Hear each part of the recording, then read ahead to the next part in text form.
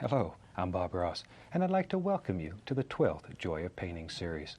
First of all, let me thank you for inviting me back into your homes for another series of painting shows. If this is your first time with us, let me extend a personal invitation for you to drag out your oil paints and brushes and paint along with us each week. Or just pull up the old easy chair and spend a relaxing half hour with us as we play some of nature's masterpieces on canvas. We'll use a few big brushes, a dozen colors or so, and I'll show you how easy it is to create some of the most fantastic paintings you've ever seen. I'll take you step by step through each phase of the painting so you'll be able to create your own masterpieces at home. So I tell you what, let's go on up to the canvas here and get started. Now, I've already covered the canvas with a thin, even coat of the liquid white, and the liquid white just makes the canvas wet, and it makes it slick, and it allows us to actually blend color on the canvas. So let's have them run all the colors across the screen that you'll need to paint this painting with me. And they'll come across in the same order that I have them on my palette, starting with the titanium white and working around. Tell you what, while they're doing that, let's go on up here and get started. Today, let's start with the old 2-inch brush, and we'll go into a little touch of dark cyan. I think I'll just do a warm little painting today that uses mostly browns. Sort of a monochromatic type picture. I think you'll like that. Just a tiny bit of the brown. Little dark sienna right on the brush, just a little bit. Okay, let's go right up here. Now we use little crisscross strokes. And let's just put in a happy little sky. I want a very, very soft, very pretty little sky. And this is a simple little painting. If this is your first time painting along with us, I think you'll like this one. I think you'll like this one, because it works so easy. And even if you've never painted before, this one you can do. There we go. Just make little crisscross strokes, little X's, back and forth, back and forth. Now the color is continually mixing with the liquid white, and it gets lighter and lighter and lighter as you blend it. And in a landscape, you want things to get lighter toward the horizon, darker as they get closer to you. And that helps create the illusion of distance in your painting. There we go. See how easy that is? Okay. And you make it as dark as you want it. As I say over and over again, this piece of canvas is your world, and you can do anything here that you want to do. You have unlimited power. Boy, when I go home, the only thing I can say is yes, ma'am. But on this piece of canvas, you can do anything that you want to do. All right. Maybe we'll just bring it right on down here, wherever you want, wherever. Okay, then I'll just use long horizontal strokes just to blend it out, like so. Okay, that makes a super, super soft little sky. Now then, right up here, I'm going to have a little sun in this. So I'm going to go right into a small touch of cad yellow. This is cadmium yellow, and just a little tiny bit, just the same old dirty brush, just tap a little touch of that right on the brush. Let's go right up here. And maybe right in here, with just still using those little crisscross strokes and working outward, blending outward, just put in a little touch of this yellow. Just like so. We'll put a little sun up in the sky, and this will be the aura around the sun. And very lightly blend it out. Now then we can put a sun in here. Tell you what, for that, let's use the almighty finger here, and I'll just put a little paint on my finger, and right here, figure out where you want the sun to be. All you have to do is just draw a little circle, like so. See? Isn't that easy? Now then, very lightly, 3 hairs and some air. Just blend right over that, and it'll bring it all together. Isn't that easy? That easy. You have a happy little sun. I'll tell you what. Let's put a little cloud up here. And for that, I'll use a little fan brush. It's number 6 fan brush. We'll just tap a little of the dark sienna on there. Same color. Okay, let's go right up here. Maybe right there it is. Right here lives a happy little cloud, and I'm still using the same color that the sky was. Just drop in a little cloud. Just sort of let it float around and have fun. Clouds are one of the freest things in nature. They just sort of bounce around and have fun all day. Maybe there's one right here. Be brave. We'll let this one come right on out. Go right across there. See there? Just like so. Maybe there's another one here. Just however many you want. just make a big decision and drop him in. But you see how easy they are. You're making tiny little circular strokes. Okay. Then we'll go back to our large brush, and very gently, I'm just going to blend that a little bit. Fluff it. And that easy. That easy. You got a happy little cloud. Right there. Blend it. I'm blending the base more than I am the top. And then very lightly go over it. See, and that easy. You have a happy little cloud in your sky, and you're all ready. Now you could do this in any color that you want. I've just sort of picked browns today because that's a very nice warm color. Okay, I'm going to go back into a little touch of the dark sienna, same old color, and I'm just tapping the brush right into it. Maybe way back here in the distance there's some little foothills live. Just take the corner of the brush and very lightly touch the canvas and pull downward. Just pull it straight down. Straight down. Now put several layers in this one, I think. So the first one you want to be very light, and then each layer after that will get darker and darker. See there? Straight down though. That's all there is to it. Just sort of let it disappear. Now same color, only I'm going to make it a little bit darker, but it's the same exact color. Maybe now there's a little footy hill that lives right here. Here I'm going to add a little bit more pressure to the brush so it's just a little bit darker. And this one maybe comes right on down wherever you want it. Wherever. See? Just wherever you think these little foothills live. See how easy this is? You really can do it, even if you've never painted before, never picked up a brush. You really can do this. See, let me show you a little trick here. Maybe you want to create the illusion that there's several layers here. All you have to do is grab this, same color still, and you can come right on down, and it makes the indication of, like there's another little foothill in front. But you can make layer after layer after layer. That easy. There we go. Okay. And maybe right under here, I'm just going to take some straight titanium white. Now I've picked up a clean brush. I have several brushes going here so I don't have to wash them each time that I use them. And maybe right in here, I'm just going to pull down, make it look like maybe just a little body of water way back in the distance here. Straight down, and then go across. It won't show too much now, but in a minute, you'll see why that's there. I think it'll be pretty. And I'll take a little touch of the brown on the knife, and let's just go right up in here, and we'll make the indication of a happy little ripple here and there, and maybe a little something right along in here. Just scrub it in very hard. That's all there is to it.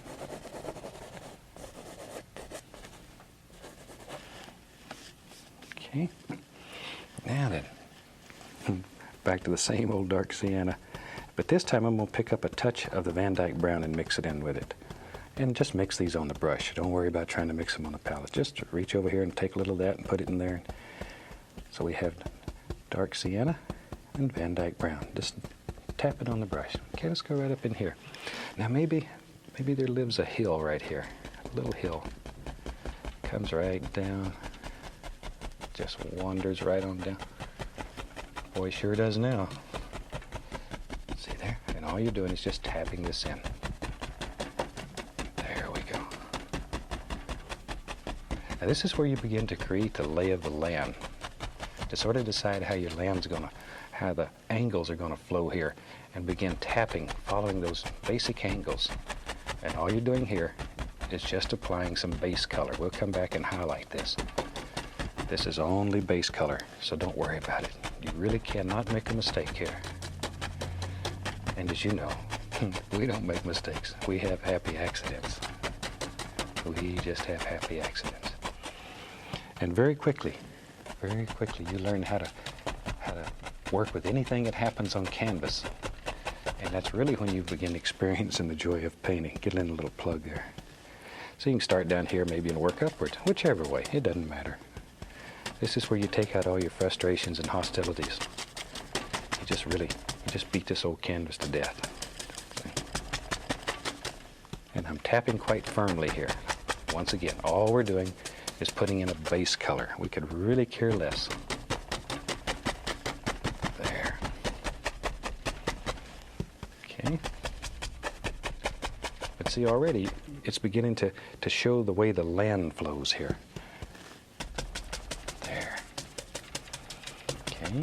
Just keep following those basic angles that you want. Let them go, let them go, let them go.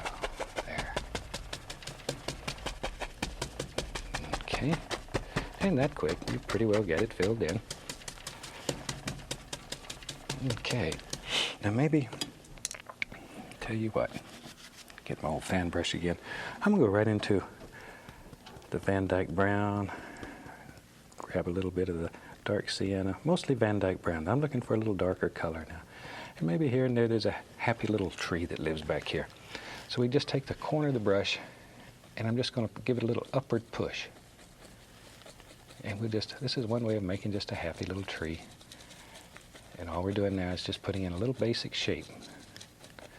Just decide how you want your little tree or bush to look, and just sort of push it in. That's all there is to it. That's all there is to it. Maybe, tell you what, maybe there's another one, and he lives right here. Same way. Just sort of push him in.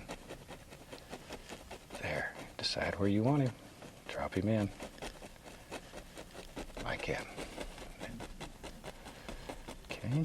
Maybe he's got a friend right here. Don't want him to get lonely. Everybody needs a friend. Even a little tree. So we'll just put him in a little tree. Right there. Little bush. But see how easy that is? Just I'm pushing upward with a brush to create all those little grassy effects there.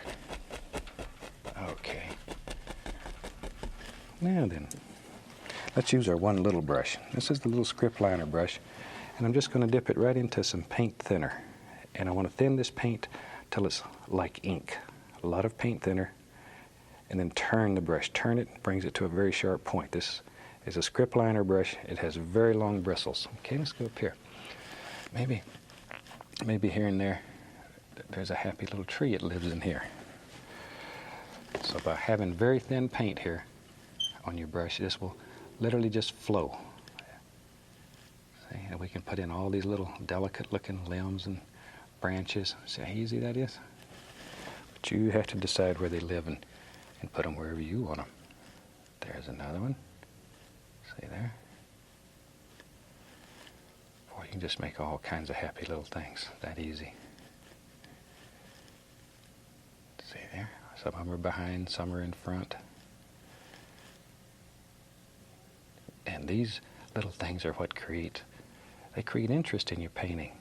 And of course, we're not interested in that happy buck. But if you're out selling paintings, this is what sells you paintings. All these little details. People like that. They think you'd spent hours and hours and maybe even weeks working on this rascal.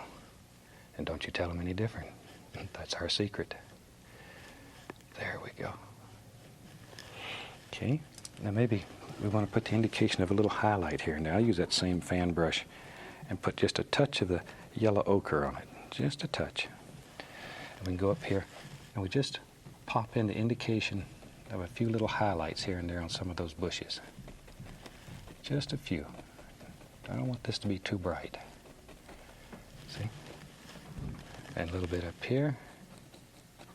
Don't want this little bush to get upset because he doesn't have any highlights, so we'll give him some too. And we can just begin putting in a few little things back in here. There we go. Okay. Now maybe we want to have a little tree or two that's in front, distinctly in front here.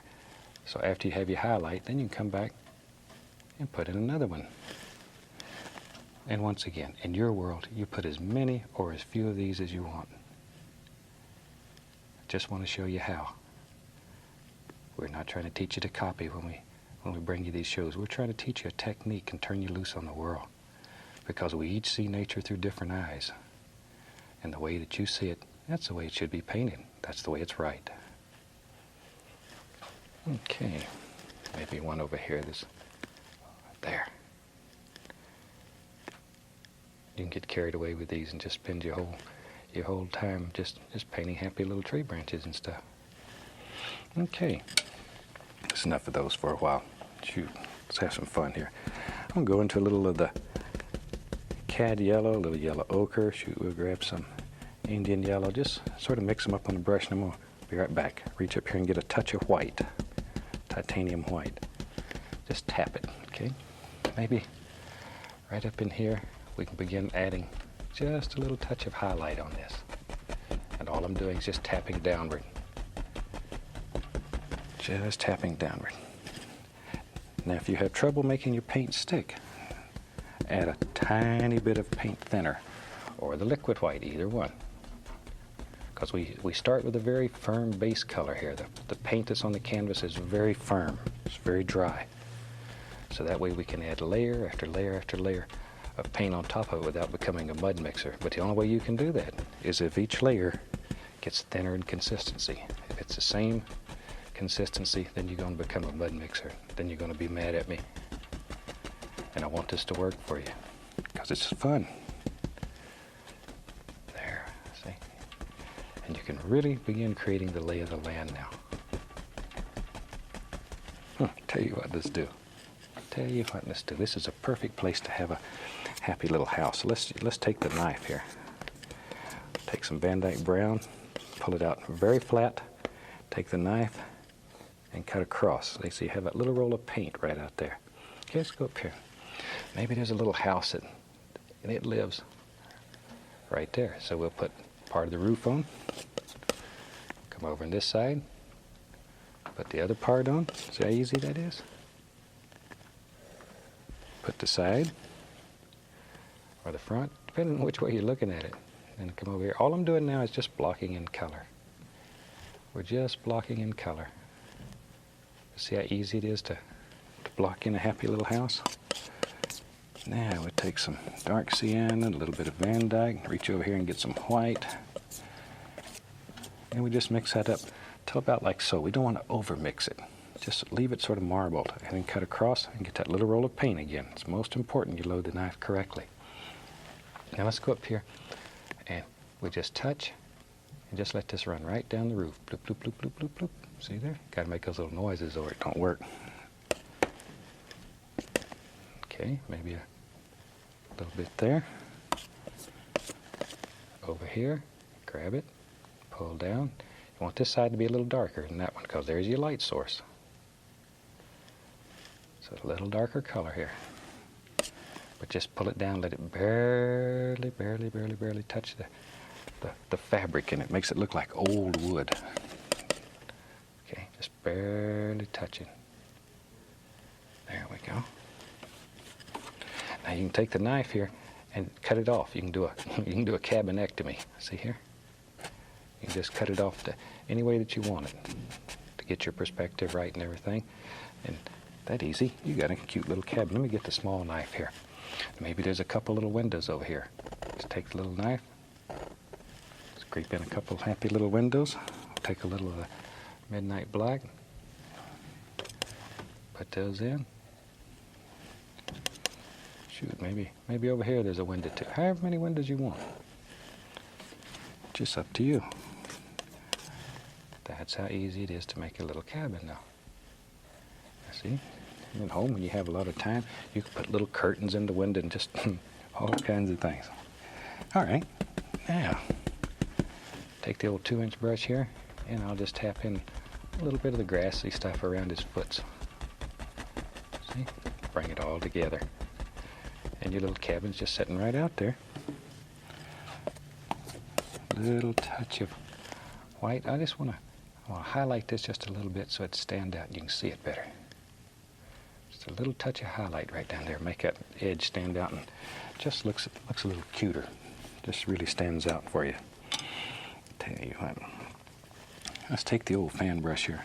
I'm going to dip it right into some liquid white. We're going to the different yellows, all the yellows. Grab a little touch of dark sienna, throw it in there. Just load the brush full. A little white. Okay. But we've got cad yellow, Indian yellow, yellow ochre, all in the same brush, and a lot of paint. Okay, let's go up in here. Now then we can begin just coming along in here and putting in some happy little grassy things. and follow the lay of the land. Just let it go. See, just work in layers. You can do it like this, or you can do it with a 2-inch brush, 1-inch brush. Try them all. See which one works the best for you. Like so. It's layer after layer after layer, though. There. See how easy that is? It looks like a little field. Tell you what, let's do. I'm going to go right into some Van Dyke brown here. Maybe right up and through here, maybe there's just a happy little path. It comes right out. Comes right out. So there it comes. There it comes. Van Dyke brown on the fan brush. Let that path come right on out here. See how easy that is? And it just disappears somewhere on back in here. We don't know where it goes. Wherever you want it to go. Pick up a touch of the white. And just very lightly graze here and there. Just graze it. Just graze it darker back of our car. There. See? Went right on out and around the corner. Put a little paint thinner on this big brush. And I'll go back into all my yellows here. Grab a little of the white. Okay. Now then. So you can do it with a fan brush or this brush, whichever one. Try them both. Try tapping with this. Sometimes you'll find that works better. Sometimes you'll find that for some people, the old fan brush works better. So whichever way. Whichever way. But you can just put layer after layer after layer. Start the part that's farthest away and work forward. There. See there? Just keep going. Okay, and then over in here. Bring this right on down. I've showed you several different ways you can make these little grassy things. Try them all. Once again, sometimes the fan brush will work better for some people. Some people will like the 2-inch brush better. The 1-inch brush works very well. Give them all a try. Get the effect that you want. There we go.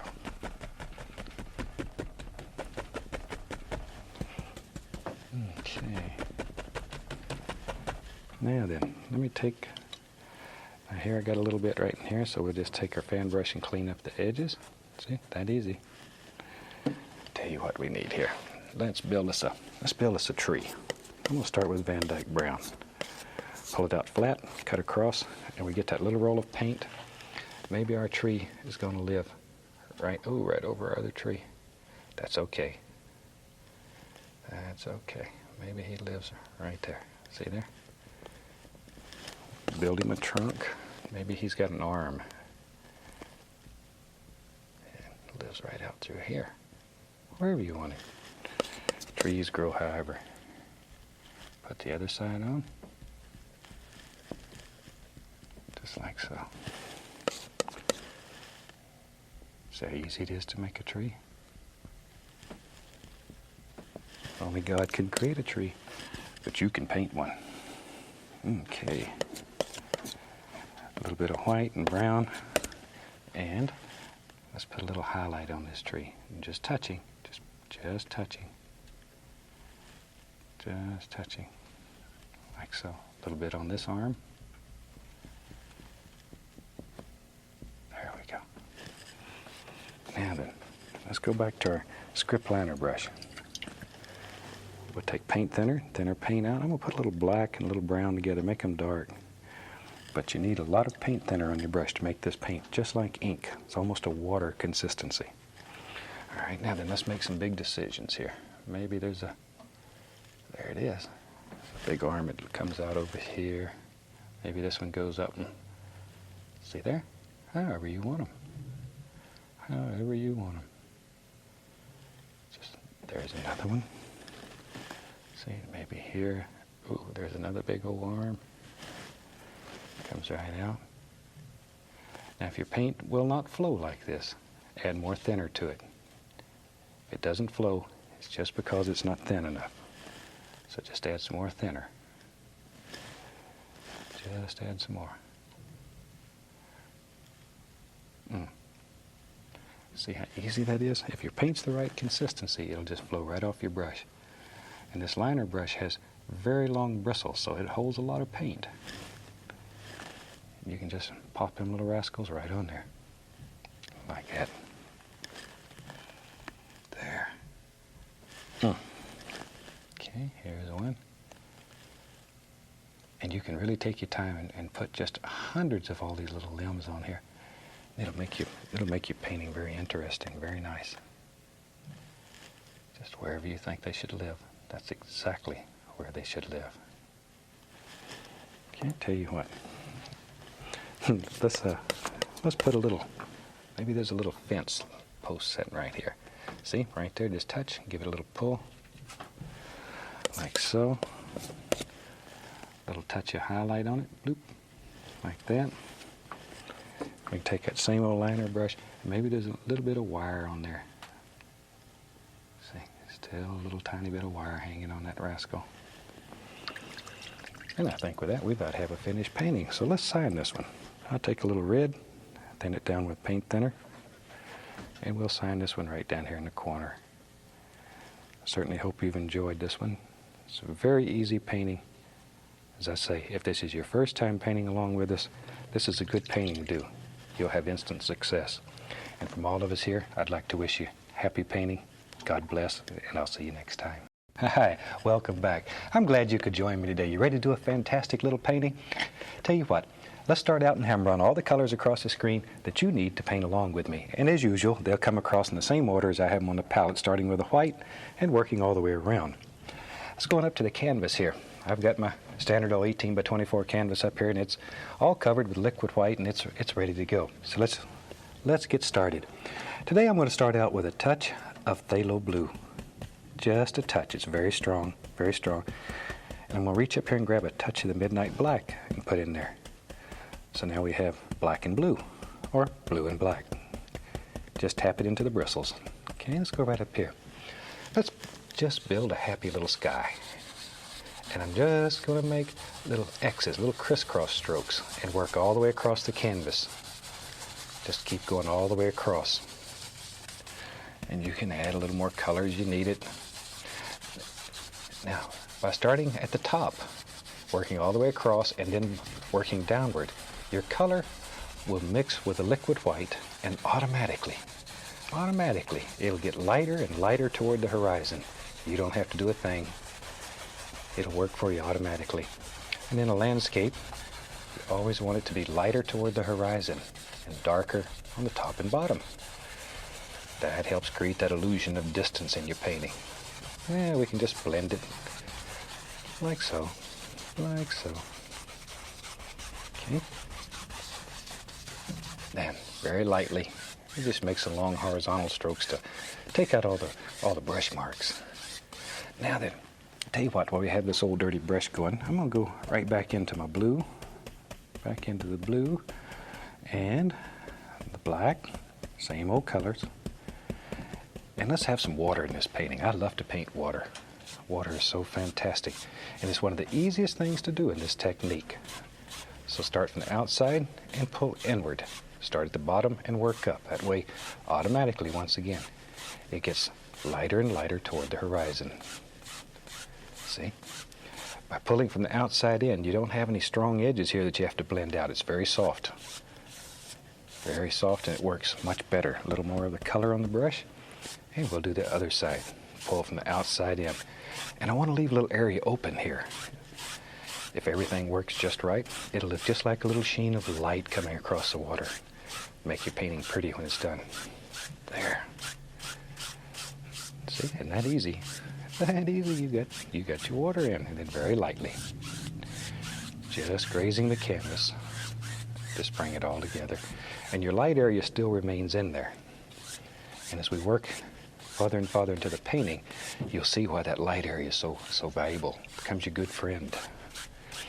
All right, let's wash our brush, and we wash our brushes with odorless thinner. And I really recommend you use odorless thinner. You're going to be working by yourself.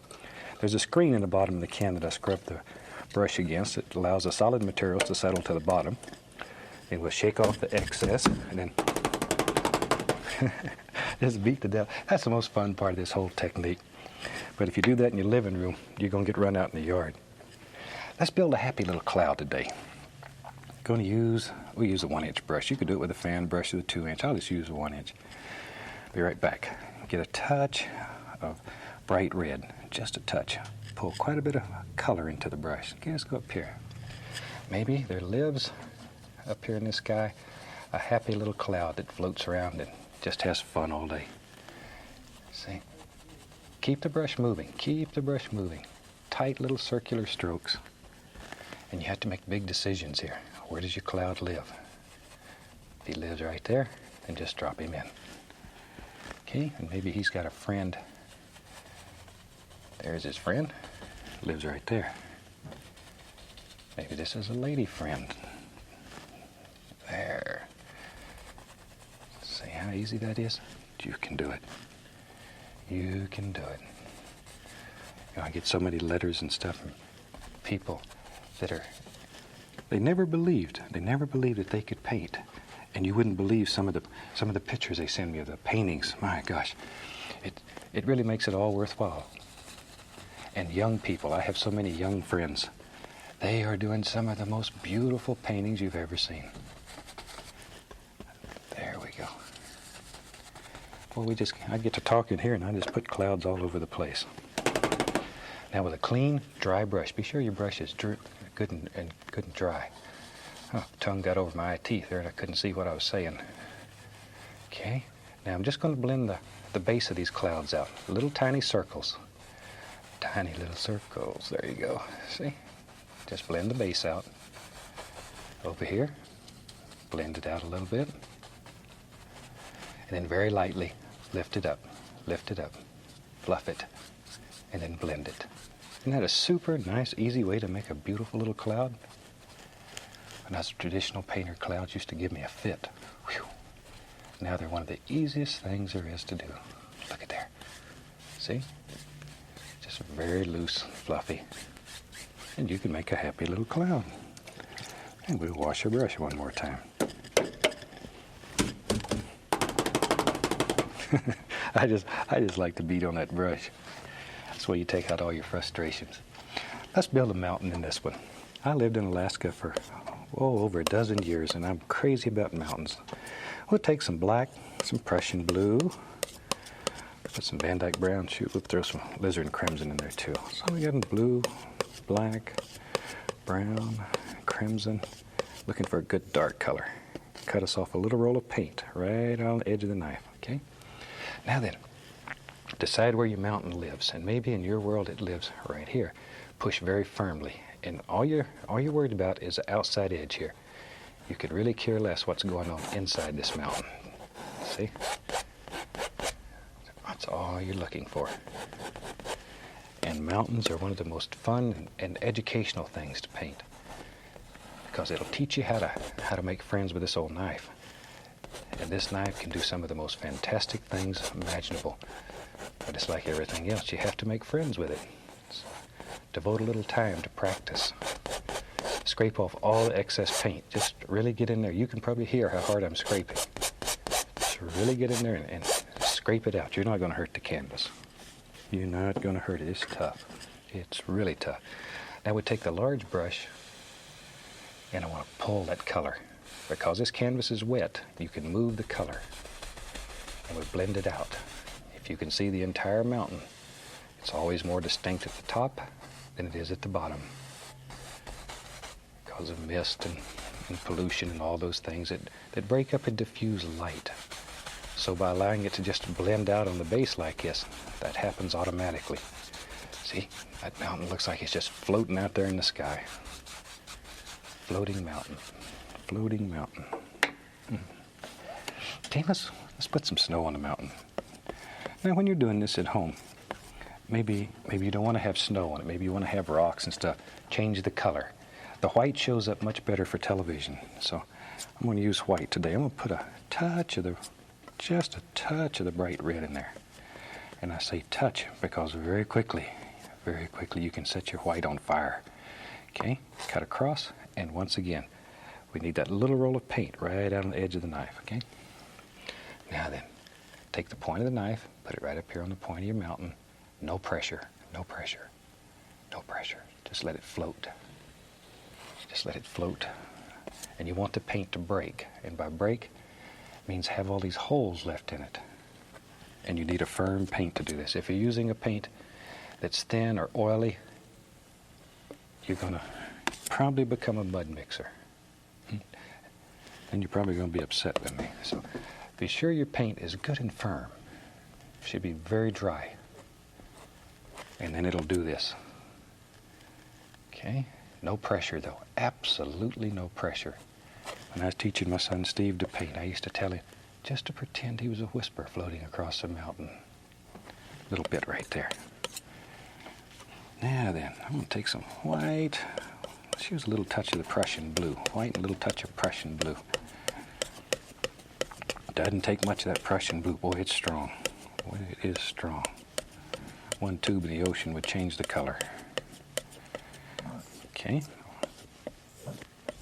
Pull it out very flat.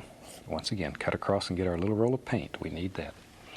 Now then, notice here that all the angles are going basically in the same direction, all the highlight angles. Now then, when we start putting the shadows on, they'll go in the opposing or opposite angle. See? And that makes those highlights just pop out. Now, if you want this little peak to be in the background, put that shadow in first. Then when you come here, bring this one distinctly through. And that easy. That easy, you pushed the mountain back. I told you had a lot of power here.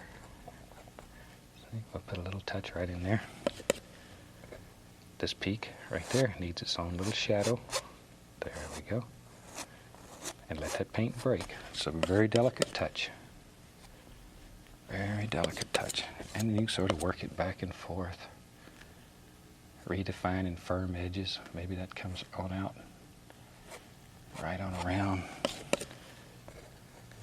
When you're practicing, get an old canvas or something and just paint mountain after mountain. It'll teach you control, teach you how to make some of these fantastic effects. Okay? Good clean dry brush. I want to again create the illusion of mist down here. So very gently, following the angles in the mountain, always following those angles. Just tap. Be sure your brush is clean and dry. Then lightly, just 2 hairs and some air. Lift upward. 2 hairs and some air. Boy, that is light. Just barely grazing the canvas. Over here, follow these angles. And same thing, lift upward. But just on the base. Let me show you a little trick. Maybe you want to show another range of mountains right in front here. Okay? Watch here. Watch here, watch here. Let's start off and put a little highlight on there. See there? There he goes. Maybe, who knows, maybe in your world, maybe there's a bump. There's right there. All you have to do, make a decision and drop it in. Because you can do anything on this canvas. Anything that you want to do. That easy. But now we need a shadow. Watch right here. See, this makes no sense until you slip back in here and put a happy little shadow right in there. See, then bloop, just jumps right up there.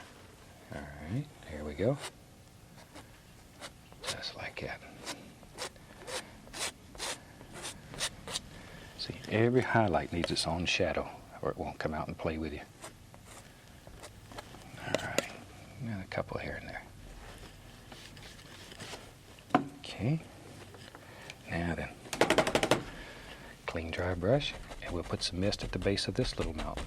But see how you can put another mountain right in front of that one? That easy. That easy. I told you had power. You can do anything. All right. Any old thing. Okay. Okay, let's have some fun. We'll just keep that same old mountain color we got here. That was black, Prussian blue, some Van Dyke brown, some crimson, and I'll add a little touch of sap green to it. Just a little bit of sap green. So we have a very dark color. Okay, clean off my knife. Let me reach over here. Today, let's use a 1-inch brush. I'm gonna go right into that color. Just tap a little color in there. Let's go right down at the base of this mountain, and maybe down in here, there's some little trees and bushes that live right down in here. Just push, bend the brush upward, push it. That makes all those little things just happen. That easy. There they go. There's another one. Wherever you want them to be. Okay.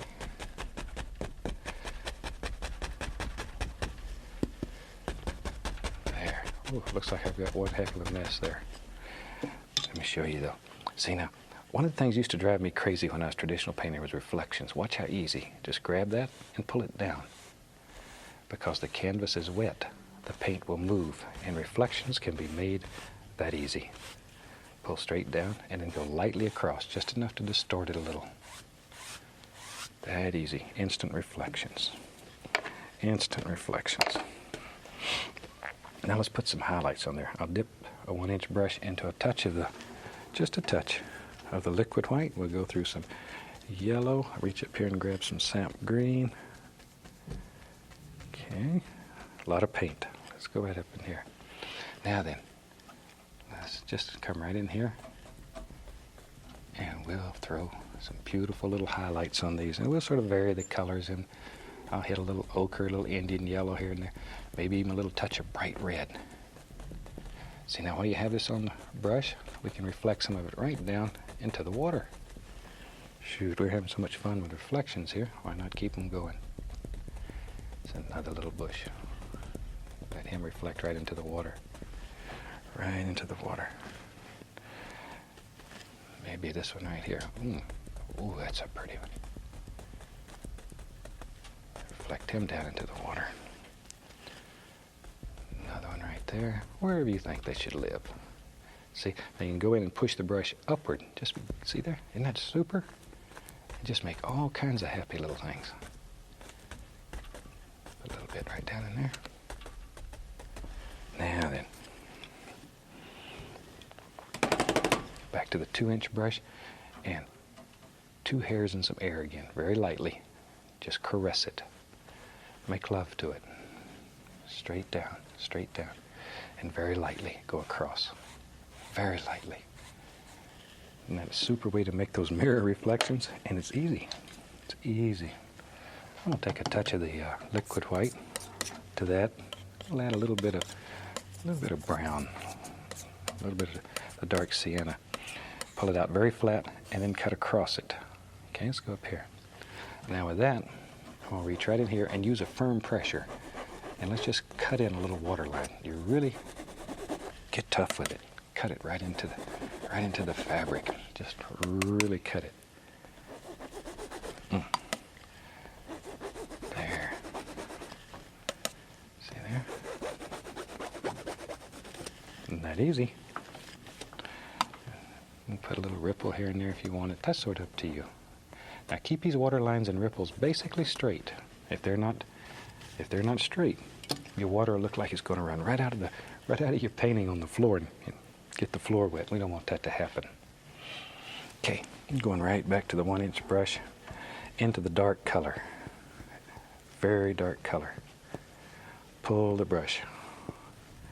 A lot of paint. Give it a wiggle. We're trying to make a sharp chisel edge. See how sharp that brush is? Very sharp. It takes a lot of paint on the bristles to hold it together. Okay, now then, maybe there lives in our world right here a happy little evergreen tree. And we start off by just making a line, then just using the corner of the brush. See there? And you can do this with a 2-inch brush or the fan brush. Fan brush makes nice, delicate ones. 1-inch brush, anything. Anything. There, okay. Between each tree, bring it back to a nice sharp chisel edge, very sharp. Just the corner of the brush. As you work down the tree, add more and more pressure.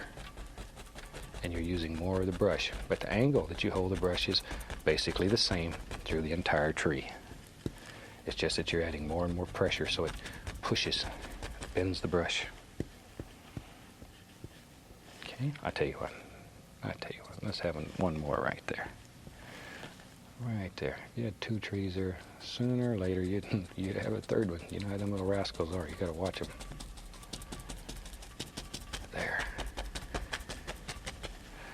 Okay, now maybe under here something lives. Little bushes and stuff live right out here. Just push them in. Just push. Push the brush upward. Now one thing you want to avoid, don't let the brush slide. If the brush slides, watch, if it slides, you're going to get that kind of effect. Don't let it slide. Push it, bend it. Okay, now let's put a little bit of that down here. We'll have some reflections in this water. I like reflections. But isn't that the nicest way you've ever seen to make reflections? There. Tell you what, shoot, we don't want this other side to get left out while I have the old brush dirty here. Let's go over on the other side. I'll reload the brush the same way, bringing it to a nice sharp chisel edge. All right, let's go back up here. Maybe we'll have a big evergreen that lives right here. Just the corner of the brush, back and forth. Had a lady in class one time, and she called these Z trees, like Zorro. And that's sort of a good analogy, sort of just back and forth. Back and forth. Well, I traveled and taught for many, many years and met some of the most fantastic people in the country. And I still correspond with a lot of them, because you can't believe some of the paintings people are doing now after taking a class and a couple of years of practice. It's just unreal. We have several people that have literally quit their job and they went into painting full time. Now they're happier. Painting makes you happy. Don't think you can be sad and do this.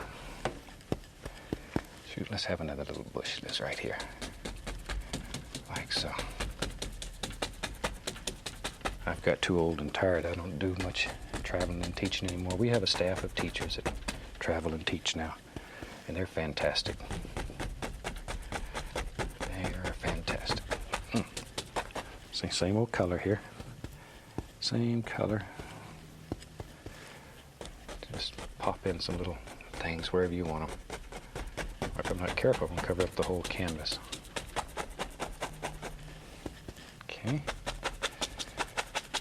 Like so.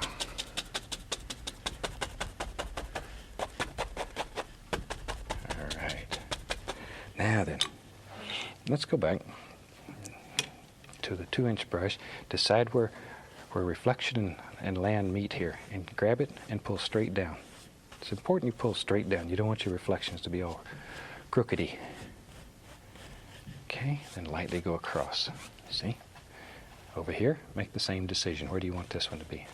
Right there. Right there. Right there. And pull him down. Anything you don't like, you just turn it into reflections. That easy. We don't make mistakes. Shoot, we have happy accidents. Now I'm going to take a little bit of the dark sienna, put a little white into it, pull that paint out as flat as I can get it, and cut across. And once again, we have that small little roll of paint. Okay, let's go right up here to this old evergreen tree. We'll just put the indication here and there, little trunk in there. Like so. Same thing on the other side. There we go, just wherever you think they should be. And you won't see the whole trunk, so just here and there. You can also just take and scrape through and make all kind of little bushes and sticks and twigs. And people will think you spent a lot of time putting them rascals in. And don't you tell them any different. That's our secret. All right, I'm going to take some yellow. I'm going to reach up here and grab a little bit of black. Black and yellow make a beautiful, beautiful dark green. Pull that brush in one direction. Okay, now then, let's just begin popping in some little highlights on these trees. Now think about the individual limbs that live in this tree. Don't just throw these on at random. I know sometimes it looks that way, but sort of think like a tree. There we go. Pick up a little bit of the yellow ochre, and we can begin reflecting this right into the water.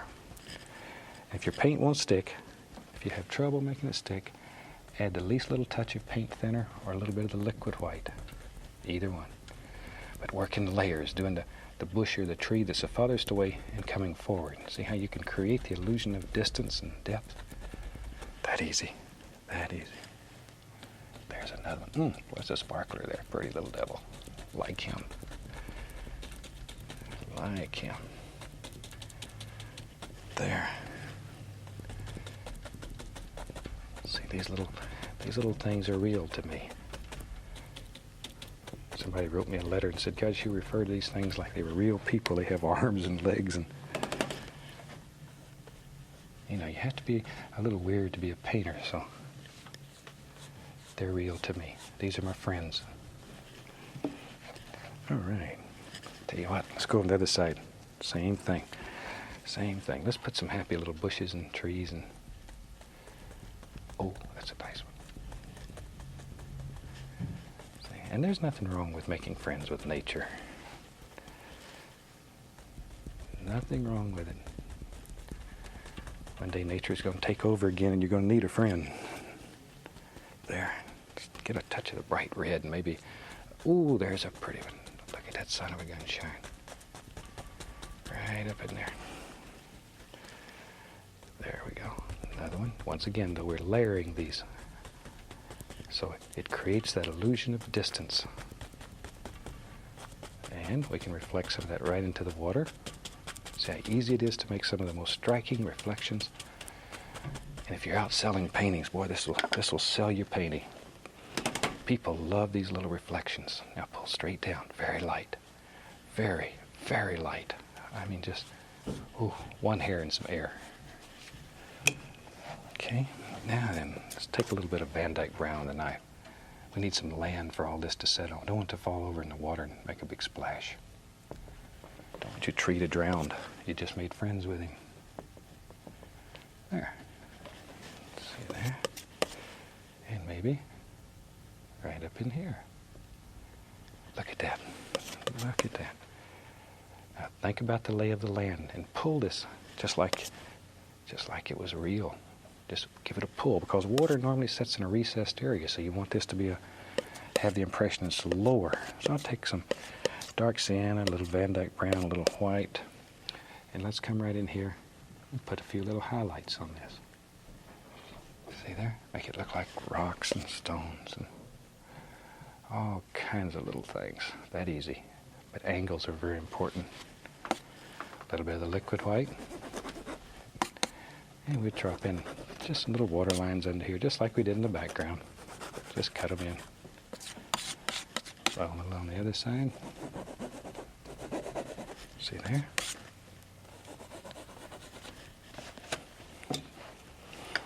And we'll take this old brush. I'm just going to put a few highlights. Old clock on the wall tells me it's about time to go for today. So as I finish up this tree here, I'd like to wish you happy painting. God bless, and I'll see you next time. Hi, welcome back. I'm certainly glad you could join me today. You ready to do a fantastic little painting? Tell you what, let's start off and have them run all the colors across the screen that you need to paint along with me. And they'll come across in the same order as I have them on the palette. While they're doing that, let's go on up here. I've got my regular old 18 by 24 canvas, and I've already covered it with a nice thin even coat of the liquid white, so it's all ready to go. So let's get started. Let's start with the old 2-inch brush today. I like that big brush. I'm going to go right into a little touch of the Prussian blue. A little Prussian blue. I'm going to reach right up here and grab a touch of the black. So I got Prussian blue and black. And just tap the bristles right into the paint, like so. Okay, let's go up here. Now then, let's make some happy little clouds today. So we'll start off, just use little X's like so, and lay in some sky area. Just little crisscross strokes. But we don't want to cover the whole canvas today. I want to leave some holes in the sky.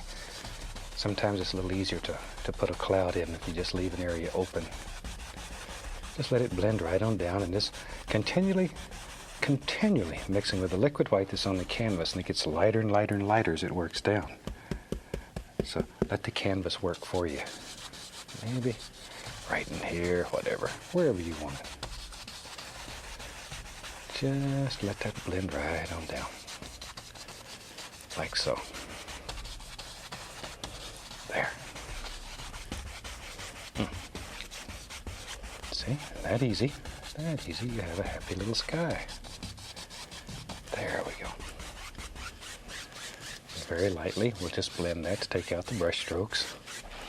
And while I have that going, same old dirty brush, I'm going to have a little touch of phthalo blue this time, just a small amount, a very small amount. A little bit of black, so I have phthalo blue and black, and then a touch of phthalo green, just a touch. It's very strong, very strong. Okay, let's go right up here. I want to have some water in this painting today, so let's go ahead and just lay in some little water indications. Start from the outside and pull inward. Outside and pull inward, like so. Okay, then over here, we're going this direction. And I'm not sure exactly how much water we're going to have, so we'll just do the whole thing. And we'll leave water where we want it. The rest of it we'll just paint over. You can do anything here, so don't worry about it. All we're doing is laying color on the canvas at this point. There. Okay, then very lightly here, we'll just blend right across. Okay, let's wash our brush. And we wash our brush with odorless thinner. Shake off the excess. Then just beat the devil out of it. Okay, let's build a happy little cloud. We'll just use that same old brush. Go right through the titanium white. I'm going to reach down here and grab least little touch of the bright red. Least little touch. Doesn't take much. Pull it firmly through there. Get a lot of paint on it. Okay, let's go up here. Now then, if we're going to have a little cloud, maybe one lives right here. Just use the corner of the brush and make little circular strokes. See? Just let that little cloud just come right off your brush. They live right here in the bristles. All you have to do is sort of shake them out. Maybe right here, there's another little cloud that just floats around. See there? Just as many or as few as you want. Maybe there's another one there, wherever. Okay, maybe over in here, there's another one. And in your painting, you sort of look at it and decide how many clouds you want in your world. Put more or less or whatever makes you happy. Painting should set you free, should make you very happy, should be relaxing, a lot of fun. Should be your good friend. Okay. Let me grab a clean brush here, and I have several brushes going, so I don't have to spend all my time washing them. I get too big a kick out of washing the brushes. Okay, now I'm going to just blend the base of these. I don't want to blend the outside edges as yet. Just sort of blend the base, and don't overwork them. Don't overwork them. Just a little bit. Leave them alone. And if you have a little paint on your brush, you can just beat it, and that'll take off the excess paint without going through the entire cleaning procedure. There. Okay. Beat the little devil there. Lift it. Big circular strokes. Don't want to go straight up. If you do it, it'll look like it's raining up. And it'll sort of body if it's raining up. There. All right. Okay. See there? Now, very lightly, just over the entire sky. Very lightly. And look at that. Did you ever believe you could make such fantastic clouds that easy? You can. You really can. There we go. Okay. All right, now wash this brush a little. Give it a little shake, and then just beat the devil out of him too. Let's build us a little mountain today. Let's have some fun. I'm going to take some black. Oh, put a little Prussian blue in it and some crimson. And maybe the least little touch of yellow ochre. So black, blue, little crimson, little yellow ochre. Now if you want to check and see what color you got, you have to sort of put a little white out here and test it, because that just looks black to you. And that looks all right. The yellow ochre gives it just a little greenish hue. I'm going to cut off that little roll of paint. Let's go right up here. Maybe today we have a mountain that lives right here. And it comes around and down. Now I'm pushing very firm, very firm. Maybe there's a little bump, wherever you want a little bump. and just right on out. See, really, really push that paint right into the fabric though. Just really get in there and give it a good strong push. Don't be afraid that you're going to hurt the canvas. Get in there and really put it in. All right. All right. Okay. Scrape off all the excess. Scrape it quite firmly. All right. Now we can take a large brush. Be sure it's good and dry. And let's blend that. Grab it and pull it. Just grab it, give it a pull. And you can begin sort of laying out the highlights and shadows of your mountain.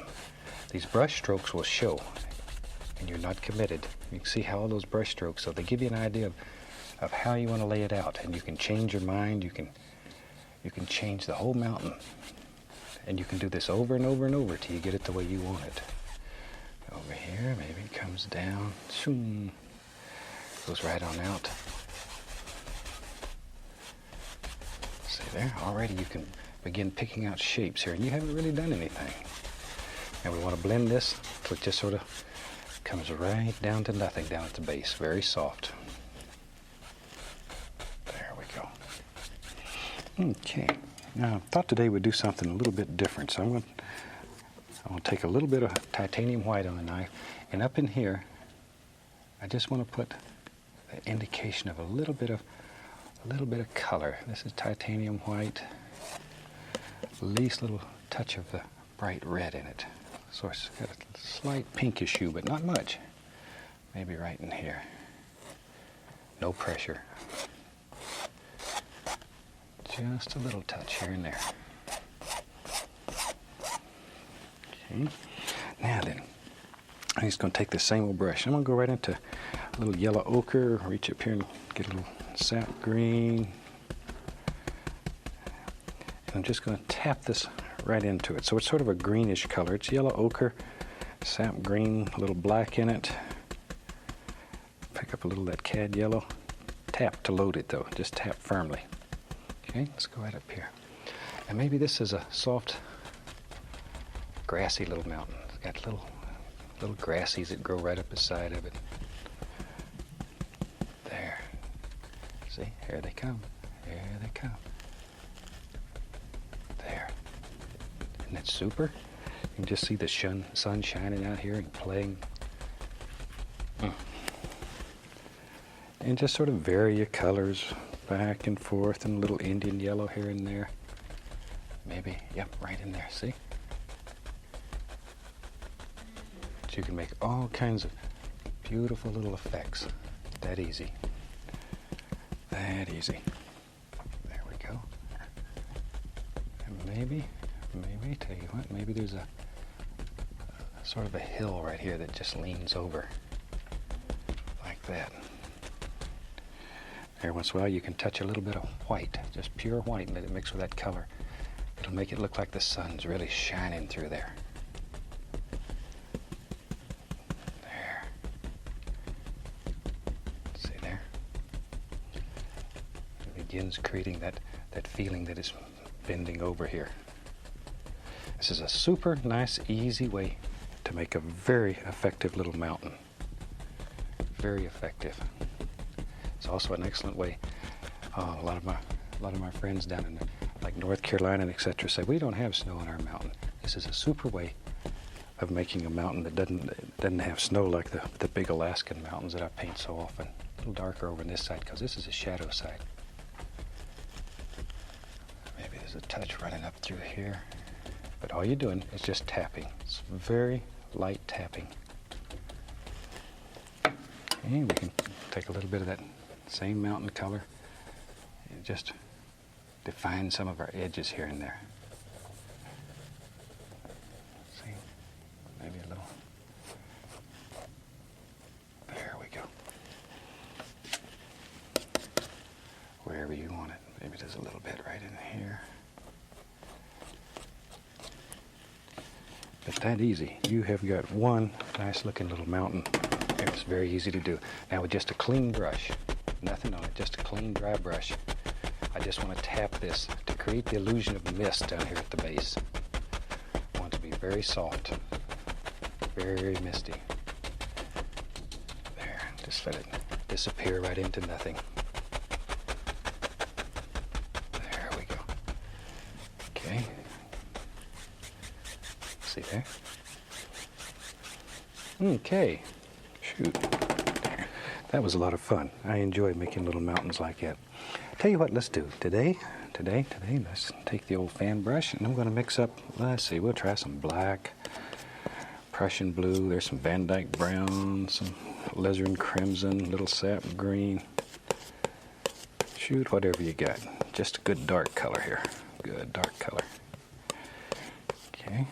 Might as well mix up a pretty good little pile up. We're going to use that over and over. Clean my knife off. Now we'll use the fan brush. Let's go right into that color. Load a lot of color on the brush. Both sides. See, the old brush is very full. There. Okay. Now maybe back here live some happy little trees. All you got to do is take and touch and just tap downward. These are little distant trees that are far, far away. There. See how easy those are? Just tap it downward. Like so. Wherever you want it to go. There. That's the easiest, nicest ways to make a lot of little trees very fast. Very fast. Can't hardly go wrong. Now if you get them too far apart, like that, they'll begin looking like fence posts. Don't want that unless you want a fence back here. If you want a fence back here, that's the way to do it. Fill them up a little more.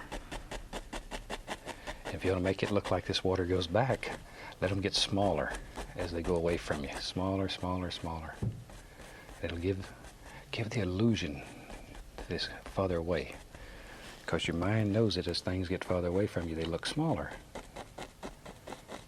See there? So you can create that easy. You can do anything here. And we'll just throw some of that right here. We'll let that reflect right into the water. Right into the water. See here? Take the brush, grab it, and because the liquid white's on the canvas, this paint will move. Just pull it straight down, straight down, straight down, straight down, and then come across. And that easy. You have instant reflections. You could take the same old brush, go right into a little bit of the yellow, just load it the same way, a lot of color. Okay, now maybe there's some highlight on some of these trees. So all you got to do is tap the edge here on some of them. Don't do them all. Just some of them here. See, it makes it look like there's light playing through there and shining on those trees and really makes them sparkle. That easy. Okay, maybe there's some land out there. Let's take some brown. Take some Van Dyke brown, a little dark sienna on the knife, pull it out flat, cut across, and we'll load that little roll of paint. Okay, and let's just go right up here and lay in some land. See? Now once again, allow it to get bigger down this way, and it'll help create that illusion that it's going around the bend and going farther and farther away. Boy, that's nice. So pretty. Okay, I'll take a little touch of white, little dark sienna. Pull it out also very flat, cut across, and once again we have our little roll of paint. It's so important you load that knife the correct way. And that little roll of paint's right out on the edge of the knife. Then very lightly, just grazing the canvas. Sort of let it bounce along here and there. Just barely touch. Don't kill all the dark. That dark is what makes it pretty. Just sort of let that bounce along, look like little rocks and stones and all kinds of happy little things back here. And we can take our brush, it has the yellow fan brush, and we can go back in here and let's just pop in a few little grassy areas that live right out here on all this land that we made. Just push upward with the brush.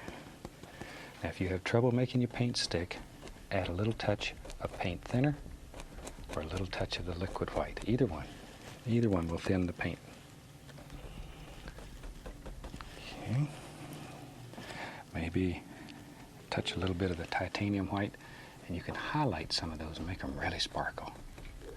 Just a little touch of titanium white right on there. Like so. Okay. Now, let me find my other fan brush. Here's one. Take a little touch of the liquid white on the fan brush and go into titanium white. Now, I put the liquid white on there only to thin the titanium white, because remember our golden rule, a thin paint will stick to a thick paint. So this is a very firm paint up here. Now this thinner paint will literally slide right over the top of it, and you can do this without becoming a mud mixer, without all your color just mixing together. See, I'm just barely grazing the surface. Now this thinner paint's going to grab, and it's going to make it look like a little sheen coming across there, a little light playing on the water. See? There.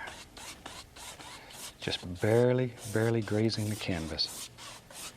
It's very effective. And you can do it.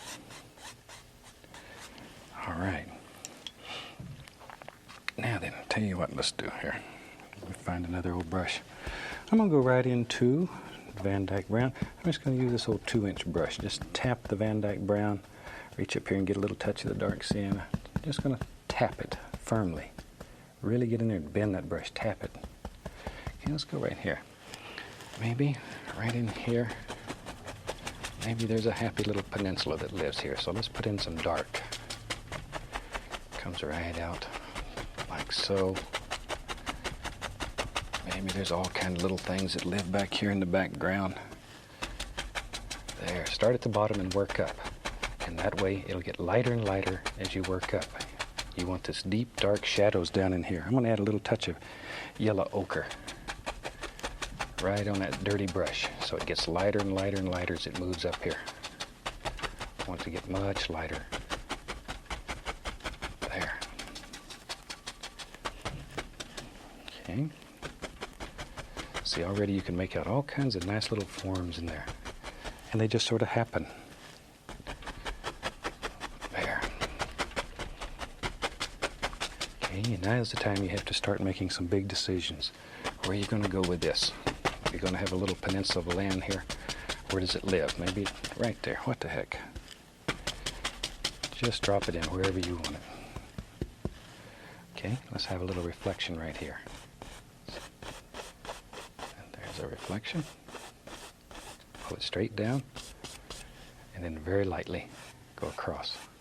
Very lightly. And that'll create a nice reflection. Maybe right out through here will be another little peninsula of the land. All we're doing now is laying in a base color. Shoot, you could do this with a paint roller. You could do it with your mop. Anything. We're just laying in base color. All we're looking for is very basic shapes, nothing else. Okay. Now then, go right into Van Dyke Brown with the old knife. And maybe there's a nice stone that lives right out here. Shoot, big old stone.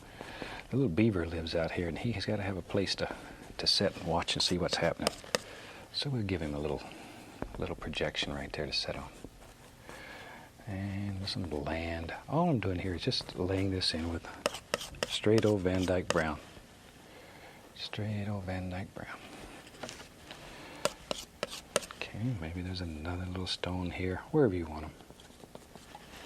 You could have some stones and rocks and stuff maybe over here on the other side if you wanted them. Shoot, who knows? Maybe there's a big stone that lives here. These things just sort of grow wherever they're happy. There we go. We'll give him a little friend that lives there. Pull a little bit of that down. So you pull that down, that'll end up being your reflection. The little stone needs a reflection out here in the water. Now these stones will grow, and if you're not careful, they'll just get bigger and bigger till they turn into mountains. There's another one.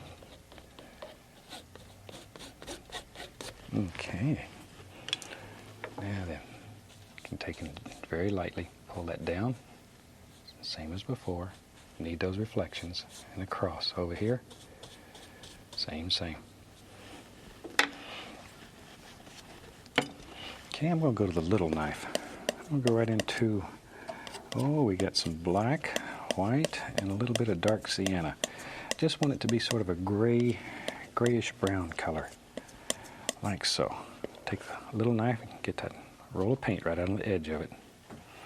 Okay, let's go right up in here, and let's just begin.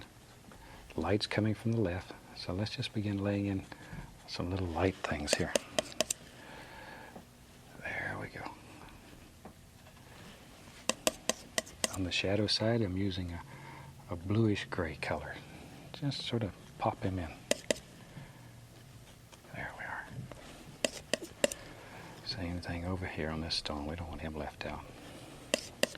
And these stones out here, they too need some little highlights on them. There we go. There's another one. Maybe the light's really hitting right in here and it's got some bright spots on it. And all kinds of little things happening. Then take our fan brush, put a little water line right around. And this has a thinner paint on it. It has a little liquid white and titanium white. See, that thing is still under there. All right, I'm gonna grab another fan brush. Boy, I just have all kind of fan brushes going. I'm gonna go right into Van Dyke brown and dark sienna. Just mix them right on the brush. Both sides, fill it up. Then on the other side of the brush, I'm gonna pull it through here and just put white. So I have brown and white, a light and a dark side. Okay, let's go up here. Now there's some trees live over here. Just a touch and just pull down. By double loading the brush, you can make both sides of the tree at one time. And you decide how many trees live here, however many you want. Just throw them in. Maybe you can't see all that one. He's somewhere hid back here. A few little limbs here and there. Okay, and with a liner brush and a little brown paint on it, you can go in here and put in the indication of a limb ever so often, wherever you want them. There. Okay, let's use our little oval brush. I'm going to go right into a little touch of that same dark color we used back here and just tap in the indication of a few little branches and limbs. And don't cover up all that nice background that you made though. All you got to do is just tap in a few things. And then some highlight color on that. For that we'll use yellow and some green. Just tap in some nice leaves on these trees back here. Just like so. But you see how easy those are to make? You can just throw them right in. Just wherever you want them. Okay, go to the old 2-inch brush here. I want to put the indication of some little grassy areas. There they are. Look at that. Greens and yellows, yellow ochre, Indian yellow. Follow the lay of the land. Every once in a while you can touch a little tiny bit of the bright red. See?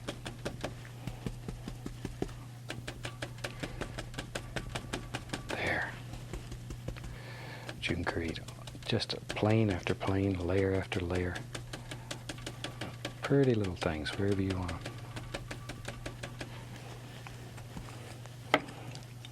And you can use a fan brush and pop in a few that run right down here, right down on the rocks and stuff. Like that. Shoot, let's have some fun here. We'll go right back into our brown, and maybe there lives, you know me, I like old big tree. Right there. Right there. Just straight old Van Dyke brown. And with our liner brush, put in a little limb here and there. Just a big old strong limb. Wherever you want them. Like so. Take a little bit of white and sparkle up the edge. Make it nice and shiny here. Okay. And The old clock on the wall is telling me I got to finish this one up. So let's just put in a few little leaves, and like so. A few little highlights on there, using a little yellow, a little green, and you've got a beautiful little tree right here. Hope you've enjoyed this painting. And certainly teach you how to do some fantastic things. From all of us here, happy painting. God bless. Hi, I'm certainly glad you could join me today.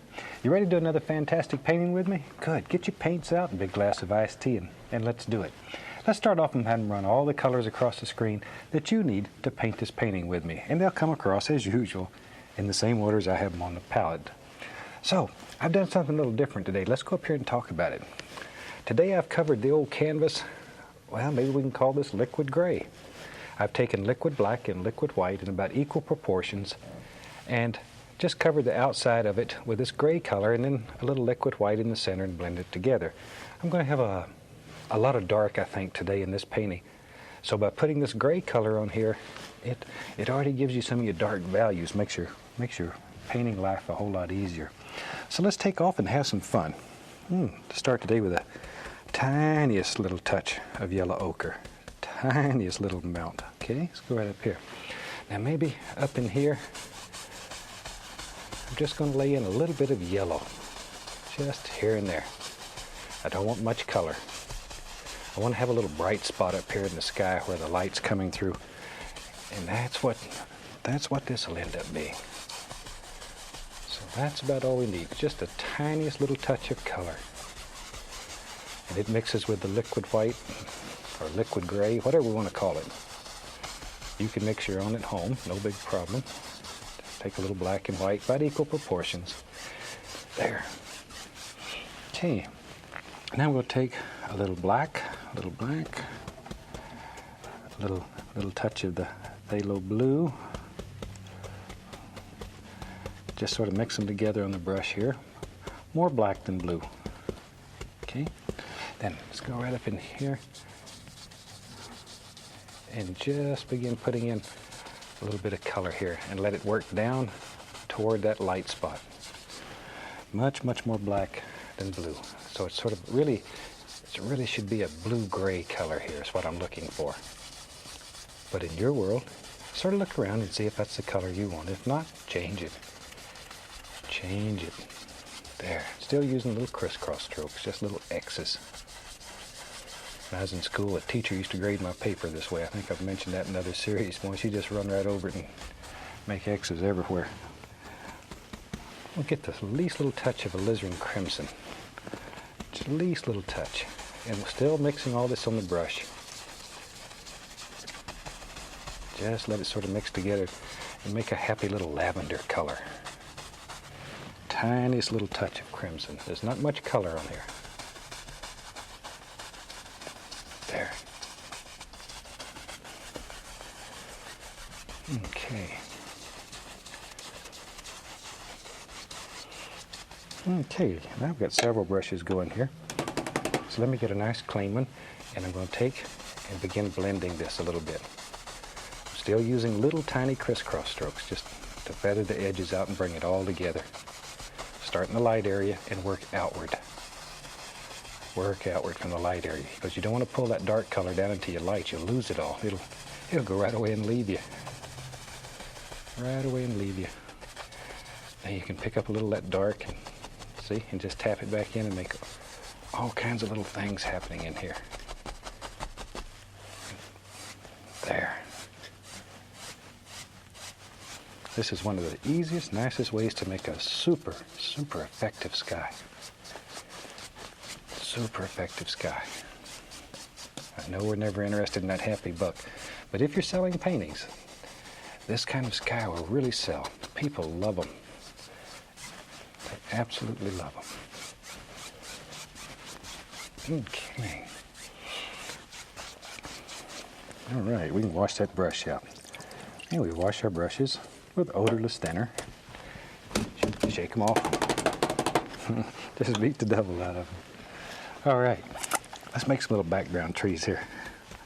Take a little bit of black, little dark sienna, little Van Dyke. Mostly the browns though. Black, little touch of blue in there too. What the heck? Okay, just tap the brush. Now then, you have to make a big decision here. Where some little background trees live. I'm using just the corner of the brush and tapping downward. Hope you can see that. Just tap downward. Start at the bottom and work upward. See, we want to make some little basic tree shapes far back in the distance here. Just very basic little shapes. There. We're not looking for a lot of detail. Just very basic little shapes. Tell you what, let's have some water into here. Just put a little phthalo blue on the brush and you can come right into here. Look at there. That easy. That easy. We'll put in a little bit of water. A little more of the phthalo blue. Shoot, maybe the water is going to be, I don't know where it's going to be exactly. If we're going to have water, we'll just put it where we want it. There. Maybe a little over in here. Okay. That's just a little phthalo blue right on my old dirty brush. So all the colors have mixed together. And you sort of have a bluish gray. Very nice color. Okay. Now maybe, I'll tell you what, let's just reflect some of these trees right down. If that's going to be water, we'll just reflect some right down in here. Like so. Now with our 2-inch brush, grab it and just pull downward. Pull straight downward. Like so. There we go. Pull it down, pull it down. Straight down. And go lightly across.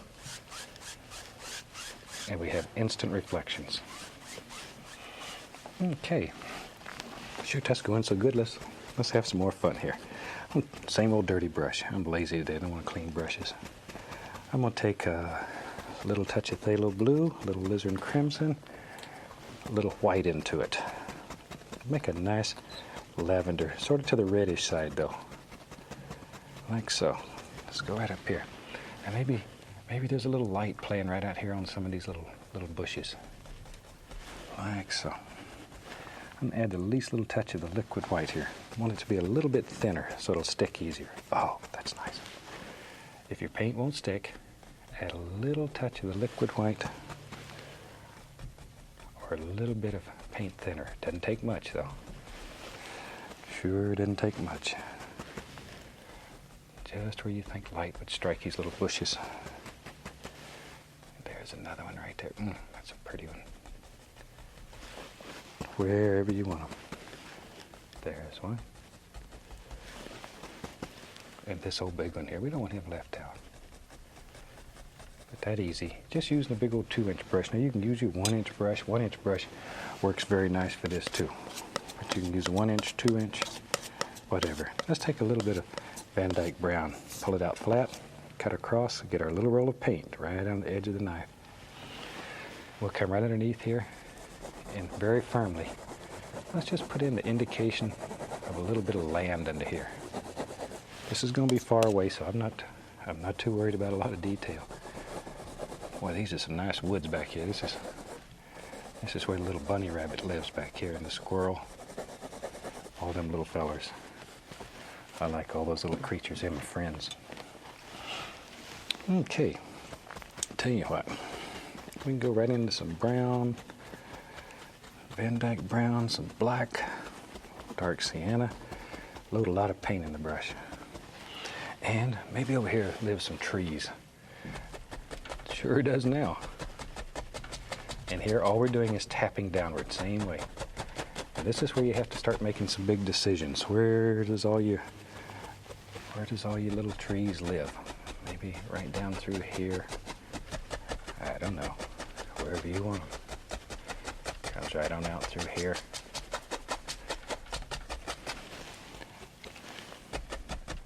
There. A little more dark sienna. There we go. Now I'm going to start adding dark sienna and yellow ochre. I want it to get lighter and lighter as it works its way on up here. Maybe even here and there a little touch of alizarin crimson in there too. Crimson, yellow ochre, dark sienna. Now begin thinking about some nice big tree branches that are hanging out here. Where do you want them? Where do you want them? So alizarin crimson, yellow ochre, dark sienna. All these nice warm colors. Very warm, very pleasant. And then toward the base you want it to be darker, darker, darker, darker. There we go. See, big old limbs hanging out.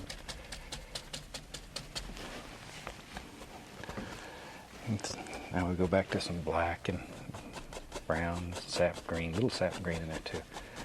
Shoot, let's just have this come. Let's go right over here. What the heck? Wherever you want it. Well, we're just going crazy here. In fact, we can just fill all that up with color. I think that'd be pretty right in there. But you see how easy it is to lay in a tremendous amount of color very easily when you're using a big brush. All you got to do is just sort of drop it in wherever you think it should be. That's where it ought to be. The browns and the black, the greens, all those little colors. Tell you what. More of the browns, and maybe, yep, here it comes. Yeah, there it is, see? Right here. Let's have another tree. You can have as many or as few trees as you want in your world. All you do is just get an idea in your mind and drop it in. See, let's have a bigger one here. It comes right on up, and it lives up here in the sky. Like so.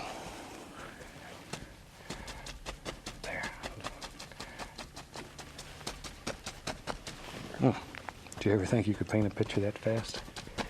You can. You really can. Same old colors, black, brown, little sap green here and there. Shoot, if I'm not careful, I'm going to cover up the whole canvas. And that's all right. That's no biggie. You can still cover it all up and still go back and put all kinds of little watery things in there. It'd still work. You have to start making some decisions here. Where does your big old limbs live out here? I want a big tree over here. Big tree. Tell you what. We said we was going to have water in here. So make a decision. Where does your water live? And start pulling it down. Wherever you want water, you just pull down and create reflection. See there? And you have instant water. Maybe there's a little peninsula right out here. I need a little more color there. Not quite enough color. See, there. And you pull that straight down. Okay, and then go across. That easy. You can make the most fantastic reflections. Okay, I'm going to take a touch of liquid white on my knife and cut across it. Back in here, I'm going to put just the indication of a little water line. Push that way back here. And you're literally just cutting right into the fabric. Okay, let me find an old fan brush here. There's one. Let's go into some Van Dyke Brown, little dark sienna, what the heck. Okay, now then, let's put us a tree trunk here and there. Maybe there's a trunk that lives. Yes, there is. Right in that tree. And of course, this whole tree, he don't want to be left out. He needs a nice trunk to hold him up straight. Shoot, maybe that tree's so big it takes two. Who knows? Who knows? Let's go on the other side over here. Now over here in all this, there's got to be some trees happening in there. Some nice strong trunks to hold all that up. See there? Wherever you think they should be. And don't make them all just straight. They're not all going to end up being telephone poles. Trees grow every which way. And sometimes you can just see little parts of trees because the leaves have covered it up back in there. You can make little limbs, or probably an easier way to make limbs is put some paint thinner on the liner brush, and we want to mix a little brown here until it's absolutely like ink. It flows. It's very thin. Very thin. Turn that brush, pull it to a nice sharp point. A lot of paint. And then you can go up in here and you can put all kinds of little limbs back in here. Just wherever you think they should be.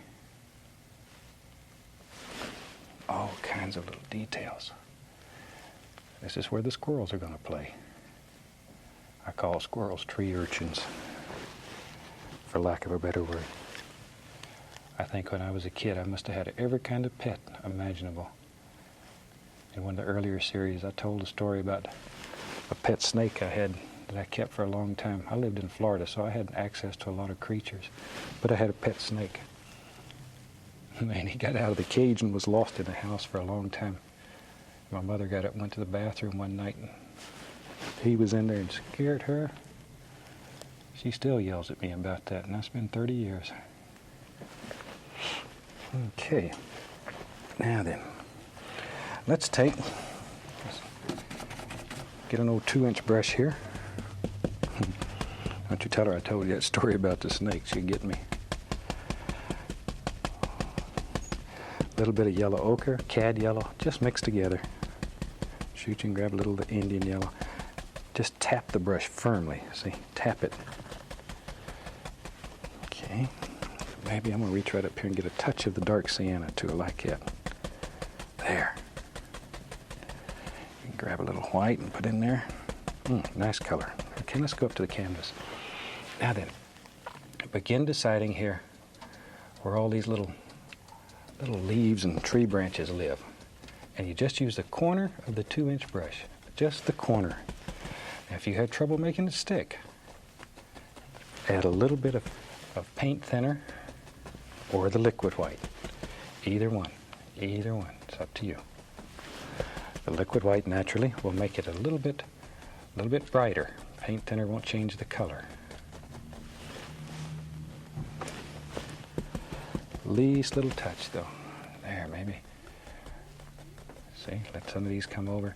And think about shapes here. Don't just do this at random. Sort of think about individual shapes and all the little things. I'm going to add a little touch of bright red to that too. Shoot, sparkle these rascals up in here. Oh, that's nice. That's nice. Like it. See? All kinds of little leaves living back in here. Well, this would be a nice place for a squirrel. There, wherever you want them. I like that reddish color. Put a little bit out in there too. There. And you can just go on and on and on. Make all kinds of pretty little things. Okay, and over here on this side, need some little, put a touch of the liquid white there. Maybe just a little more. I want to thin this paint down so it'll stick a little easier. So I add a small amount of liquid white. And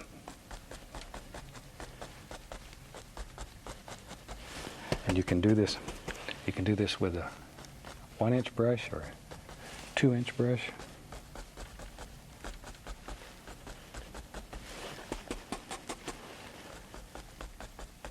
There we go. But once again, I can't say it enough. Look at form and shape on your tree. Don't just throw them in at random. You won't be happy with them if you do. Think about form. Think what makes that tree an individual. Put a little highlight right out here. Make him sparkle out here in the sun. Okay, maybe this old tree here, he needs some too.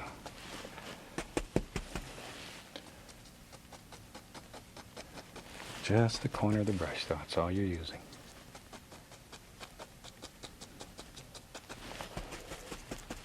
Okay, there. Just layer after layer. See, it's unbelievable what you can do with a big brush. Think what you could do with a smaller one. Okay, add the least little touch, maybe of sap green here and there. And maybe down in here, shoot, maybe there's just all kind of little things happening down in here too. Still using only the corner of the brush. Only the corner, just wherever you think there should be some little sparklers here. Wherever, maybe let's go all the way over here. Maybe back in here. Let's paint in some woods. Some deep, dark areas. Deep areas. And here I've took a little of the midnight black and mixed it with yellow to make a very dark green. Leave a little of those dark edges in there. Don't kill all those. See there though? But still working layers here. Always working in layers and work down the hill here. Think about the lay of the land. There it comes. There it comes. Right on down. See there? Tell you what, let's get crazy today. If you had something like that, you'd need a little path so you could go from here to there. So let's go to there. We'll start at there. And let's just bring it right straight on across to here. Van Dyke Brown, that's all I'm using here. Just Van Dyke Brown.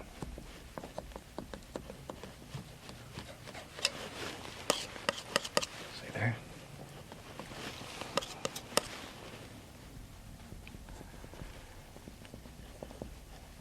Right on across. Now we can take some white, a little bit of dark sienna, and with that, let's just add the least little touch of some highlights here. Just make it stand out a little. Look at there. See? That easy. You can make a happy little path. You can. Look at that. That'd be a super place to go and fish and have fun. Okay, now then, back to our color. We can come back in here and drop in a few little sparklers wherever we want them. There. Maybe there's a little peninsula right out here, like that. Like so. And, see, all kinds of little things. Just using the corner of the brush here. That's all you have to do. A little green.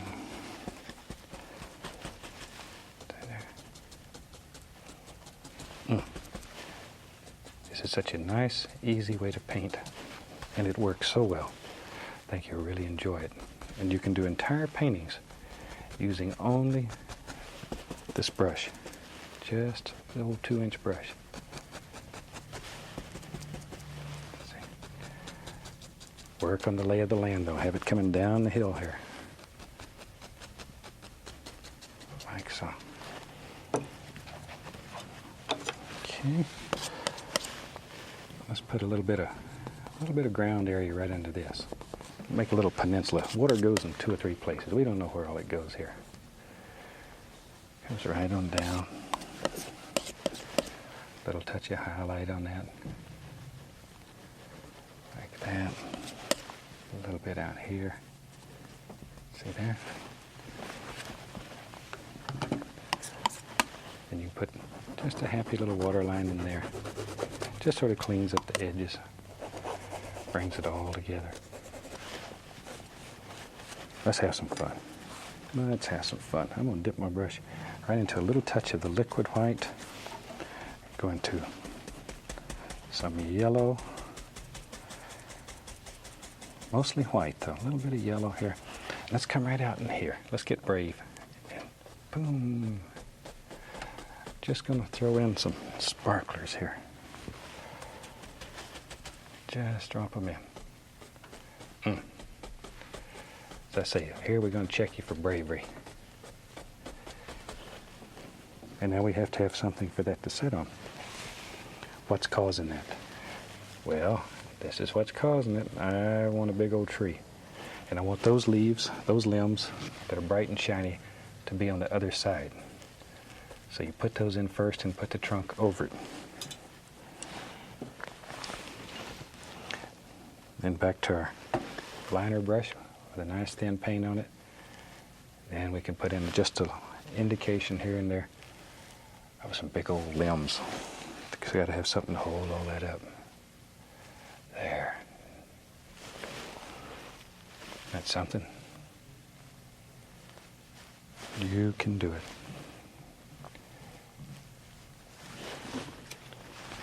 Okay, now then. Let's come on back here. I'm going to use yellow ochre, cad yellow ochre, and I'm going to go down here and get a little bit of bright red. Reach up here, get some white. A lot of color on the brush. Now then, let's put some leaves on this big old tree. They got to be a little bit lighter so they stand out. Okay.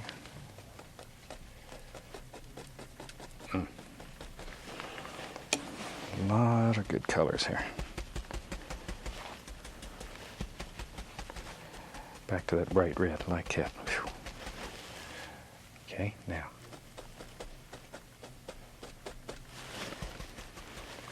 Let's bring these right on around. Let them come right on in front of the tree. See, you want some nice leaves in front of the tree here too. Don't want them all behind. I like these kind of paintings. They're very soft, and they're sort of different than a lot of the paintings that we've been doing in the past. There.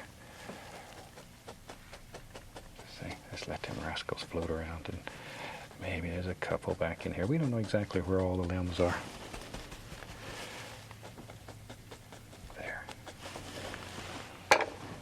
Okay, and we can take a little touch of brown and white, and let's put just the indication of a little highlight on this tree. I want him to, a little light striking down here at his foots,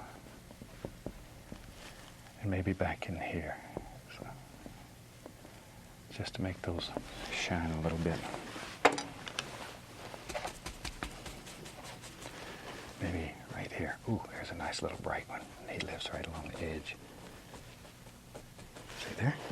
And you can take the point of the knife, scrape in a few little sticks, twigs, and you've got one fantastic painting done.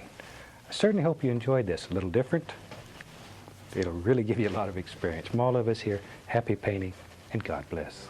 Hi, I'm certainly glad you could join me today. Let's do a fantastic painting together today. I thought today we'd do a happy little seascape. And I've got a black canvas up here, as you can see, and we make these black canvases by covering them completely with black gesso and allowing that to dry. And then on top of that, I've added, on the top portion here, I've added a mixture of midnight black and a little bit of phthalo blue mixed with it. And same thing down here, except for one little strip, I've added a little bit of phthalo green. So we've got midnight black, phthalo blue, a little midnight black and phthalo green right in here. I'm going to have a big wave, I think, in here. And right across here, slightly above center, I have a piece of masking tape, so that'll give us a nice straight horizon.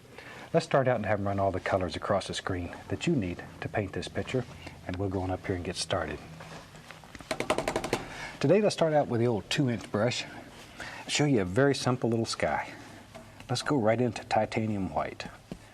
Now, once you put these colors on the black canvas that's covered with a black gesso, don't allow these colors to dry. This blue and black that we have up here, don't allow that to dry before you start.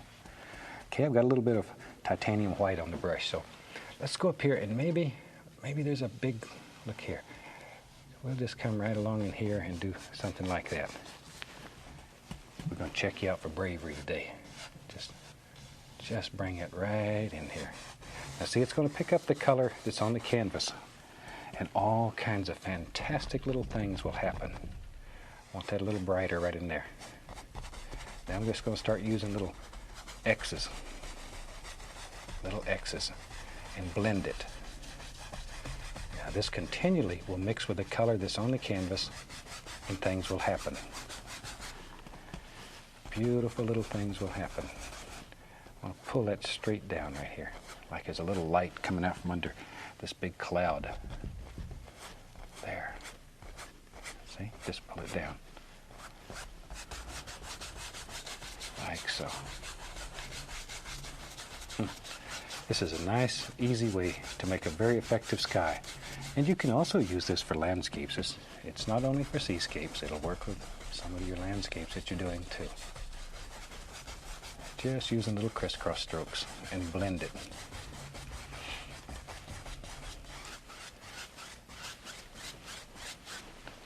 Okay, I want this to be a little brighter in here. This is going to be my light source. So I want this to be a little bit brighter right through here, like that.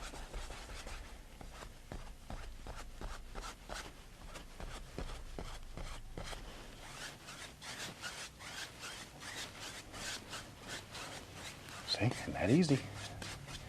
Okay, now up in here, this is going to be a big old cloud, so it's going to be the brightest area is going to be right here if the light's behind this big cloud. So we'll start here with our lightest color and just let it blend outward. But I want to retain this dark edge. There we go. Boy, this is going to be a mean looking old seascape. The storm is coming. You better get out your wading boots if you live close to the ocean. Good dark sky, mean sky. And when you're painting, make up little stories. Think about it. Think about little things that are happening in your mind. Just visualize little things, and it'll help you create the mood that you're looking for. There we go. Now then, maybe let me grab an old fan brush here. Still using just titanium white. Just load a little color on here, back and forth. Maybe there's a happy little cloud that lives right up in here. And just use the corner of the brush. Just the corner of the brush. And you can put a little cloud in there. We'll just put a couple in so you can see how to do them. And when you do your seascape, you put as many or as few in as you want. Maybe there's one. He does right there. He lives right there, and he's got a little friend named George. He floats right around out here. There we go. Okay, now we can take the large brush, and I just want to blend the base of this cloud, not touching the top yet at all. See, just the base. And give it a little upward flip and lightly blend it. And that easy, you got a super little cloud. A little mutt here, a little bit there. Give it a little fluff. Give it a little blend. And there's a couple more clouds. And that easy, you have a fantastic little sky. I think you'll like this one. It's a lot of fun. Nothing else you'll like cleaning the brush. That's the most fun in this whole technique. Now then, as I said, we had a piece of masking tape across here. Now when we pull this off, that'll assure us that we have a nice straight horizon. And it's one of the easiest ways I've ever found of being sure that your horizon's nice and straight. Okay, now then we can take a little of the black and a little bit of the blue and just rub a little color right up on here. So it's all covered. There we are. And we're ready. Now, get to wash the brush one more time. Beat the devil out of it. Let's take an old number 6 filbert brush. One of the easiest ways I've found of making seascapes is to just take and put in a very loose basic sketch of where you want your major wave to be.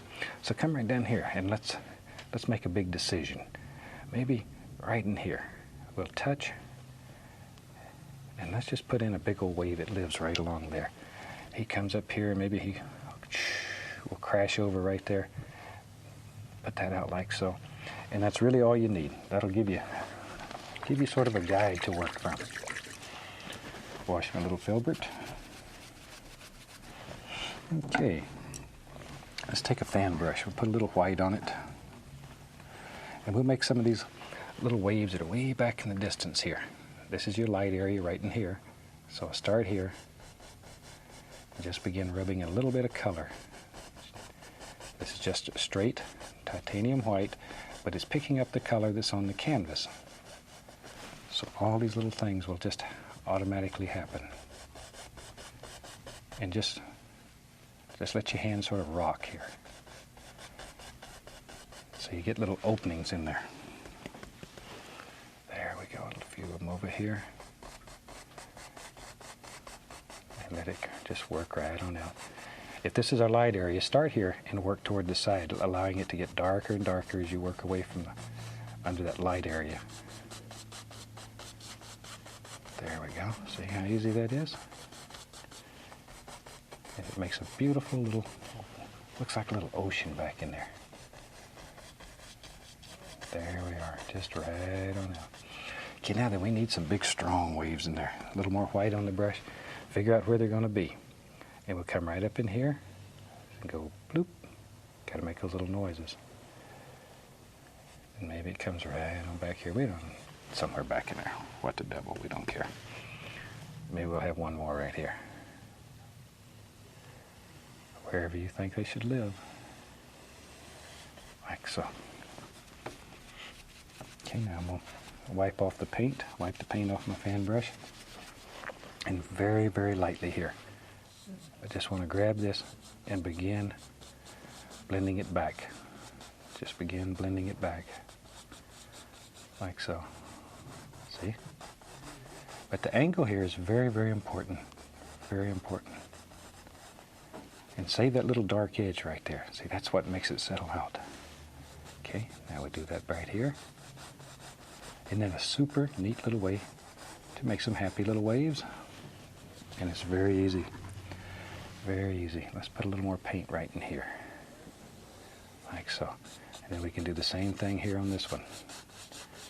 Just blend it back. There we go. There we go. See, seascapes don't have to be all that hard.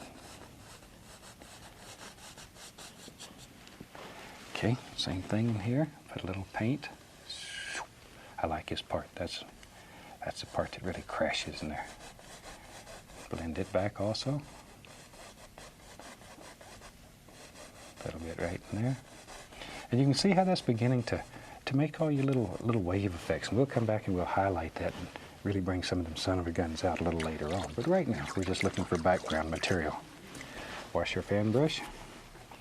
And I have some paper towels over here that I dry the brush against. Just wash them in paint thinner and then dry them on a paper towel. We'll take some white and the least little touch of yellow. I'm using the filbert brush here, but white and the least touch of cad yellow. Still should almost look white, but there is a little bit of yellow in there. Okay, let's make the fun part. Let's make the eye of the wave here, or the transparency, whatever you want to call it. Okay, just scrub in a little bit of color. Whew. And then let it start working back. Darker, darker, darker as it gets away from it. Darker, darker, darker. Right on around. Okay, now then. You may want to do this step several times to achieve a desired lightness. And you can do it over and over and over till it gets as light and as bright as you want it. Okay, let's go back. Throw in a little more color. Each time you do it, it's going to get a little brighter. A little bit brighter. But each time, clean your brush before you take it back into the transparency. Otherwise, it'll drag that old dirty color right back in there, and you'll be unhappy. One more time. All right, son of a gun's going to shine now. That's what we're looking for. Okay. Of course, you become an expert brush washer by the time this one's over. Good dry 2-inch brush. Now I want to go in here, and here all we're doing is just barely grazing it. Just barely caressing it. We want to soften that. Very gentle. Now as we come out here, we can begin working on the shape of this wave. See? Like that. See there? See, just grab it and begin forming this son of a gun. Isn't that easy? I knew you could do it. It's one of the nicest little ways to make seascapes I've ever seen. There, all I'm doing is knocking the loose paint off the brush. There we are. Okay, let me grab my old fan brush. Let's go into some of that white with a little touch of yellow. I mean, just the smallest amount possible. Smallest amount of yellow. And let's go right up in here and let's make this whole wave crashing over. Think how the water would turn over here and spill out. Okay. Once again. If you don't make those little sounds, now it won't work. Gotta make those little sounds. There it goes again. Okay, and right here. Where that old water's just pouring over here. I like the water. I was born and raised in Florida, but then I moved off to Alaska. What a change. Spent about 12 years of my life in Alaska. Lived in Fairbanks for many, many years. Beautiful country. Beautiful country. Okay. Now then, let's put some foam out here. I like to do the foam. That's a lot of fun. So for that, we'll get the old filbert brush. I want to take a little bit of blue, and a little touch of bright red. Blue, little touch of bright red. Like so. I'm going to make sort of a lavender color. Okay, maybe a little bit of white in it. Oh, that's nice. That's nice. There we go. All right. Let's start right up in here and just sort of scrub that in. Just give it a little push. Just see, push. Once again, make those little noises. This is just the shadow. We'll come back and put the nice parts on here in just a second. All we're doing now is just laying in a shadow. And this is going to come up here and it's going to crash and splash, and we'll put a big stone in there, but right now let's just have it. Oh, just really raising the devil. Okay. Now then, now we can put the frosting on this cake. Let's take a little bit of the white with a least little touch of cad yellow into it. Least little touch. Just load that brush full, both sides. Okay, let's go up here. Now then, start right out in here, and all you're doing is just pushing. Push. On that upstroke is when that splash comes off the end. Turn the brush over. Use both sides of it. Okay, and then sometimes you have to wipe it off and reload it. But always wipe it when you reload it. Wipe it off so it's nice and clean, and you come back in here and splash some more. Just all kinds of big splashes happening in here. Look at them. There we go. Here's well, it's just flying all up in the air. Like so.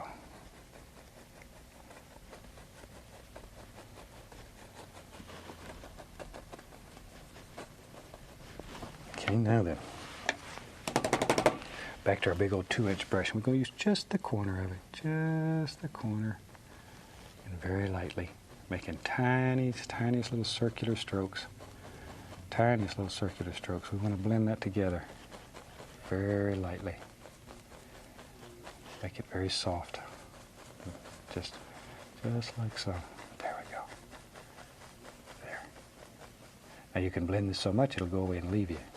Just want to blend it till it gets nice and soft and looks like it's really churning and carrying on there. Okay. Okay, now then, let's go back into some white here. Let's have some fun. Maybe down in here. Right. Yep, right here. Maybe there's another little wave that lives right in there. Just be brave. Throw that son of a gun in. Now then, I want to blend that back. Now you notice up here, that phthalo green we put in really shines, but down here where it's in the shadow areas, this is more in the shadows, the blue and black really work nice. Sort of have in your mind what you're going to do and think about where you're laying the colors when you lay them on there. There we go. So now we can begin blending this together.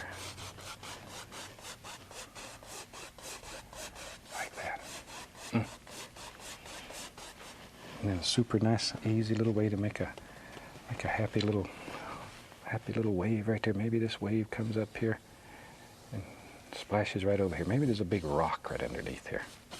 Who knows? Who knows? In your world, you can do anything that you want to do. See, maybe this comes down and splashes right up through here. I don't know, just wherever you want it. Just let the water go. And all we're using here is just titanium white. That's all we're using.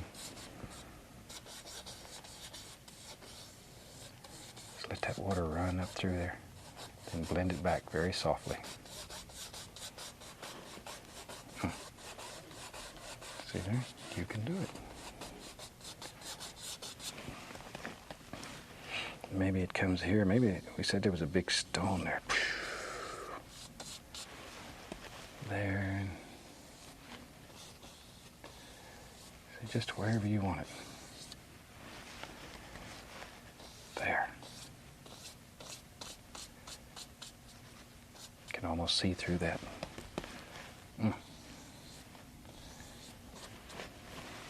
All kinds of things happening under this water. We don't know what's happening here.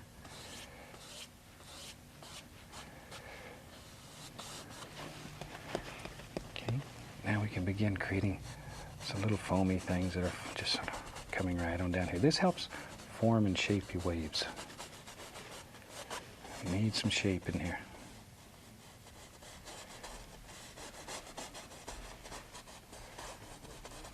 There.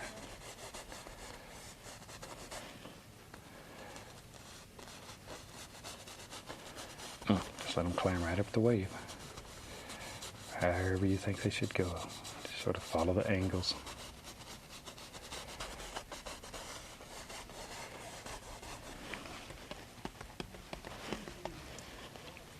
But you can just lay in bright little highlights.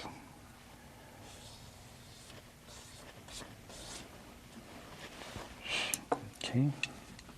I'm going to take my liner brush now and go right into titanium white with a little paint thinner on the brush. A little paint thinner just to thin the paint. And let's go right up in here and let's begin adding some of these nice little things. This is paint thinner with titanium white. And we can put a little edge right out here on this wave. Just a happy little edge. Maybe there's all kind of little things just splashing right on down here. But your paint needs to be very, very thin. The consistency of ink.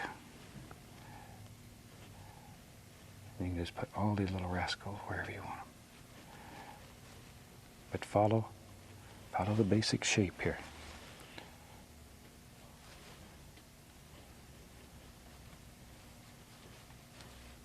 Even back in here. Some little things happening. And if you get one that's a little bit bright, all you have to do is just paint over it a couple of times and it'll pick up the dark color that's underneath and it'll blend right out to any degree of lightness or darkness that you want.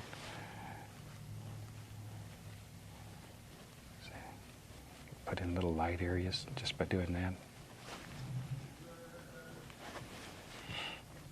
Maybe right down the crest of this here. Little things are happening.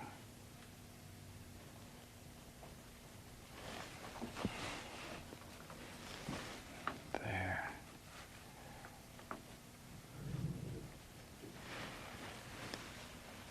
All kinds of little gooders. Okay. But once again, I know you're tired of hearing it. Follow the basic angle in this wave. Don't just throw these on at random. Let's go up in here.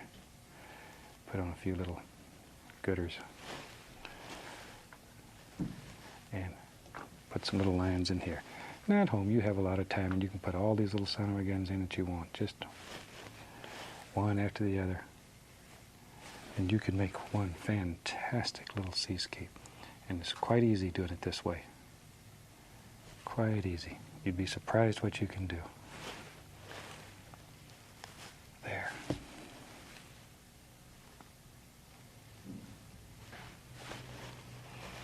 Okay, now right into this light area, you want your brightest. And as you work out, add more blue, a little more of the phthalo blue. So these out here aren't as bright. Like so. Like so. Okay. See, just wherever you want them. Now then, tell you what, let's do. Let me find There it is, old fan brush. I'll go right into some Van Dyke Brown and a little dark sienna, just mix them together on the brush here. We said we was going to have a big old stone right here, so let's come right along in here. And maybe, yep, there it is. Right down into the crasher. We have us a big old stone lives right there. Big old stone. He stood here for 1,000 years or so, and the waves have beat on him. That's how I feel. It's like I've been standing around for 1,000 years and getting beat on. You know that feeling? Okay, now I'm going to take least little touch. That's not true. Least little touch of bright red. And just put the indication here and there. A little bit of highlight sparkling on this. I don't want to overdo. This is the way you can form all your rocks very easily. Just decide where you think they are. Drop them in, see there? Create all kinds of little protrusions, little things. There they go, right there. Right out here is another one. Just whatever. Whatever, and then we can take the brush that has the white on it, and we can come in here, and we can just sort of lift upward and make an indication like there's water spilling down over through here. Maybe back in here, there's little things happening.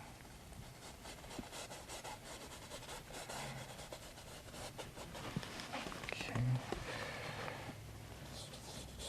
Now you can just begin adding some little details here and there. Tell you what, let's put another rock over on this side. Shoot, we don't want it left out. Maybe there lives a rock here. See? That's all there is to it. Throw him in. Just throw in Van Dyke Brown, dark sienna. It would take a little bright red. It would come right back in here. If this is our light source, it would be highlighted on the opposite side like that. Put in a few little gooders. Back to our fan brush here that has the white on it.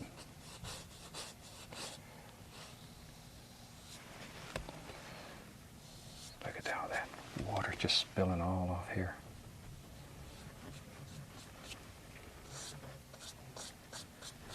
All kinds of little things happening.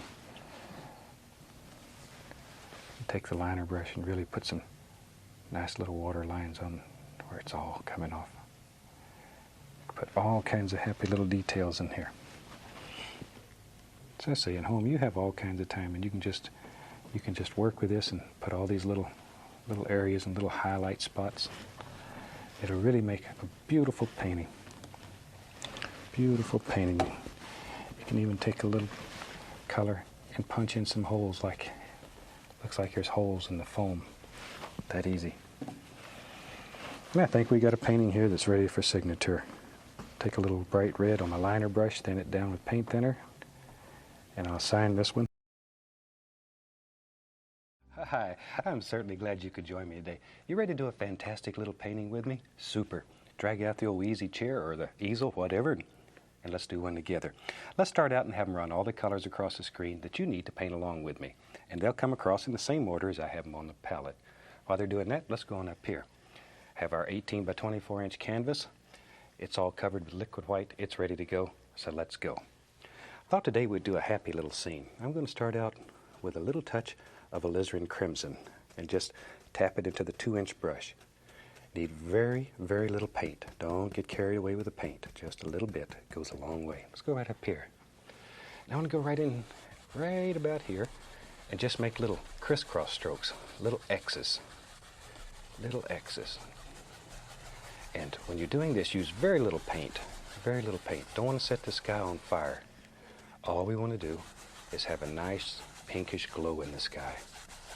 There we go. Very little paint. I think we'll have a little water in this, so maybe while I have that on the brush, just put a little bit right down here. There we are. Okay. Now then, same old dirty brush. I'm going to load a touch of the phthalo blue. phthalo blue, and just tap the brush right into a little bit of color, very little. Then we can go right up to the top, and still using the little crisscross strokes, the little X's. Little X's. We'll just dance in a happy little sky here. Now the paint is continually mixing with the liquid white, and the color gets lighter and lighter as you work downward. There we go. Okay, and we said we was going to have water, so let's add a little bit down at the bottom here. Just a touch, just a touch. Pull from the outside in. I don't want to kill my little pink area. I want to save that. That's going to be your friend. Okay, a little bit on the other side. We don't want water on just one side of this pond. We want water on both sides. There we go. Now then, let me wash the old brush.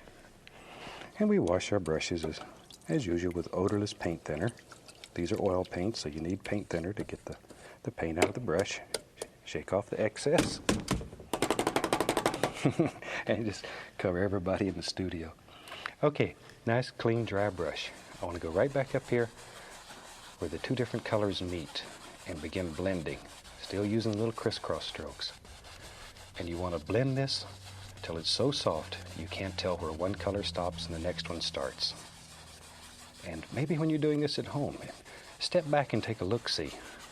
When you're really close to it, it's hard to see. It's hard to see.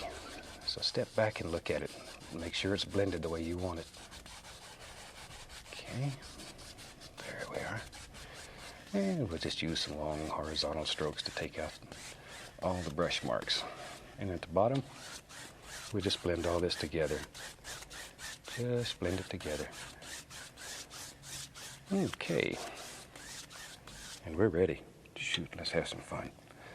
Tell you what, let's make a mountain today. We'll make a big old mountain. I'll use some black, a little Prussian blue, grab some alizarin crimson, put some Van Dyke brown there too. What the heck? Looking for a nice dark color. Pull it out as flat as you can get it, and then cut across with a knife and get that little roll of paint. Here we are. Let's go. And let's come right up in here and make a big decision. Where does your mountain live? Maybe our mountain's going to live, yeah, there it is. And push this firmly into the fabric. Really push hard. Get mean, strong with it. Just push it right in there. Maybe there's another peak here. You just decide how many peaks live in your mountains and drop them in. You can do anything you want on this canvas. Anything. You've heard me say it over and over. This is your world. And you can do anything here. And we'll just sort of let that drift off. I think maybe I'll put some trees over here so we'll cover that up. Okay, now we'll take a 2-inch brush and I want to pull that down. If you can see the entire mountain. It's always more distinct at the top than it is the bottom. So by pulling it down like this, automatically that happens.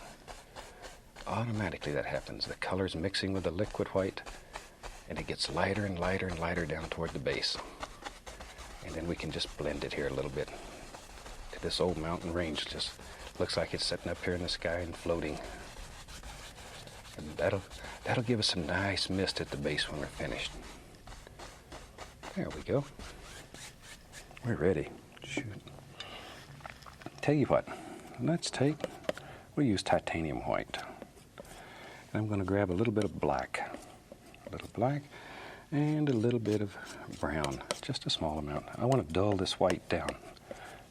So I have black, a little brown, a little Van Dyke brown in it. Pull it out very flat, just like we did before. And then cut across. And we have our little roll of paint right out on the edge of the knife. Most important that you load this knife correctly. Spend some time and practice loading the knife. Now with no pressure, no pressure, no pressure. Just touch and let the paint break. Let it break. There you go. And you can begin shaping and forming your mountain the way you want it. Just sort of think like a mountain. There we are. Maybe this one up here. This looks like the Grand Tetons. Teton. For many years, I didn't know what that meant. A lady in class finally told me what Teton meant. And I'm not going to tell you. You have to go look it up. There. And when you look it up, you'll know why I didn't tell you. Okay, here we go.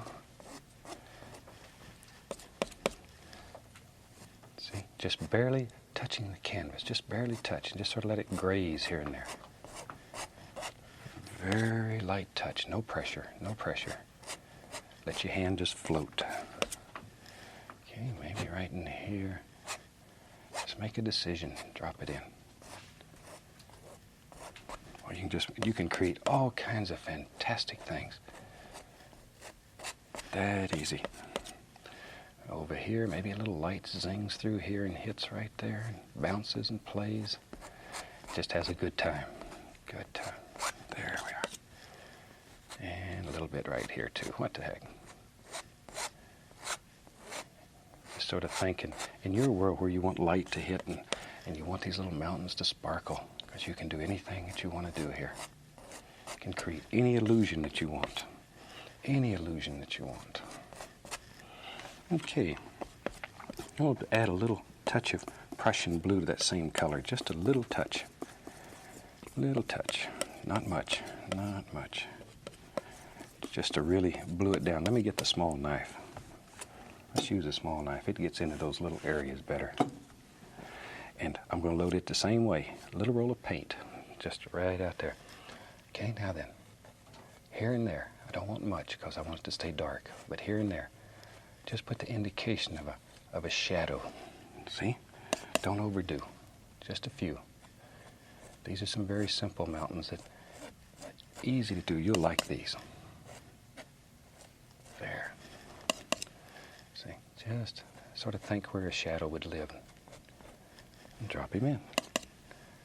There, wherever. Okay. Now then. We want to enhance that illusion of mist at the base. So I'm going to take a clean, dry brush and just tap. Just tap it. And I'm tapping quite firmly. You can probably hear it. I'm really hitting it. But just the base. You don't want to destroy. All you want to do is diffuse. Just diffuse. And then lift upward. That removes your little tap marks and creates this nicest, softest mist. There. There we go. See how that mountain just sort of floats in space there? That's what you're looking for. That's pretty. You'll like that. You'll like that. Tell you what. Let's put a few little trees down at the base of that. We'll take some black, Prussian blue, brown, crimson, whatever. Sap green. We'll put a little sap green in there. Okay. Just mix up a big pile of dark color. Okay, let me wipe off my knife. I think I'll just use a 1-inch brush. That's easy. Just pull it through the paint. Pull it through the paint. Load it full of color. Okay, let's go right up here. Maybe there's some little trees that live back here in the distance. So just touch it, give it a little upward push. Just a little upward push. Don't kill all your mist area. You want to save that mist. See, there we go. And you make the decision here. How big are your trees? They're far, far away, so don't let them get too big. Far away. There. Maybe about like so. Wherever. Over here, we got to have a little tree too. We'll just run them right off the edge.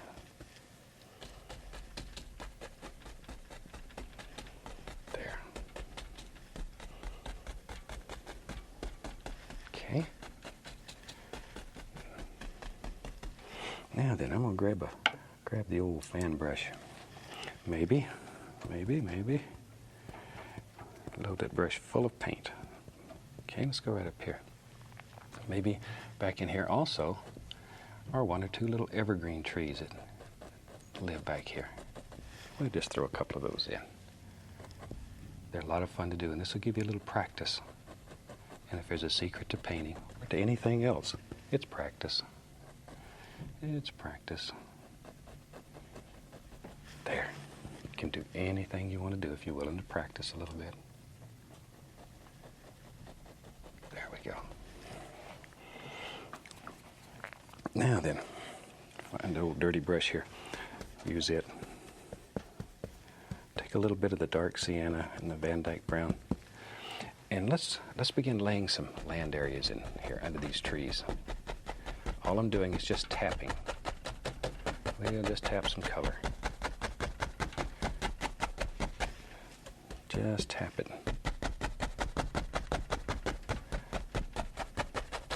Okay. Just right up to the base of those trees. We'll make a little meadow that sits out here under these big mountains. Maybe it comes down to about there, somewhere around there, wherever you want it. There. And all we're doing here is just putting in a base color. Just putting in a base color.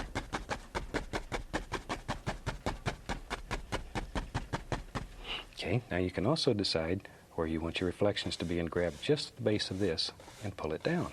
Just the bottom. Just pull it down. See there? See there? That's easy. And it works so well. Reflections are one of the nicest things that happen in this technique. Just happens so beautifully. Okay. Let me grab another old 2-inch brush here. Make sure it's clean. I'm going to tap right into the yellow ochre, cad yellow. We'll grab some Indian yellow. And let's just mix them on the brush. Load the brush by tapping it. Just give it a little push. See? Tap. Okay, let's go right up here. Now then, maybe up in here, some nice little grassy areas in here. Just tap, tap, tap. See there? Okay. And make layer after layer after layer. That'll help create the illusion of depth in your painting. Now, if you have trouble making your paint stick, add a little bit of paint thinner. Tiny bit of paint thinner to your brush. Tiniest little bit. Can't say that enough. And just drop it on. Remember that a thin paint will stick to a thick paint. And work in layers. Doing the most distant areas first and working forward. I'm going to touch a little bit of the bright red too. What the heck? Put some sparklers here and there. There we go. This looks like a nice fall painting out here in the meadow. There. And you just make layer after layer after layer. As many or as few as you want. See how soft that is though? And that'd be a super place to go out and take your shoes off and just sort of run around in there barefooted and have a good time. Talk to all the little creatures, little bunny rabbits live out there. There. And maybe some right in here, wherever you want them. Let's say yellow ochre, cad yellow, a little Indian yellow, and a touch of bright red here and there. And maybe right along this edge here, I'm going to go right into dark sienna with a 1-inch brush. Maybe there's some dark little bushes here. I'm just playing light against dark, dark against light, over and over. See, this dark color against the light, it'll really stand out. Just dark sienna. There we go. We can just bring it wherever you want it. Maybe right up in here. Okay. Now then, once again, we can take this 2-inch brush and grab just the edge of that, pull it down, and really enhance our reflections a little. And go across. There we are. Take our knife, go into a touch of the liquid white, just a touch, pull it out very flat, and cut across, like that, okay? Then we can go up in here, and let's put the indication here and there. A happy little water line that just sort of floats around. Once again, this is a light area against a dark. Separates, makes it look nice. There. And maybe there's a little ripple here and there on this pond. I don't know. Whatever you'd like. When I got the knife here, we can go up in here and there we can scrape the indication of a trunk and little sticks and twigs, all kinds of little things that are happening back here. Wherever you want them. There. All kinds of little sticks and trunks. That easy. Okay.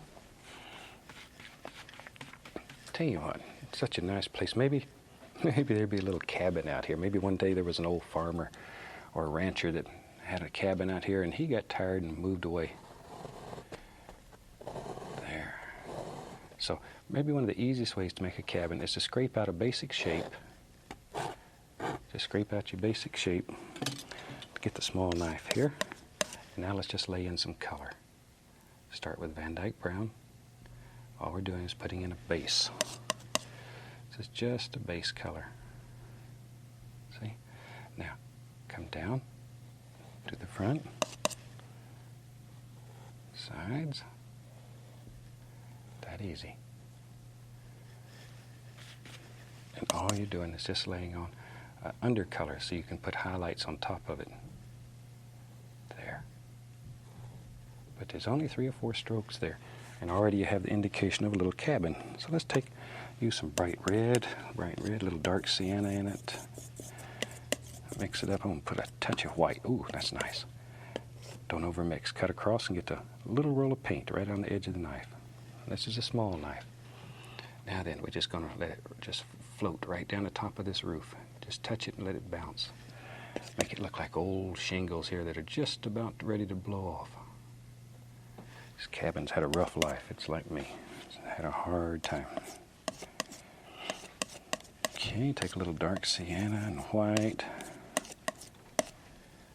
And put the indication of a few little boards on the front. Add a little more brown to that and make it a little darker for the side. There. See, isn't that easy? You got a pretty good little cabin. Take a little bit of dark paint. Make some old slabs here.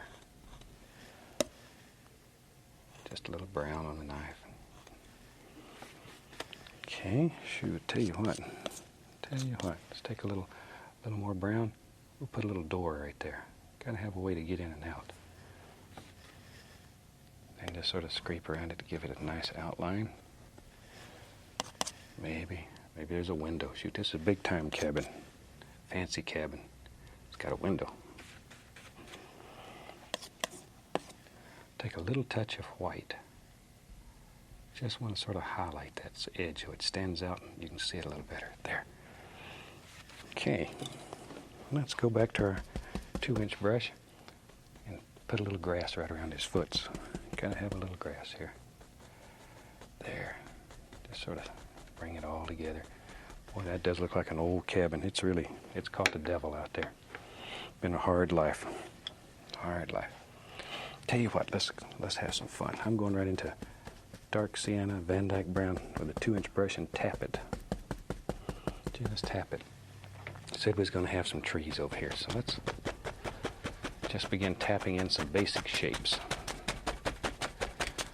Right now we're painting the back of the tree. Now you begin working on some individual limbs.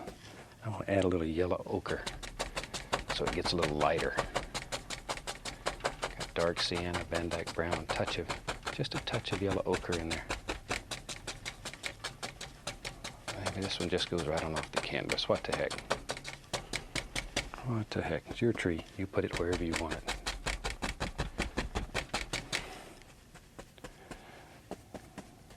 Pick up a little more of the yellow ochre. And let's just put the indication here and there of a little highlight. Not much yet. Not much yet. There. There we go. See? Okay. Now then, let me grab the old fan brush. We'll take the old fan brush and go right into Van Dyke Brown. Load a lot of paint into the brush. A lot of paint. Okay, let's go back up here now. Now then, let's put some tree trunks. Just pull it right through. There's one. And you have to make some big decisions. How many trees live in your world? 2, 3, you say? All right, there's 3. And you can just go on and put as many or as few as you want in there. It's up to you, however many you want. I'm going to take some yellow ochre on the little bit of bright red too. Shoot, we'll get fancy here. Just tap it. Tap it. Okay. Let's go right up here. Let's put some nice leaves out here. These trees are far away, so I'm not too worried about a lot of detail. I want to have some nice colors just bouncing around and like so. You know what? I'll tell you what. Let's take a little Van Dyke brown on the liner brush and down in here, let's just put the indication here and there of a little tree trunk it's showing through. Probably wouldn't see many, but you might see a few. These little details add interest to it, so drop in a few if you want them. Okay. Now then, all these soft little leaves. Jack Frost has been through there and touched these, and all the beautiful little colors are happening. And maybe down in here there's a few little things on these bushes too. Okay. I'll tell you what, right here, let's pull that down and turn it right into a reflection. Get a touch more paint. That easy. See there? Make a nice little reflection. Some brown. We need a stone, some dirt, all those things for it to set on right here. A little bit of brown and white. We can come right back in here. Add a little highlight on that. And we just tap in some little bushes that live right along the edge, wherever you want them. Okay, let's get crazy here. Tell you what, let's take some of our dark color, tap it right onto the 2-inch brush, and let's just put all kind of little bushes and stuff that live right along here. Just wherever you want them. All we're doing is tapping in some dark, so our light will show. Right on down. Okay. We need a little water line into this too. A little bit of the liquid white. There we go. Gives us a little water line. Now then, we can take all of our little fall colors and we can just tap in there. Little bushes and small trees and little places where the rabbits died. That easy. Hope you've enjoyed this little painting because it's a lot of fun. It's a lot of fun. It'll teach you how to use the equipment. Keep you interested for a long time. And from this, there's a million little ideas that can just evolve. There we go. Maybe a little more of that bright red. That's pretty. Whew. It's very nice. Okay, now we can take the knife and here and there, just here and there, just scrape in the indication of a little stick and a twig that you can see. Don't want too many, just a few. Now, shoot, let's get crazy. Go right into Van Dyke Brown with a fan brush again. Right in there. Maybe right over here. Such a nice place. Maybe there lives some trees right there. There's another one. Maybe this old tree's dead. He's had a hard life out here. See, so you just however many trees you want. Maybe that's a birch tree. Just grab it with the titanium white. Give it a little round pull. Just pull it. A whole dead birch tree out here. Whatever kind of tree you want. Just drop it in. Like so. Then we take our script liner brush with paint thinner on it. And let's put a few little limbs on it. too many's left here. This old tree's about had it. And in your world, you put as many or as few as you want. There. The old clock on the wall's telling me it's about time to wrap it up for this week. I really hope you've enjoyed this painting. As I say, it'll teach you how to use the equipment, give you hours and hours of fun relaxation. From all of us here, happy painting. God bless. Hi, welcome back. Once again, I'm certainly glad you could join me today. I thought today we'd do the little animated opening, the little painting you see at the beginning of the show that just sort of pop, pop, pop and comes on. You know, it only takes a couple of minutes to paint that picture, but it takes a lot of fantastic people a long time to animate it and make it come alive for you. So, tell you what, let's have them run all the colors across the screen that you need to paint this picture. And let's go on up here and get started. I'm going to start out today with an old 2-inch brush and go right into a small amount of alizarin crimson. Just a small amount, and just tap it into the bristles. And just going to come here and there using little crisscross strokes. The canvas is already covered with the liquid white, so it's all wet and slick and it's ready. There, just here and there. Just here and there. Now this won't be an exact duplicate of the little painting that you see at the beginning of each show in this series, but it'll show you how it was made. Maybe a little touch right in here, wherever you want it. Okay, now then, without cleaning the brush, I'm going to pick up the least little touch of phthalo blue. Takes very little. I'll make a lavender color. It takes very little blue. It's many, many times stronger than the alizarin crimson, okay? Now, here and there, we're going to drop in a little bit of this lavender color. And I'm still using the little crisscross strokes. Still using them. There. Just all kinds of happy little things happening here. And in your painting, you make any color that you like. If you would like it more into the bluish tones, then use that. Because painting is very individual. You should really paint what makes you happy. We all see nature a little bit differently. And the way that you see it is exactly the way it should be painted. Okay, that gives us a nice little sky. Let me wash this old brush. And as usual, we wash our brushes with odorless thinner. And I really recommend you use odorless thinner. If you use regular paint thinner that stinks, you're going to be the most unpopular person in the house in just a couple of minutes. Now then, with a good clean dry brush, all I'm going to do is blend this sky together a little bit. Still using the little crisscross strokes. Blend the entire sky. Now in this painting, we're going to have a little bit of water. So while we have this old dirty brush going, I'll go right into a little bit more of the phthalo blue. Just a small amount. And our water is going to be, somewhere in here. I don't know exactly. It doesn't matter. Just drop in some color. Like so.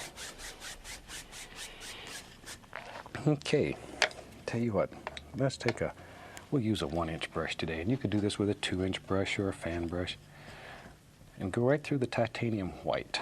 Be right back. Reach down here and get a little touch of the bright red. So I have a little bright red and titanium white. Let's go right up here. Now then, let's build us a happy little cloud that floats around the sky, and just make tiny little circles here. Just tiny little circles. Just like so. Just let it sort of bounce around. Just wherever you want to. Okay, we'll do several layers of clouds. Maybe there's another cloud that lives right here. And clouds are very free. They just sort of float around and have fun all day. There. See how easy they are to make, though? There we go. There he is. Just sort of let him go wherever you want him. Wherever you want him. Okay, maybe right in here. But always using little circular patterns. You don't want your clouds to be all flat. So use these little circular patterns all the time. It'll keep them fluffy. There. Okay, now then, with a clean, dry 2-inch brush, I want to just blend the base of these clouds. Gently, gently, gently. Just blend the base. And I'm not touching the top yet. I'll touch the top in a second. But right now, just the base. Like so. Now I beat the brush just to remove excess paint so you don't have to go through the whole cleaning procedure. Now I'm going to fluff those up. Just grab them, lift them, big circular strokes, lift them, there you go. See there? Beat the brush again and then very lightly, just blend the entire sky. Isn't that easy? You got a sky full of fantastic clouds. That easy. All right. Now then, let's build a mountain. Gonna build a mountain. So I'll take some black, alizarin crimson, a little bit of phthalo blue, and I'm looking for sort of a lavender color here. Now, that just looks black. If you want to find out what color you have, put a little white there and test it, like so. And that's pretty good. That's about what I'm looking for. We can live with that. All right, so we take a little of this, and let's come right up in here and decide where our mountain lives. And our mountain lives right here. And all you do is push it right into the fabric. Just your basic shape, and really use a lot of pressure. The only thing you're worried about is a nice outside edge. You don't care what's happening in here at this point. Okay, maybe there was another little peak right about there. And as I say, once again, this will not be an exact duplicate. Never can you paint the exact duplicate. But it's close enough to show you how it was made, and you can do your own at home. There we go. Okay, scrape off all the excess paint. I'll just use a 2-inch brush and pull that out. Now, because the canvas is wet, that paint will literally slide on there. See there? Just pull it. We want it to get lighter and lighter toward the base. Okay, then just over here, we'll just pull that one right on off the canvas. It's fantastic that you can move a whole mountain that easy. Okay, we can wash that brush out now. Shake off the excess, cover the crew, and we're in business. Okay. Tell you what here, let me get a little bit of titanium white with the least little touch of the bright red in it, least little touch. Cut across and get our little roll of paint. See, you just pull it out flat and cut across. Okay, now then, just let it barely touch the canvas here. Just let it graze, just flow right down the side of this mountain. Just let it flow. Wherever you want to highlight. Think where light's going to strike. Just let it flow right down there. All kinds of little things happening. Over here on this old big one. There it comes. See there? It's that easy. Just let it just float right down there. No pressure though. Absolutely no pressure. None whatsoever. It's just that little roll of paint touching the canvas. No pressure. You want the paint to break and have all these holes in it. That's what makes it look like rocks and stones and all kinds of little things happening. I'm going to grab the small knife here. I'll get into some of these little areas. I'm going to take a little touch of phthalo blue, mix a little white with it. Phthalo blue and white. There we go. And I'll grab the least little touch of dark sienna and then right through. So you have two colors loaded on the knife there. Little dark sienna, little phthalo blue and white. Now then, let's go up here and touch and just pull down. And because there's two colors loaded on the knife, you'll get all kinds of little effects automatically. Still, no pressure though. No pressure. Don't overblend it. Put it up here and try to get away from it. Try to leave it alone. Let these colors just sort of happen. And you can do this with any color combinations that you want. You can load 3 or 4 colors on a knife at one time if you want to. But it's a super way of making some beautiful little effects with no effort. Just no effort.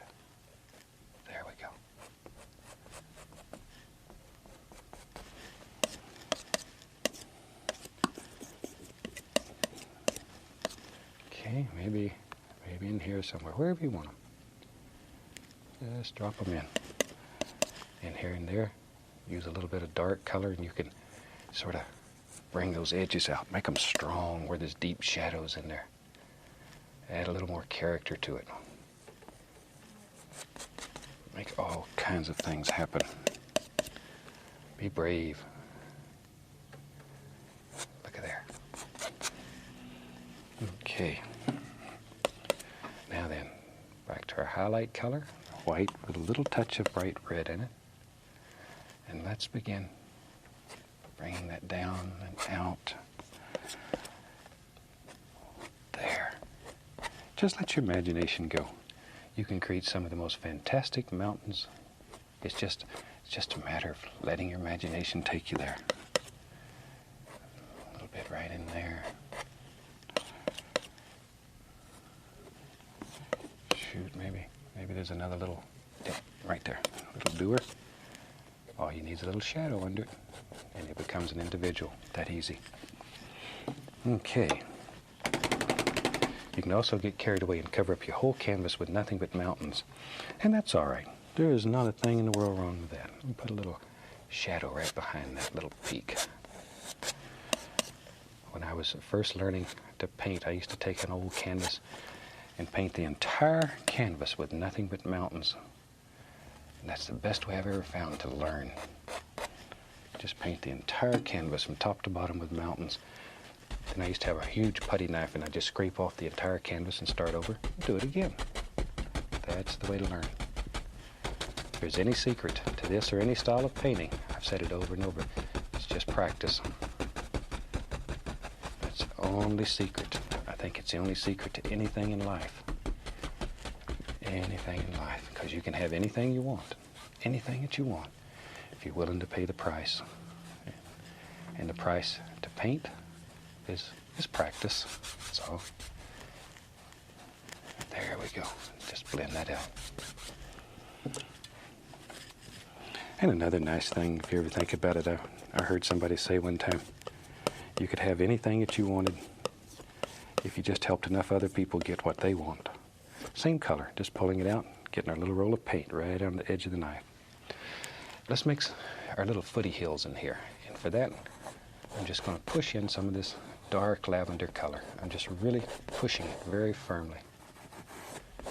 That's sort of a nice saying, though, because if you help enough other people, you will. You get whatever you want. You can have anything you want, but you have to help enough other people get what they want. I think that's a fantastic philosophy to live by. You don't have to hurt anybody. Just rub the bottom of this. And you can make a lot of people happy. Now, just with a knife today, just going to use a knife, you can put in some basic little shadows and stuff. See, it looks like things are happening in there, but you've really done very little. A little white, a little titanium white, and you can create that illusion of mist. You can paint entire paintings just using the knife. I think in one of the earlier series we did that. We painted an entire painting only using the knife. Once you make friends with that son of a gun, you can't believe what it's capable of doing. Okay. Tell you what, time to get crazy. Take a 2-inch brush and go right into some Van Dyke brown. We'll get up a little alizarin crimson into it, a little touch of dark sienna. Not a whole bunch of paint, just enough to get the bristles loaded with a little. Okay. Now then, let's begin putting in our land areas here. This is where you begin worrying about the lay of the land, or the way the land flows, the angles in it. Now it starts becoming important. There we go. See, just begin deciding how you want this to go. There. And figure out where you want to save some water. There. We'll have a little bit of water right in there. But this really is not all that planned. You just sort of look at it, and each painting is different. Your painting will be different than my painting. Don't try to just copy what I'm doing here. That's not no fun. Shoot. This is freedom. This is the most free style of painting that I've ever seen, and I think I've tried most styles of painting. We don't use any patterns. We don't sketch. We just sort of let it happen. You visualize a scene in your mind. Just visualize it. And you very, very soon, with a little practice, you learn to take that scene that you saw in your mind and drop it on canvas. And that's what we want to teach you here. There. Okay. All we're doing here is just applying a base color, a dark color. We need the dark in order for the light to show. So it's no big deal. Now then, we use the same old dirty brush. What the heck? I'm going to go back into some of my yellows here. I got cadmium yellow, yellow ochre. We'll reach down here, get a little touch of the bright red, and just tap that brush. Tap it right into the color. Okay, let's go back up here. And let's begin putting in all kinds of little grassy things. All you're doing is just tapping downward. Now, because you have that dark under there, we'll put a little sap green with that too here and there. Because you have that dark, your light color shows up.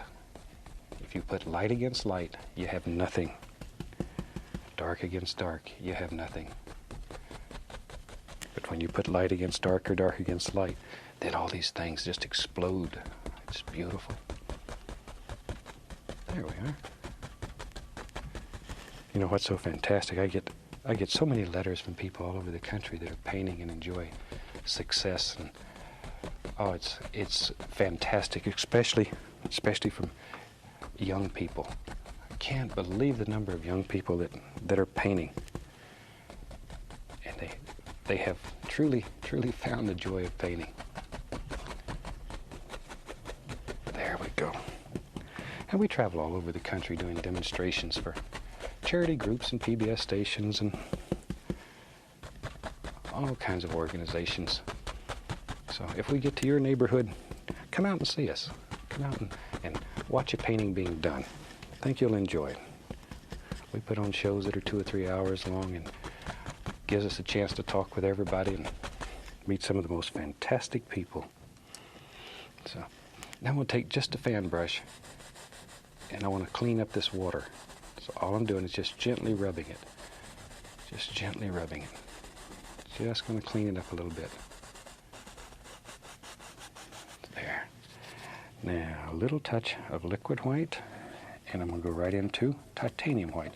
I put the liquid white in there only to thin the titanium white, so it'll stick easier. Now then, we can go right up in here. See there? And just put all kinds of little happy things floating across there. It's a super nice way to make like a little river or pond that's way back in the distance. There. And wherever you want it to go. That easy. Okay. Let me find another fan brush. I have several of them going here. I'm going to take a little sap green. Oh, a little Van Dyke brown. A little crimson. Okay. Just load it up here. I'll put a little black in there too. What the heck? Black, sap green, a little crimson. Let's go right up here. Maybe there was a few little trees that are far, far away sitting up here. Just use a corner of the fan brush, push upward, drop it in, drop it in. And wherever you want them. Just here and there. Just breaks it up a little bit. Maybe there's one here.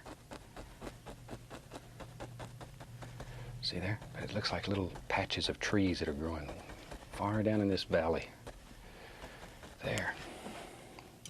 Okay. Shoot, let's get in the foreground. That's the fun part. I'm going to go take the old 2-inch brush. I'm going to go right into some black. Shoot, just all the dark colors. Some brown, crimson, whatever. Sap green. Just basically all the dark colors. And now you have to, we'll grab a little blue too. What the heck? A little Prussian blue right there. Now then, you have to make some big decisions. Think there was a big tree that lived, does now, lived right here. Push, bend the brush. Bend the brush. There we go. Bend it. There's another one. Just sort of visualize these in your mind and just push them in using quite a bit of pressure. Quite a bit of pressure. Right down through here. See there? And this sort of helps push everything back. It creates depth in your painting. Distance. Push it in. Get strong with it. Use a lot of pressure here. Just trying to push that paint right through the fabric. This is when you have to have a good steady easel. Good easel. My easel's made from a platform step ladder. Now then, tell you what, I'm going to load a lot of paint into the bristles and bring this big brush to a chisel edge, very sharp, both sides, but it's a very sharp brush. There you can see it. Good. Let's go up here. Maybe, I think there was right about here. Now then, all I'm going to do is take and push. Just push. We'll make a big old tree. Lives right there. There he is. See how easy he is to make? You can do it. You really can do it. Can do anything. That's a big tree right there. As I say, if we do get to your area when we're out traveling around and doing demonstrations, come see us. And if you'd like to know when we're going to be in your area, we have a little mailing list. If you'd like to be notified, just drop me a postcard with your name and address on it, and we'll put you on the mailing list. And when we come to your area, we'll drop you a card and let you know we're going to be there. Okay, I'm going to take a little titanium white, a little touch of dark sienna, get that small roll of paint on the knife. Now I'm going to go right up in here, just put the indication here and there of a little tree trunk ever so often, just here and there. Maybe on the other side here we'll put wherever you think one should be. And what's really neat, you can just take the point of the knife and go up here and scrape in. Put all kinds of little stick and twig indications. It's very simple. Just scrape right through the paint. Let some of the light show through. Now, when this is done, most of these will be covered up, but a few of them will show through. And people will think you worked with your little one-haired brush for extended periods of time to put all this detail in there. Shh, secret. Okay. Now then, take some Van Dyke brown, little dark sienna mixed together, and let's put some land in here. Just let it sort of flow downward. Just flow downward, like so. Okay. Now then, we'll take some white, some dark sienna, at least a little touch. There, pull it out, cut across. Now then, just let the knife sort of bounce, get nervous. This is where the people that are a little nervous have a distinct advantage. Distinct advantage. See, just let it sort of bounce. There. So it makes it look like all kinds of little rocks and stones and rough places, and oh, little ground squirrel lives in there. He's got to have a place to live too. Okay, let's put some highlights on this. I'm going to dip my brush right into the liquid white, go into cad yellow, and reach up here and grab a little bit of black, because black and yellow, as you know, makes a beautiful green color. Load a lot of paint. Pull the brush in one direction. Let's go up here. Now then, let's begin highlighting this tree. Go slightly above the dark and begin just pushing in all these hundreds and thousands of little leaves. Push, bend the brush. And don't just throw these in at random. Think about limbs in the tree. Think about where the little bird sits up here. He's got to have a place to sit. There. Work on individual limbs. A little more of the liquid white. I put the liquid white in there only to thin the paint. Just to thin it. Because that thin paint will stick to that old thick paint. Okay, here comes one. See them? They live right here in your brush. All you have to do is just push them out. Push them out. Every once in a while, a little Indian yellow, a little bright red. Ooh, that's a pretty one. That is a pretty one. Sparkles. Like that one. Now, you can use the brush sidewards and just push it upward. See there? And make all kinds of little grassy areas. Just all kinds of little grassy things wherever you want them. Don't cover up all your dirt. Just some of it. Okay, a little more color. Let's come right out here. Ooh, there's a nice little sparkler. See, but do one bush at a time. I know sometimes it looks like when you're watching here, I get carried away and just do a bunch of them at once. But they're little individuals. Each one has a personality. Each one's my friend. Shoot, sometimes I give them names even. Do one at a time. One at a time. Take some Indian yellow, a little bright red. Let's put just a little something on this tree. We don't want him left out. There we go. Just a little bit of highlight on him too. Okay, add a little touch of paint thinner. Thin the paint down a little bit more. And this rascal right here. Ooh, there we go. Sparkler again. These are nice colors. They really, they make you happy. Make you happy. Here comes another one. Wherever you want them, just drop them in. See? There, right on down. And once again, use that brush sidewards so you can push in bush after bush after bush. So wherever you think. Okay, I'll take the old fan brush. There was a little path that lived right here. So just scrub it in, like so. A little white to highlight it. Isn't that easy? You got a happy little path. And very quickly, there was an evergreen tree that lived right there. Just put him in. And I think with that, this painting will be about finished. I hope you've enjoyed seeing how the little animated opening was made. I hope you try it at home. From all of us here, happy painting, God bless, and we'll see you next time. Hi, I'm certainly glad to see you again today. And let's do a fantastic little painting together. You know, in each series, you gotta have a day that's a little crazy, and this is my crazy day. And I've got something a little different up here today. I've got a black canvas here, as you can see. But I found some tape laying around the studio here, and I've just run some tape around the edges. And then I've covered the whole entire part of this canvas with a mixture of phthalo blue and sap green, and just a thin, even coat all the way over it. And we make these black canvases by painting them with black gesso, which is designed specifically to make these canvases this way. The gesso is allowed to dry completely, and then onto that we put a transparent paint, and we don't let that dry. We start painting on it while the transparent paint is still wet. So I tell you what, let's have them run all the colors across the screen that you need to paint along with me. And as they start that, let's go on up here and get started on this old canvas. This is a fun painting. I think you'll really like this one. A lot of fun. I'm going to start today, old fan brush and titanium white. Just load a little color into the brush, both sides, like so, like so. Let's go up here. Now then, as I say, this is our crazy day. So just take the brush and just let it spin. Just have fun with it. Spin, let it go anywhere it wants to go, wherever. Just make all kinds of little things. And see, it's beginning to pick up that color that's on the canvas, the transparent color. It's still wet. Keep the brush moving so you get all kinds of different little designs. So I told you this would be fun, and you can't make a mistake here.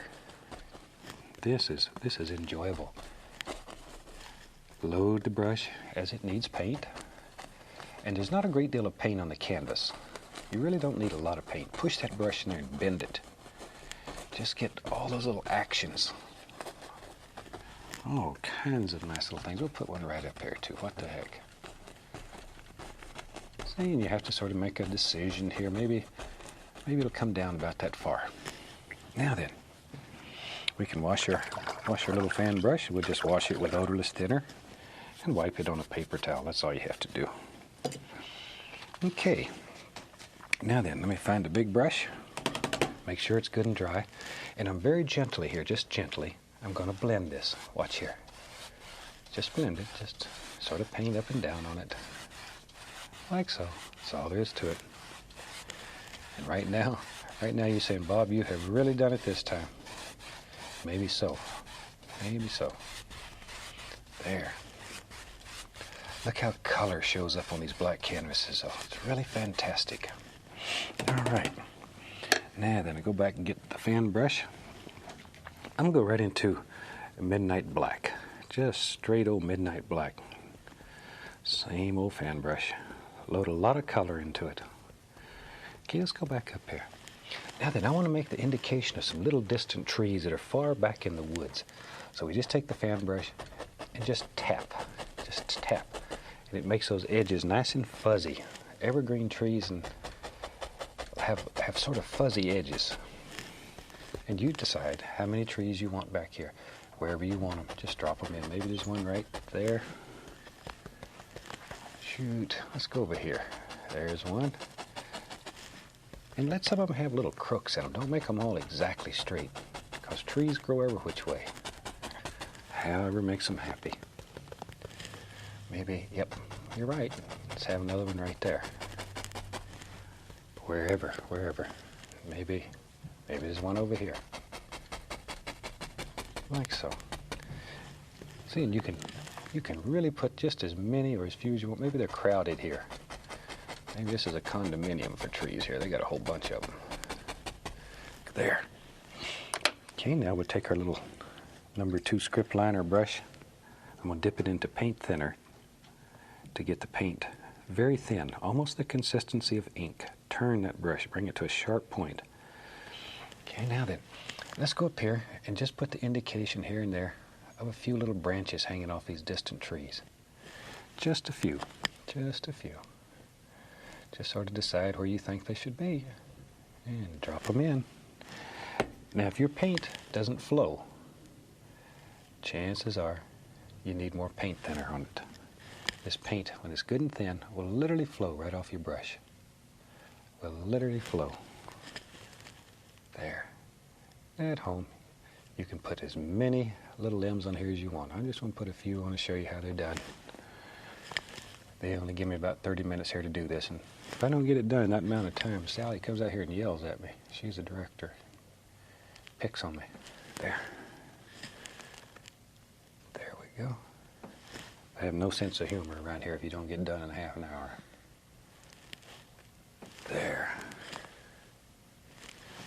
Okay, and we'll put a few over here. Wherever, just to show. But that quick and that easy, you can make the indication of a whole forest. See there? It looks like all kinds of little trees way back in the woods. Way back here. I like these kind of little scenes. They're a lot of fun to do. Extremely easy. Extremely. And they work for you. There. And we have our little forest that quick. Okay. Now then, let me find a good dry 2-inch brush. And let's begin putting some little grassy areas in here. I'm going to start, tell you what, let's use a little bit of cad yellow, some Indian yellow, some yellow ochre. I'll be right back. Let me reach up here and get a little sap green too. So now we get all the yellows and sap green, and just tap the brush like so. There's not a great deal of paint on the brush. Okay, let's go up here. Now then, you have to make some big decisions. Maybe there's a little bit of land back here. So you decide how the lay of the land. See, just touch. And comes right down. See there, how easy that is? All you're doing is just touching. And it makes this beautiful, soft, looks like velvet grass out here. It's just so nice. Be a super place just to run barefooted. There we go. I was born and raised in Florida, and you run barefooted a lot there. When I was a kid, everybody was barefooted. Had to watch out for the sand spurs, though. That's a plant that grows that has a little, they'll hurt your foots. There. People in Florida don't know what that is. Over here, we'll come like this. Just however. Okay. And we'll just keep working down, down, down.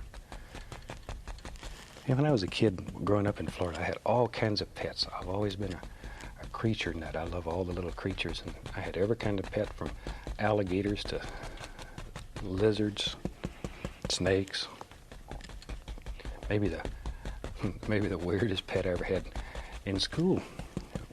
I grew up in the country, and I took, like, I think it was called 4-H and Future Farmers of America. And in there, you had to have a project. You had a garden or some kind of something, and you kept records of it. Showed how you made money. It was like having a small business, and it taught kids how to do things. A super program. But anyway, I picked chickens. I decided I was going to raise chickens. Well, the thing was, you had to go get some little chicks, and you raised them up until they were full grown.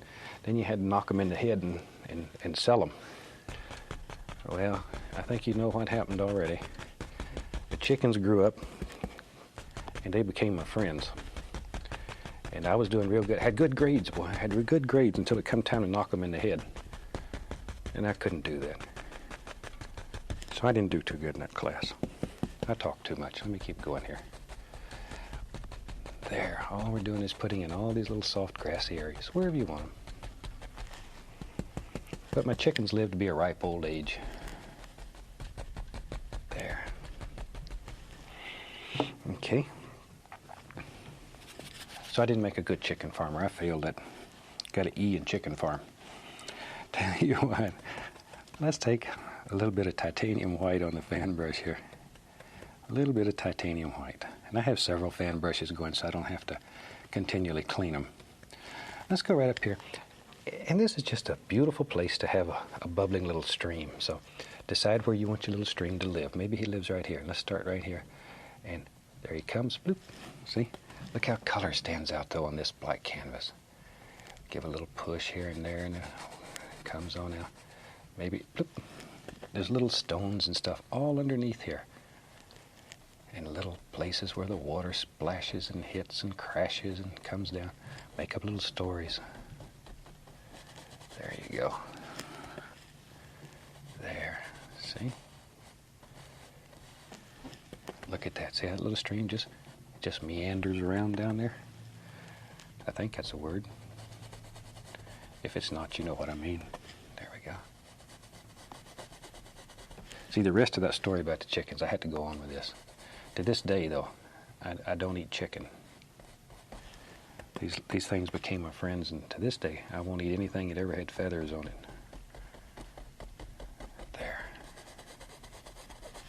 Okay, look at that little stream. See how it just grows right there in your fan brush. It lives there, hides there.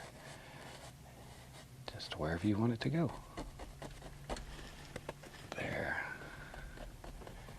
And we do a lot of shows around the country for charity groups and PBS stations and etc. And the thing that most people say when I finally get to meet them in person, the first thing they always say is, son of a gun, you're a lot taller than you look on TV. And you don't have red hair. I don't have red hair, and I'm almost 6'2". And if you've seen Steve, my son on the show, that little son of a gun is almost 6'5" now. So he calls me Shorty. I'm going to take a little bit of Van Dyke Brown, a little dark sienna mixed together, and here and there, let's go right up here, and let's just put the indication of some land, little stones and stuff up through here, wherever you think they should be. Wherever. You sort of decide where you want to put them in. Maybe, tell you what, let's do. Maybe right here.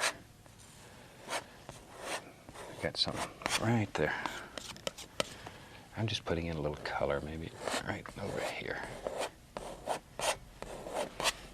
Okay, now then we take some white, a little bit of dark sienna, just the least little bit of the dark sienna, just a tiny bit.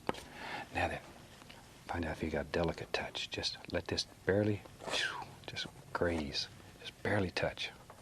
Do you see how that color stands out on these black canvases? It's fantastic.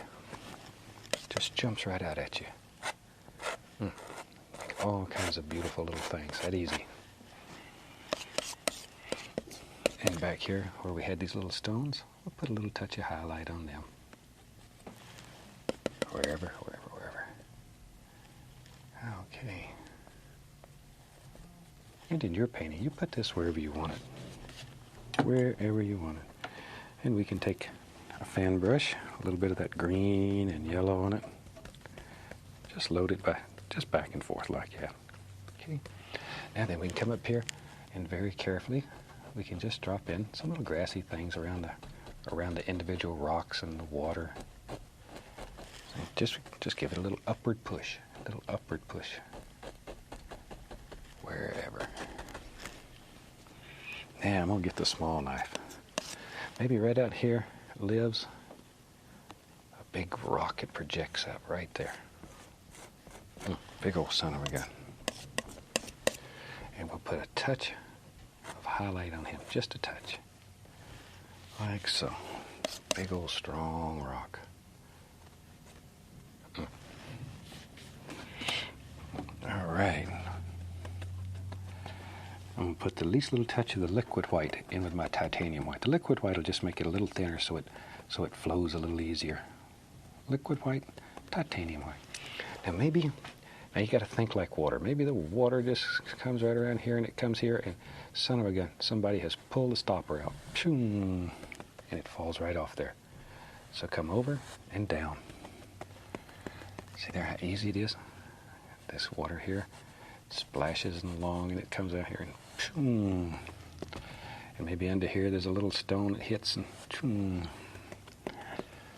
if you don't make those little noises, so it don't work. Gotta make those little noises. Like so. Isn't that neat? And it's a super easy way to make a beautiful little waterfall. And down here it hits and splashes and churns and oh, look at all that. Push upward with a brush. Making little splashes happen. Here it comes. Water's rough down here. It's fell all the way down. There. See there? Isn't that neat? Now then, we need something in here. So I'll go back to my old 2-inch brush that had all the yellows on it and a little touch of the bright red every now and then, not much. Just tap the brush. Okay, let's go up here. And now then, we want to bring some of these grassy areas right down over the stones. Get a little more green in that, a little more of the sap green. Here it comes. See? Let these little things just hang right off like that. You don't want to cover up all your little rocks here that are showing. Leave some of them. Leave a few of them. There, a little bit more of the color. Here it comes. Just follow the angles that you put in here. Follow those angles. There. Did you ever believe you could paint such delicate little grassy areas using a great big brush?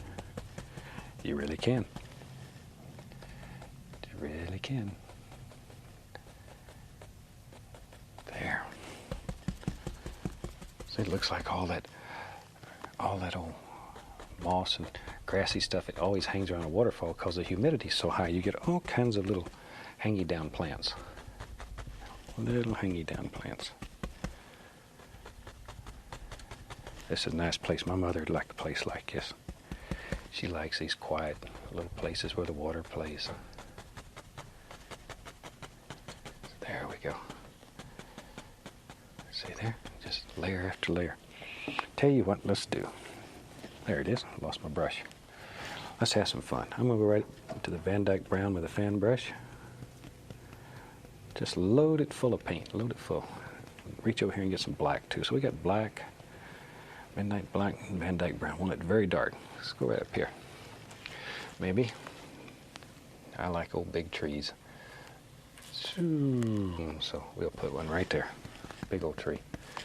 Big old tree. And he's got a friend. We just cover that one right up. Boy, we killed that tree back here, didn't we? That's all right. That's all right. If you learn how to make him, then the effort wasn't wasted.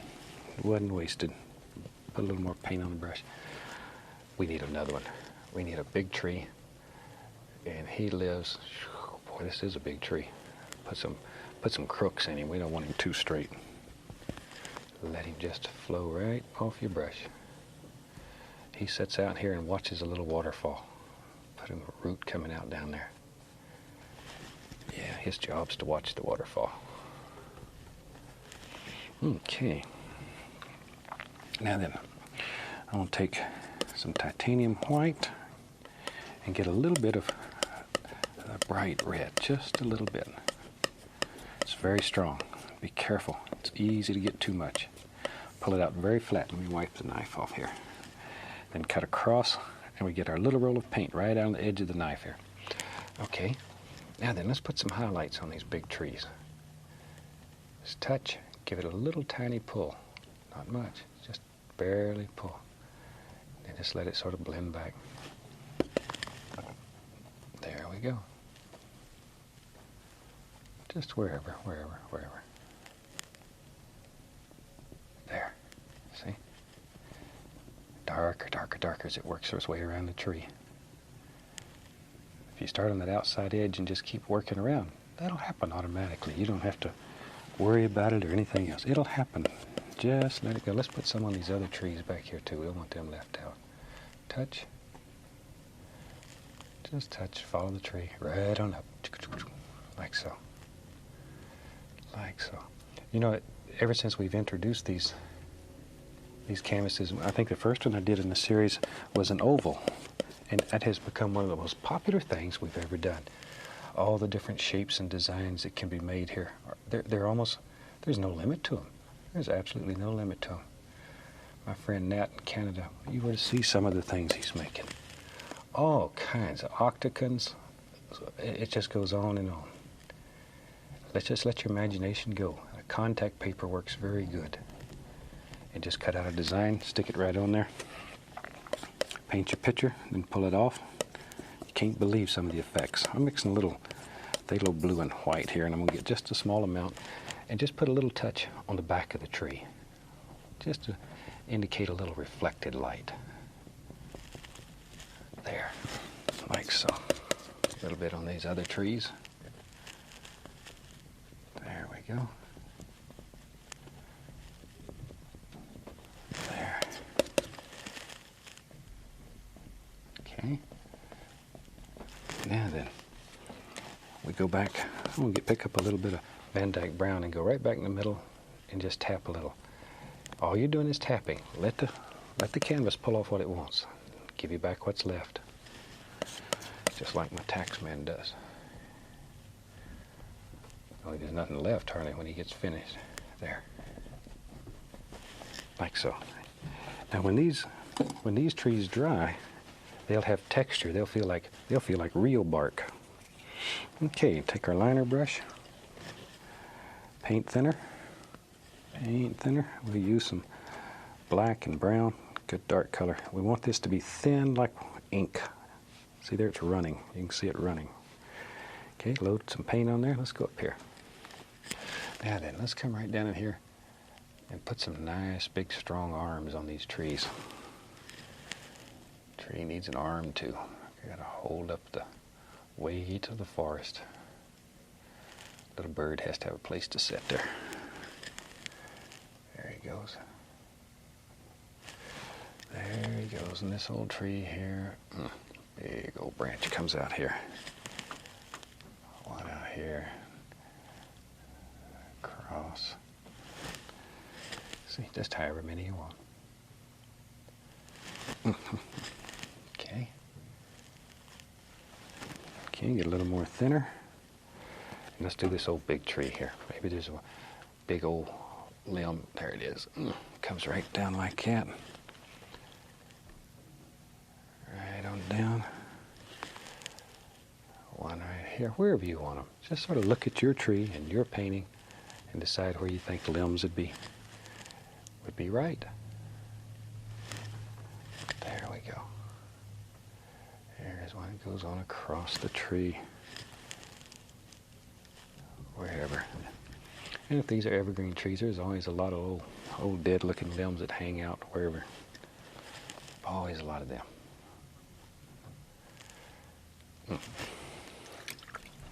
Okay. Tell you what. Let's use the oval brush. I'm gonna go right into black. Reach over here and I'll grab a little sap green. Just mix them on the brush. Shoot. Black, sap green. Tap some color into the bristles. Go right up in here. And we'll just put the indication. See, that oval brush makes all those beautiful little little leafy effects, very easy. All you do is just tap downward. Put as many or as few as you want in there. This is green and black, very dark. There, all those little hangy downs. Okay, let's go to the other tree over here and put some right here, like so, like so. Okay, wherever, right on up. Okay, now I have another little oval brush going here. I have two of them. And with that one, I'm going to go right into some cad yellow, and I'll reach up here and grab a little black and make a nice green. Load the brush full of paint. And when after you pull it, once you pull it, and then give a little push. That loads paint right on the tip, okay? Now then, all you have to do is just go in here and lay some highlights on these trees. Some bright colors. Don't overdo. Don't overdo, it's too dark. There. And super. It's a nice way of making some very effective little evergreen trees. This one here, give him a few. Just however many you want. But sort of look at the basic patterns here. Don't just throw them on at random. We talk about that over and over. Tree's got a personality. Don't want to hurt his feelings. Okay. This big old tree out here. But isn't that a super nice, easy way to make some very effective little evergreens? There we are. Okay, a few right up in here. Shoot. Look at that. All kinds of little things happening. There. All right. Time to have some fun. Now I'm going to pull the tape off here. Let's see what we have. Okay, let's bring the camera right up here and watch here. Watch right here. Here it comes. There, just take it right off. And what do they say? Ooh-la, or whatever it is. You got a fantastic little painting right there. But I like these kind of paintings because you can run outside of the borders. Now let's take our stream here. And let's just let this little stream just wander right on out of the borders. Let it go for a ways. Let it go for a ways. I don't want it captured in there. Just sort of let it go. See? Push up, make little foamies. And they're just wandering right on off the canvas. Right on off. Okay, then we can go back to our big old 2-inch brush. And maybe, look at there. We can bring this land area right on down. Just sort of let it wander right on out. And I love the way these little pictures look. And if you're into selling paintings, these son of a guns will sell like hotcakes. You can certainly make a happy buck with them. Tell you what, I think we about have a completed painting. I'll take a little thinner, a little bit of paint, and let's sign this one right here. Call it finished. Hope you've enjoyed this. It's a little different. It'll give you some excitement. It'll light up your life. From all of us here, happy painting, and God bless. Welcome back. Certainly glad to see you today. You ready to do a fantastic little painting with me? Good.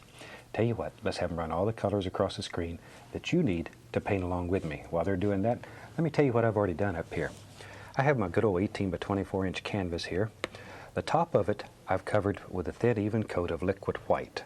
Then we have a piece of masking tape right across here, slightly above center. And then the bottom of this canvas is covered with liquid clear. Very small amount of the clear down here. Thought today we'd do a little tropical seascape. I've had so many cards and letters asking for just a bright, shiny little seascape. Thought I'd show you a very easy and effective way of doing one. So let's go on up here and get started. Today I'll start with the old 2-inch brush. Go right into a small amount, very small amount of the Indian yellow. Just tap a little into the bristles. Come right up here, and we'll just do something about like that. And just let it go right on out. Without cleaning the brush, I'm going to add a small amount of cad yellow and just run it on out. Don't have to clean the brush at all. And once again, without cleaning the brush, I'm going to add yellow ochre. And we'll take that all the way up to the top. Just like so. There we go. Now then, still without cleaning the brush, I'm going to add just a touch of the bright red. And come right along the top, making little crisscrossy strokes. All the way across the top here. And then just very lightly blend that into the ochre. Like so. And here and there, maybe you can tap in a little bit to make a little streak in the sky, wherever you want it. Maybe, yeah, right here, we'll put another, wherever. Just sort of look at it and make a big decision, put it in. There, wasn't that a bright, shiny little sky? Easy to do, easy to do. And clean the brush. Scrub it off, shake it, and just beat the devil out of it. Now then, let's have some fun. Let's have some fun. Take a alizarin crimson. Load it right onto the 2-inch brush. Be right back, right back. Don't leave me. And I'm going to get a little bit of phthalo blue. Just mix it right on the brush. Let's go right up here. Underneath here, I'm going to add a little bit of that lavender color. Right there. Just a little touch. Little touch. And this lavender, you can mix with yellow without it turning green. Even though you have blue in it, as long as it's predominantly crimson, you can mix it right up against there and get away with it. Now then, without cleaning the brush again, I'm going to add more of the phthalo blue. Just a small amount. Doesn't take much. Doesn't take too much. And we'll come right down to the horizon here and add phthalo blue. It's a very pretty blue. I like phthalo blue. It's a very nice blue. It's spelled funny. There. Okay, now very lightly. I'll just blend the entire sky out. Okay, and we can wash our brush one more time. That's the fun part of this whole technique. The camera people don't think it's so much fun. Okay. Now then, let's use the knife today. What the heck? I'm going to take some titanium white and pull it out as flat as I can get it. Just really get strong. Pull it out very flat. Go straight down. There you go. And cut across. So you have that little roll of paint. Okay, let's go up here. Let's make some little clouds that just hang around here and have fun. Pushing very hard. Very hard. Very hard. Just lay in some basic little cloud shapes. I don't want these to be bright clouds, just little floaters. Just little floaters. Little fun clouds. Good time clouds, maybe. There's one. Comes right down through here. See there? And in your painting, you put them wherever you want them. Maybe there's, shoot, who knows? Maybe there's one that floats right around here and has fun all day. Maybe one that goes right on off the edge of the canvas. Just wherever. Wherever. Maybe they go right down to the horizon. There. Now then, clean, dry brush. And it's time for your bravery test. Come right up here and very lightly, 2 hairs and some air, just blend those little clouds, barely touching them. Barely touching. You take the brush, another way of making clouds for this type. Just tap a little white into it and go up here and just literally just tap it right onto the canvas like so. Just tap, tap, tap, tap, tap. And maybe right along here there's another one. Just all you have to do is just sort of tap them on and then very lightly, just blend them. And that's a super easy way of making some cute little clouds. Okay. One more time. Now then, let's take the tape off. And you'll see you have a perfectly straight horizon. That's one of the nicest, easiest little ways of getting a straight horizon I've ever seen when you're doing a seascape. Now then, I'm going to mix up, let's take some phthalo blue and alizarin crimson, mix it together. That's very difficult to tell what color that is. It just looks black. If you want to find out, reach over here and get a little white and mix it in there and see what you have. If it's a color you like, super. If it's not, this is the time to change it. This is the time. Now, one of the things when you're doing a seascape, if you'll sort of figure out basically where you want the major wave to be in here, it'll save you a lot of problems. So let's say our major wave, it's going to live right there. And just sort of take the filbert brush and just sketch out a basic shape of where you want that rascal to live, like so. And it's going to curl over like that. Now, once you have that in, then you can lay it all out. Let's just use the old 2-inch brush. Shoot, I'm going to tap a little of this dark lavender color in here. And let's go right up here. And then let's just begin putting in some color. Like so. Like so. Just let it come right along that horizon. There. Okay. Just right along there.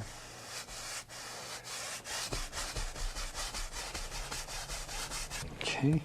And you come right down to this major wave. And it really doesn't matter if you get it on. It's just a guide. It's only a guide. And I think you'll find that it really helps you to put that in, though. Now, I'm going to add a little touch of phthalo blue to that same color. And I'll just use the brush to sort of mix them together. So I'll put a little more blue into it. And with that, we'll go out to the edges here. I want the edges to be a little bit more to the blue tone. There. Okay. And just fill this in. And same thing over here on the other side. Just fill it in. Right up to that.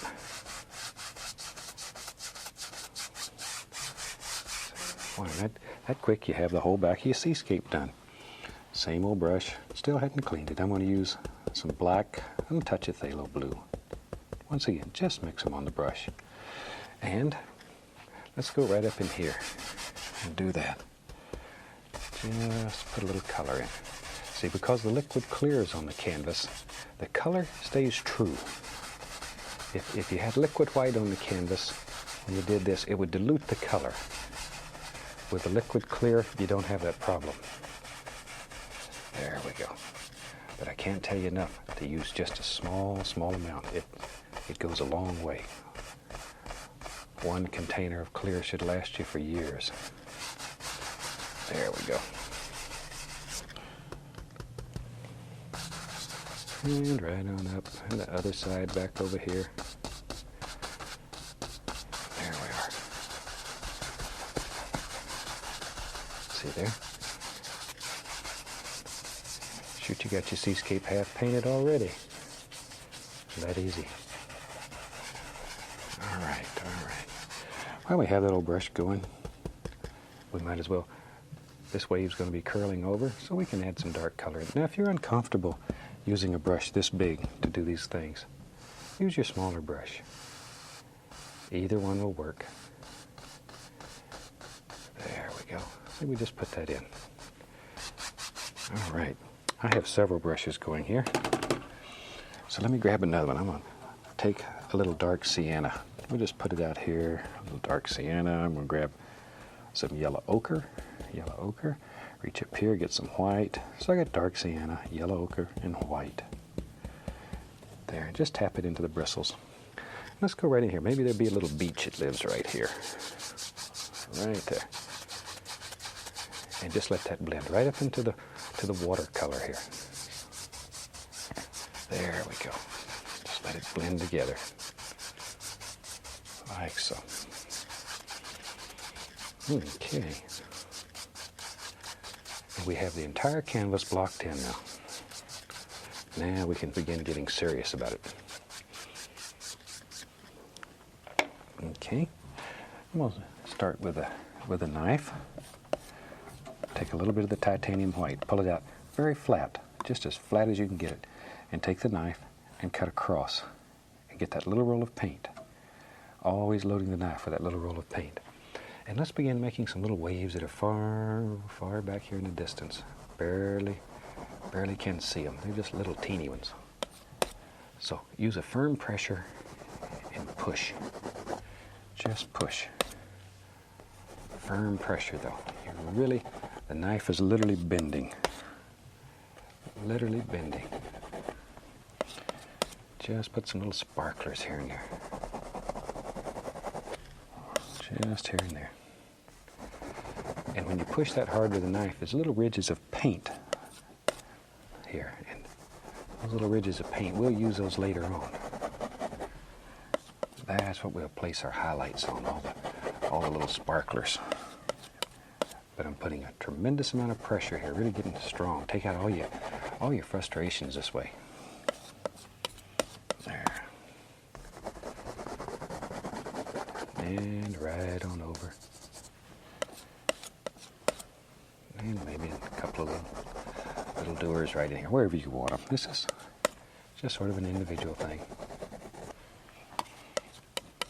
Okay, now we can even take a little of that white and push it right on top of that. Right up here on top, like that. Now then, I'll use a little touch. We'll just use that same color that we used to make sand to that. I'll add a little bit more yellow ochre, make it a little brighter and white. So it's quite bright. Pull it out, cut across, get the teeniest little roll of paint, tiny little bit of paint.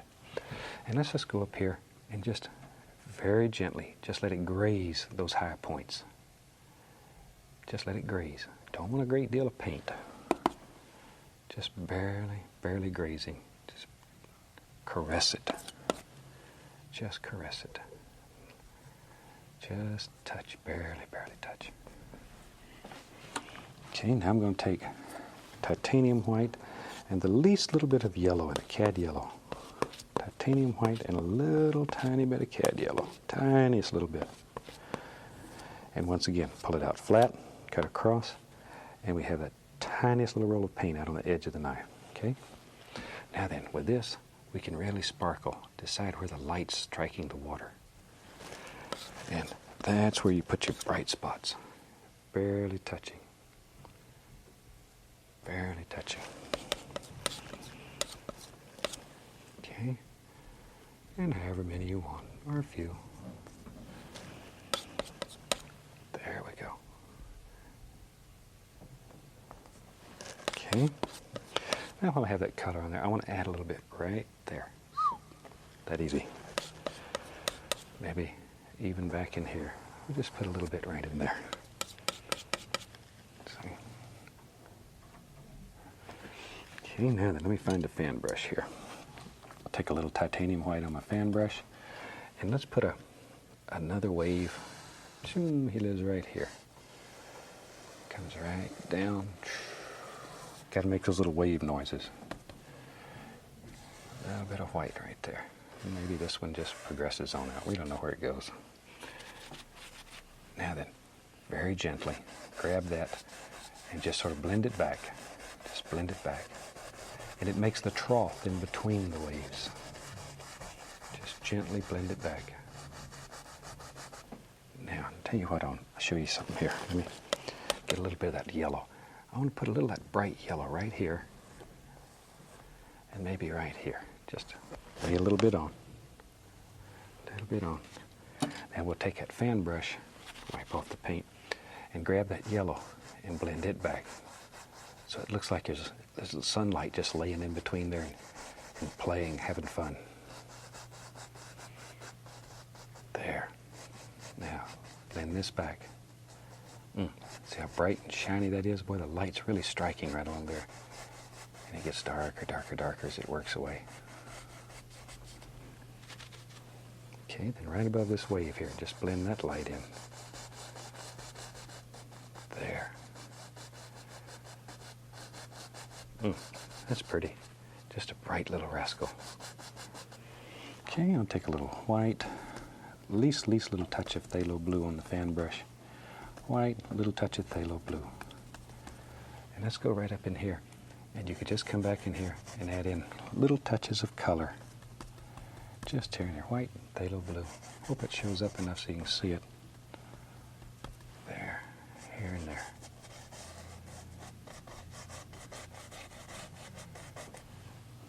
There we go. Just sort of drop those in wherever you want them. Okay, right over there and here and everywhere. But you're always using this little rocking motion. Just a little, I guess that's a good word for it, a little rocking motion. It helps create the illusion of all kinds of little waves and stuff happening without actually doing a whole bunch. There. A little bit of that blue just shining right through that bright spot there. Okay. Time to have some fun. Let's do the eye of the wave. That's always what everybody wants to do. That's the fun part. Take the filbert brush, a little touch of the cad yellow and white. Load a lot of paint on the brush. And let's go up here and get tough with it. Just get in here and scrub it hard. Just really scrub it. Scrub it. And then begin working out. So that's another reason we do this sketch, because you don't want paint in here. You want to keep that pure. Now then, begin working outward, outward, outward, outward. And automatically, it'll get darker and darker as you run out of paint. There, begin shaping and forming the wave. Darker, darker, darker. Right on out to nothing. Now then, clean, dry. Be sure it's dry. 2-inch brush and use just the corner. And all we're going to do here is just stir it up, mix it up. Tiniest little circles, tiny little circles. You can blend this till it's as smooth as glass. Now, let's begin shaping our wave. Grab it and pull. See? Grab it and pull. Isn't that neat? That easy. You can create the shape of this wave. That easy. That easy. There it is. Okay. Let me find a fan brush. I have several fan brushes going also. I'm going to take a little of that white. It has the least little touch of yellow in it. Now then, let's do this big crashing wave here. Grab it and pull. Make those little noises. And it'll pay you to wipe your brush between each stroke and reload it so you got nice clean color there. This is the part of the painting that everybody wants to see. And if you're out selling paintings, of course none of us are interested in that happy buck, but if you're out selling paintings, this is the part that sells. Okay, use the old filbert brush here.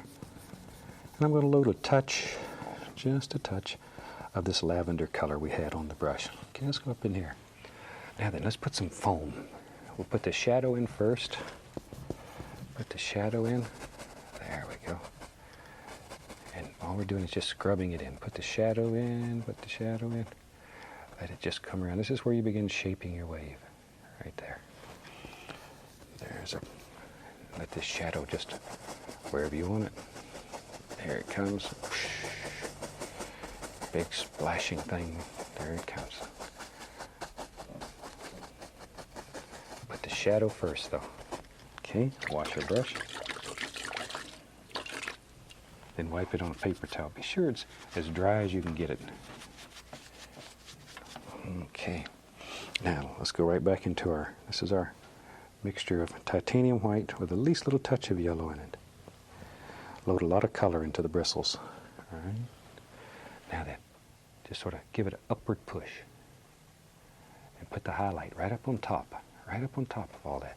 Turn the brush, use both sides. Now when it runs out of paint, wipe it off good, get all that blue and lavender color off of it. Come back with your nice color. See, make those little noises. It really helps to get you in the mood. And then just sort of bring it all together. There. Okay. Now then, with our clean, dry 2-inch brush, once again, I'm just grabbing this and going to stir it up. tiniest little circular strokes.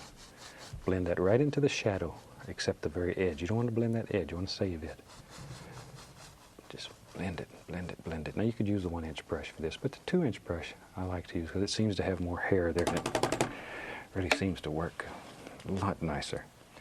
We can put a little touch of that highlight color over here on the other side of that wave. Pull it down so it looks like it continues. Okay, let me find my little liner brush. Take the liner brush, I'm going to go into some titanium white, the least little touch of phthalo blue in it. Now let's just take this, come right along here, and begin adding some highlights here and there, just like so. Now at home, you have unlimited time and you can just put all kinds of beautiful little things like this. Here, you know, they have no sense of humor. Shoot, if I go over 30 minutes, they get upset and start yelling at me. There we go. But these little things help shape and form your waves.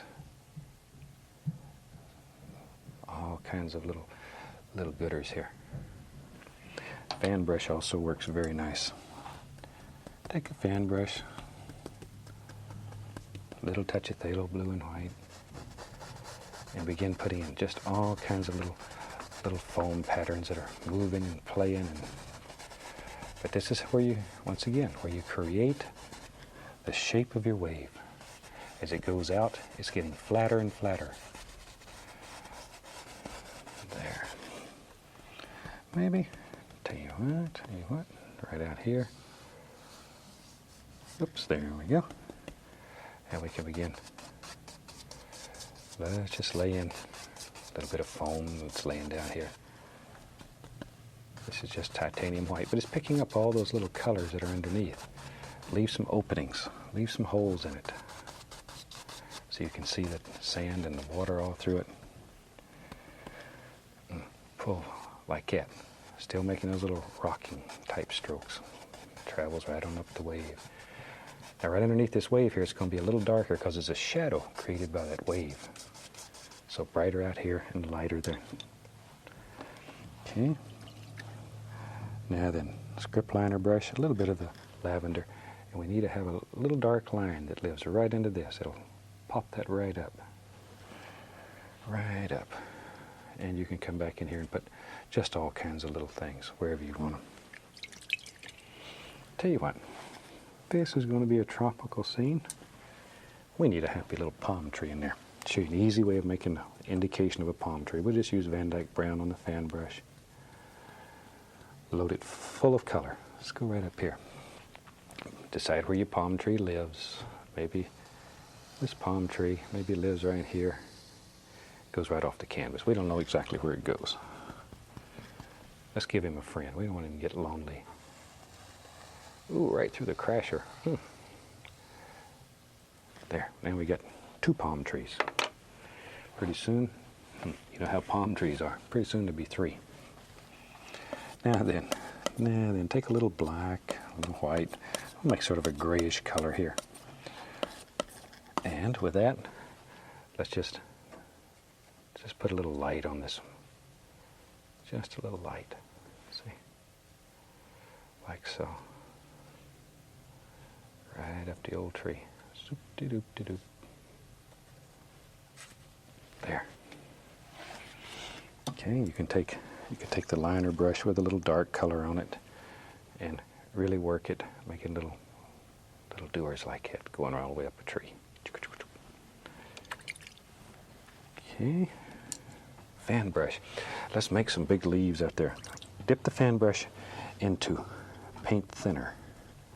I'm going to take black, and I got it thin like water, like ink. A lot of thinner in there. It's very thin. It'll run on you. Okay? Now then, let's come right up in here. Decide where your big palm leaves. Maybe this one comes right around. Choom. Now because this is so wet and thin, you can grab it. Look at that. See there? And that easy. You can make all those beautiful little shapes. Now then, just wherever you want them. Think about how your palm tree is going to look. Sometimes you can see both sides, sometimes one side. There's one.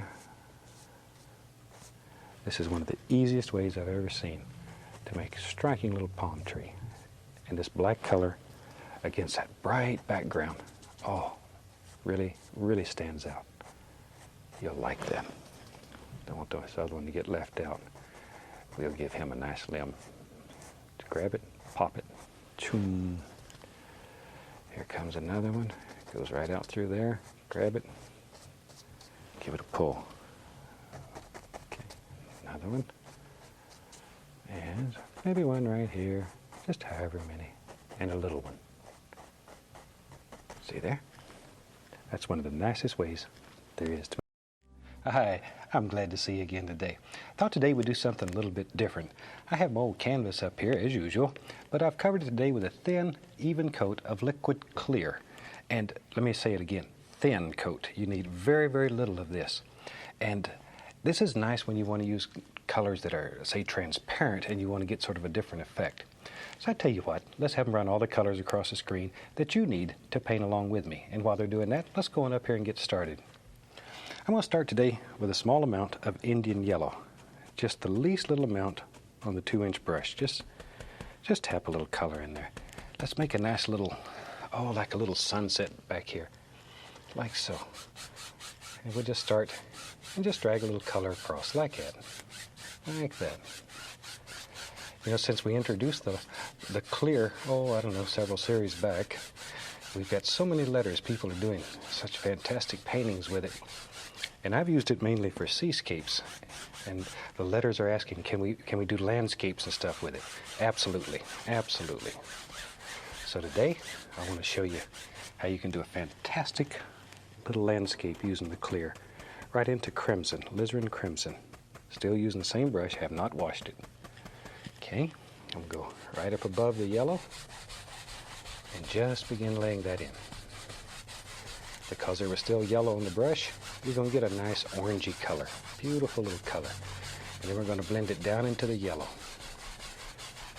So these colors are very transparent, so you get some beautiful effects. I'm going to get just a touch more of the crimson on my brush here. Just blend it right on down. Like so. But you need very, very, very small amount of this liquid clear. Can't say that enough times. That's probably the biggest single mistake made, is putting too much of it on the canvas. One jar, oh my gosh, it'll last you for years. There we go. I'm just going to add a little bit of that same color down here into the water. Like that. Whatever we put in the sky, we'll add a little into the water too. Okay, just sort of blend that together. Tell you what I'm going to do. I'm going to add a little bit more crimson because now we've wiped most of the yellow out of the brush, so it'll look a little more into the reddish hue. I want it to be a little brighter right above that. So we have just layers of different colors. Very pleasing, nice little colors. See there? Now then.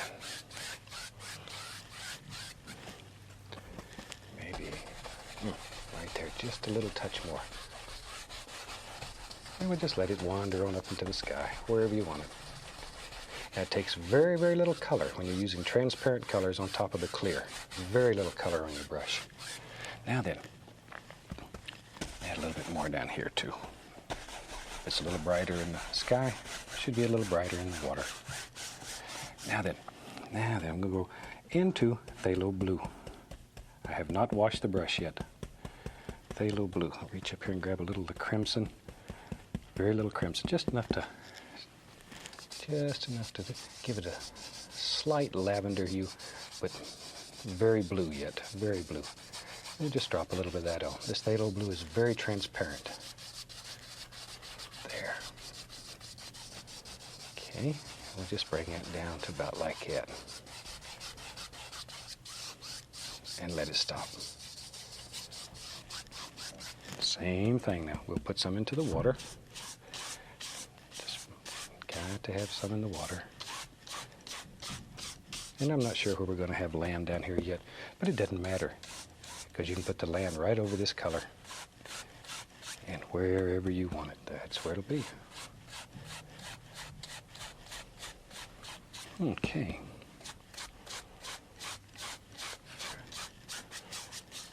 There. I'm going to get another brush here. I have several of each brush.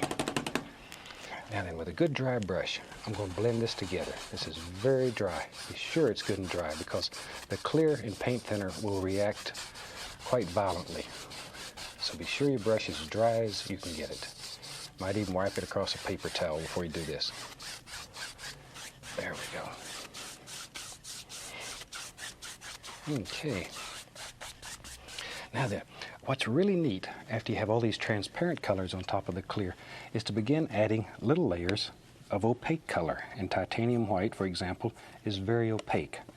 So let me show you here. We'll take the old knife, pull the paint out very flat, and just cut across. Get us a little roll of paint.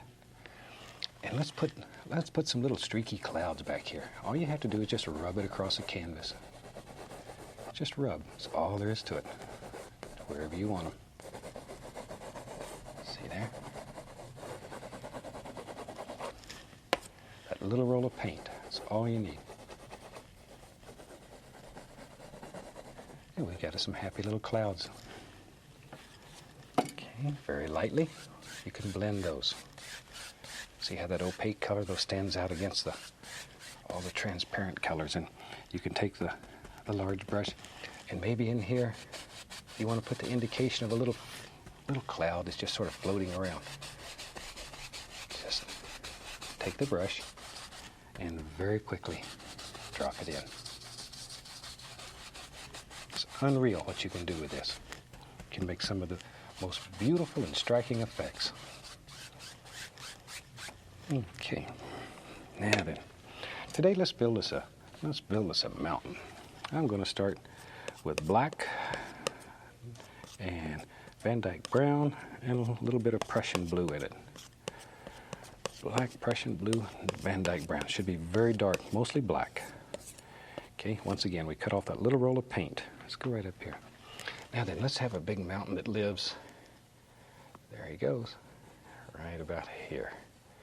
I let him drop down. See there? You just put him wherever you want him. Very dark, though. And the only thing you're worried about is this nice outside edge. You could care less what's happening inside here. And we just let him flow right on off here. Big son of a gun. Really push that right into the fabric. Right into the fabric. Scrape off all the excess paint. Just really get in there and scrape it. Okay. Now then, we'll take a large brush, grab this, and pull it. Because it's wet, because the clear is on here, it'll move. There we go. And just let it blend downward. This removes excess paint and also gives the illusion that there's mist at the base of this mountain. Just let it wander right on off. We don't know where it goes. Don't really care. Wherever you want it to go. See, just take the brush and tap.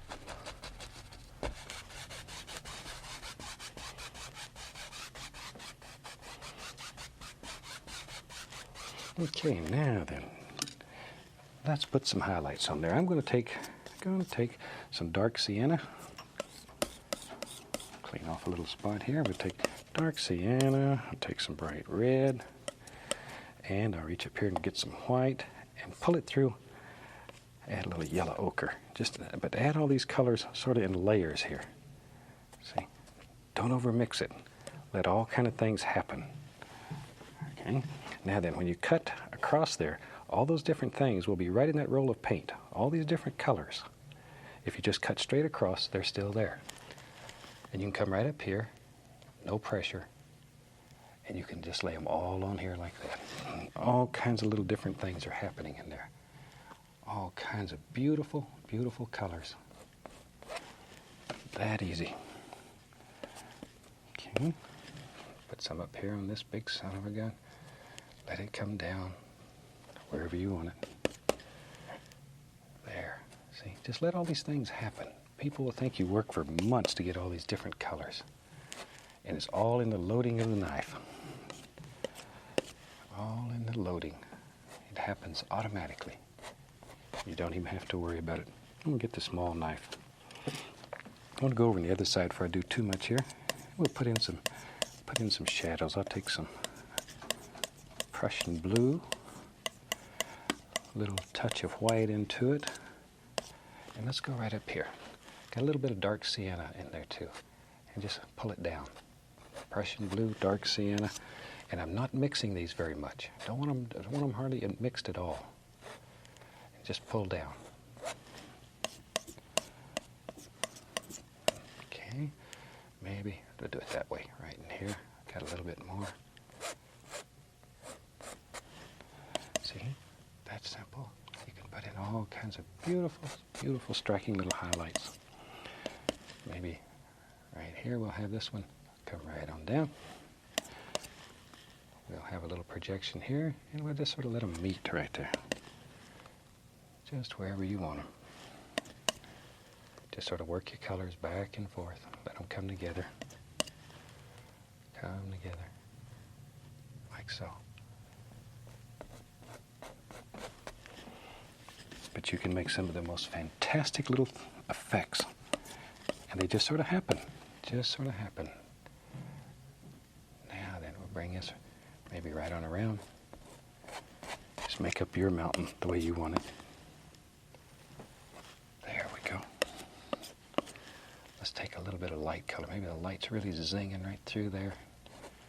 It plays all in that dark area.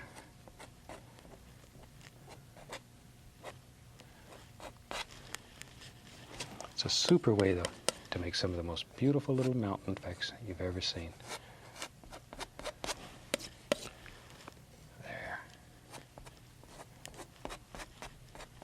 Okay. That gives us a pretty nice little mountain. Let me find a clean, dry 2-inch brush, and I just want to tap the base of this mountain. I want to create the illusion of mist down here. So all you need to do is just tap it, following the angles, and then gently lift it upward. Gently, gently, gently. Always follow those angles, though. It's most important. See, and that'll create the illusion of mist at the base of that mountain. Now then, let's take, we use that same basic old mountain color. It's black and blue, a little brown in it. Very dark though, should look black. Okay, continue to pull it out flat, get our little roll of paint right out on the edge. And maybe here, let's do this. Let's get brave today. Maybe this big son of a gun just comes right on down. Put a little bump right there. Just sort of let it go. Very dark. I want this to almost be black. Very dark. And we'll play some games with contrast here. Now, if you had the liquid white on the canvas when you've done this, it would dilute your color. It would not be near as dark. And I want this to be very, very dark. It should look black. Okay. Now I'm going to grab that and just pull it. There we go. That is very rich, very dark.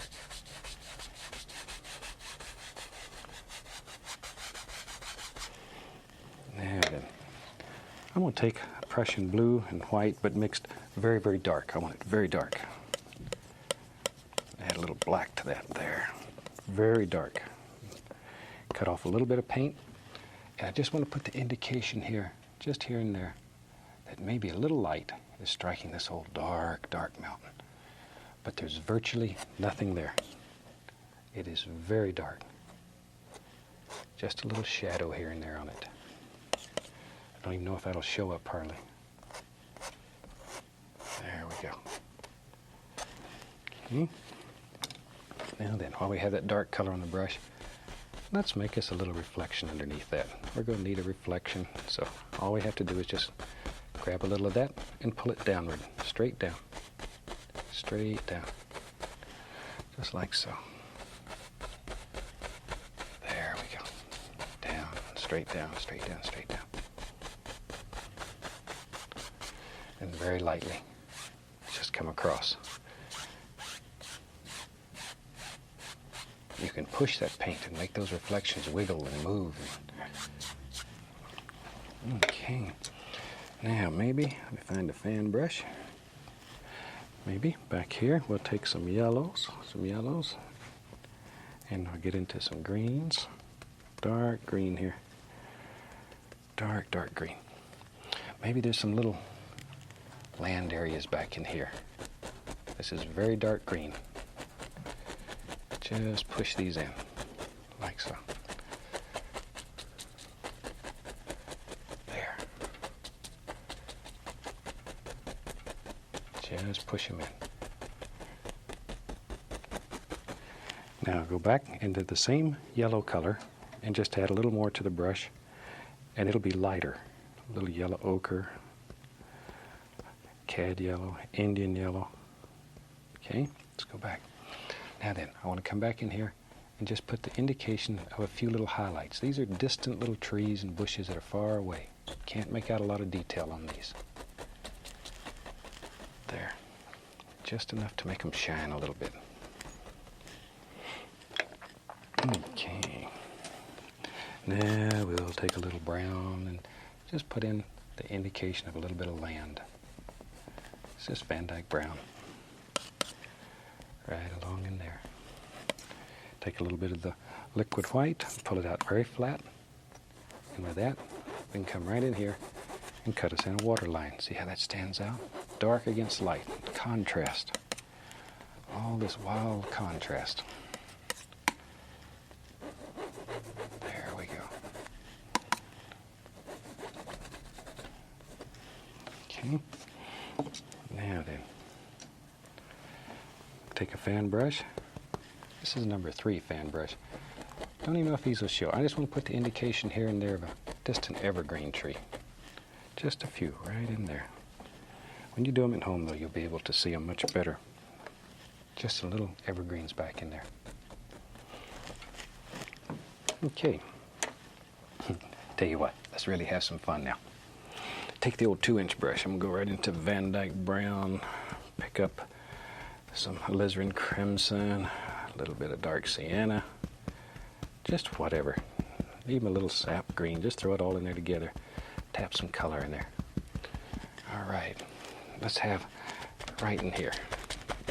Let's have some beautiful, beautiful little bushes and trees. Just tap. Use the corner of the brush and tap quite firmly. Maybe these son of a guns just, there they go. Go right on off the top of the canvas here. Ooh, right over my mountain.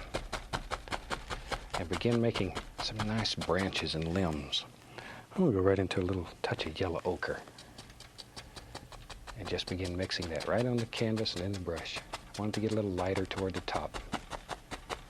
There. And this is the back of the tree. We paint the back of the tree.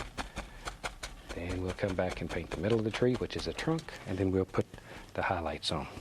Okay, go back into a little more of the brown. Have to start making some big decisions here. Where do you want your land to go? Maybe it goes right out here like that. Just wherever. Maybe out through there. Just decide where you want it and drop it in. Pull that straight down a little bit. Go across, give us the indication of a happy little reflection. And maybe over here on the other side, maybe there's some more over here. Same colors, brown, a little bit of alizarin crimson. There. Just whatever you got. Good dark color. Maybe there'll be a little reflection here too. Okay.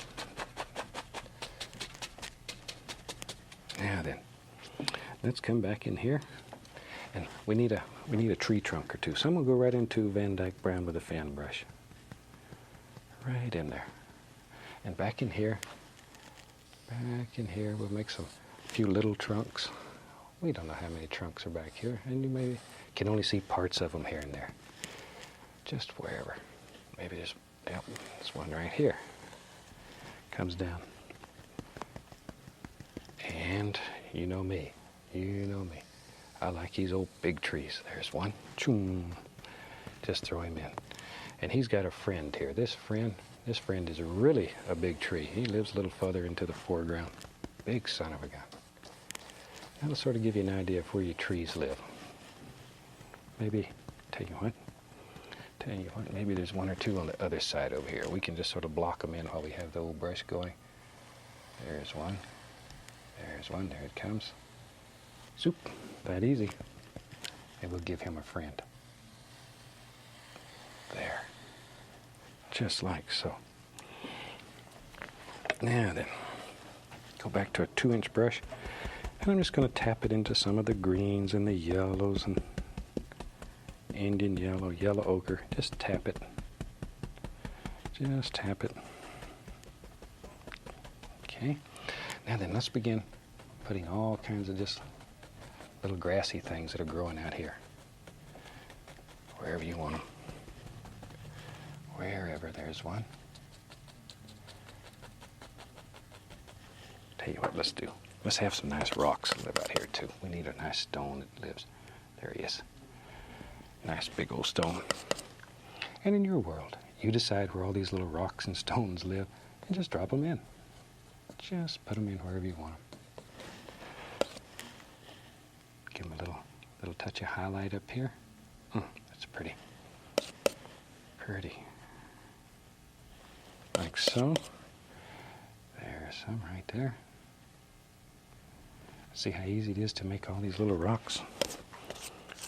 Okay, maybe we want some on the... Yeah, we can't leave this side out. We'll put a big one right out here. It lives out here on the corner. He watches and sees what happens out here. There we go.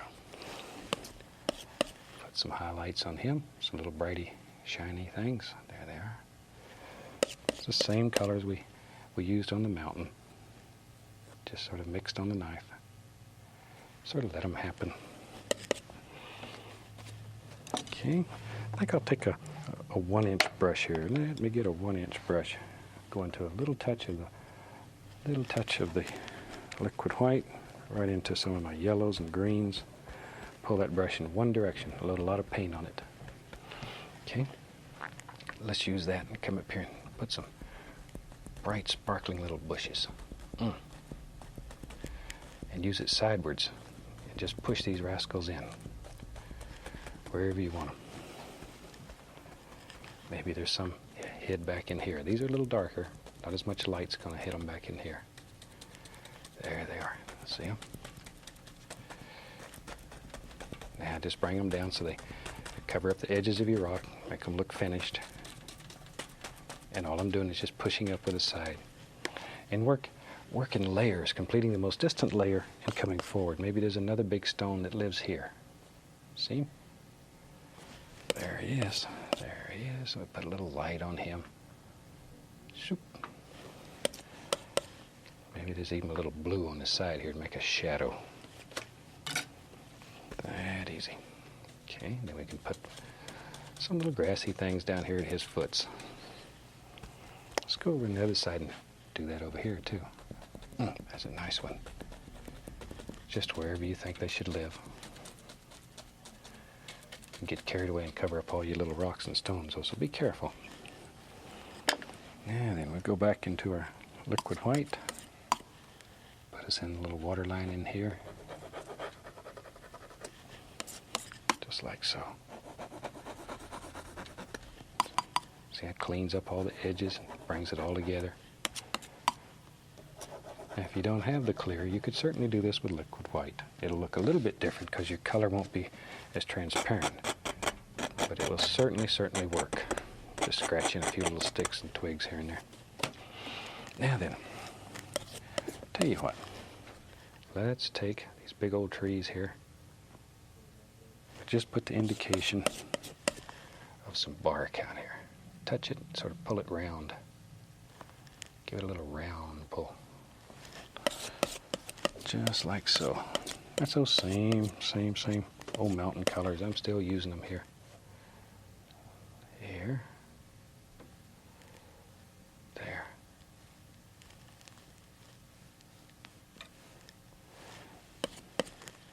Maybe a little bright color right in here where the light striking. And let's go over to the other side. Don't want these little trees left out. We'll put a little color on them too. Now they'll stand out against those dark, dark colors in the background. It's fantastic. I thought you'd like this. And it shows you that what you can do using the clear.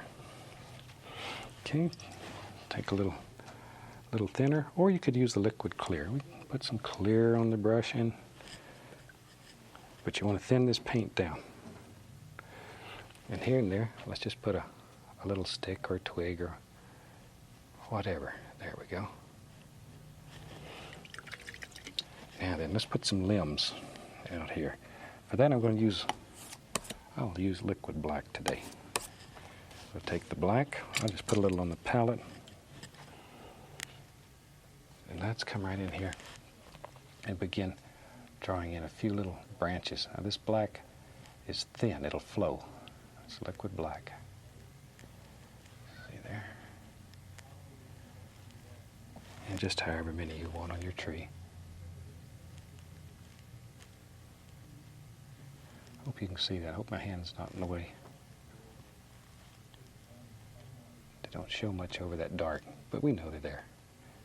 You could add a little touch of light to them, get them to pop right out. Okay, back over here in our big old tree. Big limb, it comes out through here like that. Wherever you want them. Wherever. There comes another one. Back in here. Just a few. Indicate a few. Now then. Okay, let's take, I'm going to dip my brush into a small amount of the clear, and I'm going to go right into yellow ochre. Tap a little bit of the bright red. Just tap it. Okay, now I want to put the indication of some little leaves out here that come all in front of the tree. Just like so. See there?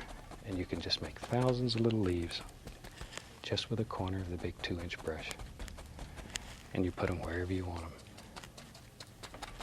That's super. Really hope you've enjoyed this one. I think we'll call it finished. See what you can do with a liquid clear. And from all of us here, happy painting and God bless. Hi, I'm glad you could join me today. You ready to do another fantastic little painting?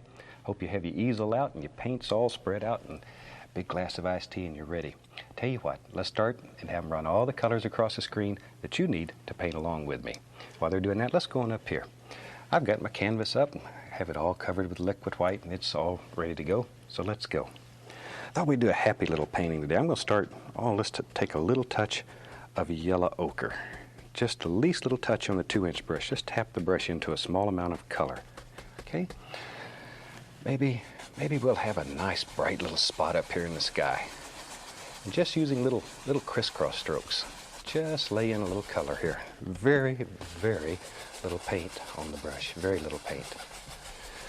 Maybe take just a small amount of cadmium yellow, and just sort of lay a little of that in here. Whatever, just make a happy little painting today.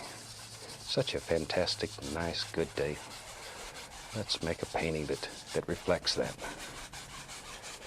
Okay. Now then, let's wash the brush. And we wash our brushes with odorless thinner. Shake out the excess. And beat the devil out of it. Okay, I'm going to take alizarin crimson. Just go into a touch of alizarin crimson. Reach right over here, be right back. A little bit of phthalo blue with it. And you can just mix these on the brush. I'm looking for a lavender color. And by mixing these colors on the brush, you'll get all different variations of lavender. It just won't be one dead color. Let's go up here. Now maybe right in here, still using little crisscross strokes.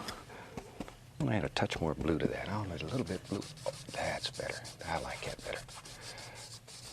There, just using little crisscross strokes. Just begin laying in some more sky, just like so. And this color is so much stronger than the yellow, it'll go right over the top of it. But be careful, it'll eat up all your your bright spot here. It'll just absolutely eat it up. There. Okay. And wherever you want this to go. Tell you what, maybe a little more right over on this side too. Don't want to leave him out. Okay.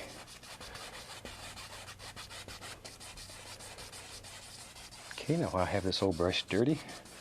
Tell you what.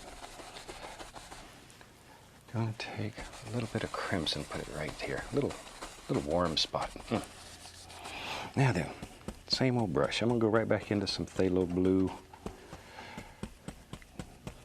Just tap the bristles into some color. And let's go right back up here. I have some water in this painting today, I think. I like water. Water is always so pleasant in a painting. I don't know exactly where it's going to be, so we'll just put it everywhere. Anything that you don't want, we'll cover up with bushes or trees or land or whatever happens. Shoot, who knows? That's what makes it so much fun. We don't use any patterns or we don't do any sketching. We just sort of let this happen. Just let it happen. Okay, I have several brushes going here. Get another nice clean 2-inch brush. And I'm going to go right up here and blend the sky. I want to blend these colors together, still using little crisscross strokes. Start in the light area and work toward the dark area. If you start in the dark area and work toward the light area, it's going to consume this entire light area. And we don't want to lose that. That's going to be our bright spot in the sky. Don't want to lose it. So start in the light area and work outward. And you can blend this till it's so smooth and so soft. There. Okay, now very lightly, using long strokes, we'll just go all the way across it. And sort of step back and take a look-see at it when you're at home to see if it's blended as soft as you want it. Okay, down here we just go all the way across and smooth this out a little bit. And that's all we need. Tell you what, let's build us a little mountain today. For that, I'll take a little midnight black, a little Prussian blue, throw some Van Dyke brown in there, a little crimson, whatever. Good dark colors. Okay, pull the paint out as flat as you can get it. Take the knife, there, take the knife and just cut across so you have a little roll of paint right out on the edge of the knife. Okay, now then, let's come right up in here and decide where you want your mountain to live. Maybe your mountain does now, lives right here. And all we're doing is just putting in a basic shape, and you're only worried about the nice outside edge. You could care less what's happening on the inside. All we're doing is just getting our outside shape laid in. That's all we're doing. Don't worry about it. Enjoy. And you can have this old mountain go wherever you want it. Maybe right on out there. Okay. Now then, take another brush, just an old 2-inch brush, and I want to pull this paint because the liquid white's on the canvas. The paint will move. It will literally move. There. And you can really make some fantastic mountains. So simple. There we go. And we want the bottom of the mountain, the base of the mountain, to just be blended out very soft so it looks like it's just sort of floating around and having fun all day. Isn't that easy? We got a little mountain. Okay, let's put some highlights on that mountain. For that, I'm going to take titanium white and the least little touch of bright red. Need very little of the red. Very little. So strong. Pull the paint out just like before, as flat as you can get it, and cut across. Have that little roll of paint right on the edge. Okay? Now then, you have to start making some big decisions here. Maybe right here there's a little highlight, like so. Just sort of look at your mountain and decide where you want these things to live. wherever you want them. That's where they should be. Maybe that comes, yep, right down like that. Just let it flow right down. No pressure. Absolutely no pressure. This is the most delicate touch imaginable. Most delicate touch. There. See? Just wherever you want it. Tell you what you can do. Show you something that's fun. Let's take a little dark sienna and I'll put some bright red with it. A little bit of white. Mix up a color, oh, like so. Now, take a little bit of that, and I'm just going to sort of just lay it here and there. I want to make it look like maybe there's not as much snow down at the base down here. Maybe it's a little warmer. Maybe it's fall, or fixing to be fall, and the snow's creeping down the mountain. In Alaska, they say the hawk is coming. The hawk is coming. Every day, we used to watch the mountains, and the snow would creep down, down, down. When it got down toward the bottom, you better have your big coat out, because it was on the verge of getting cold. There. Maybe, watch here, see, you can just bring those two right together. You have unlimited power here. You can do anything.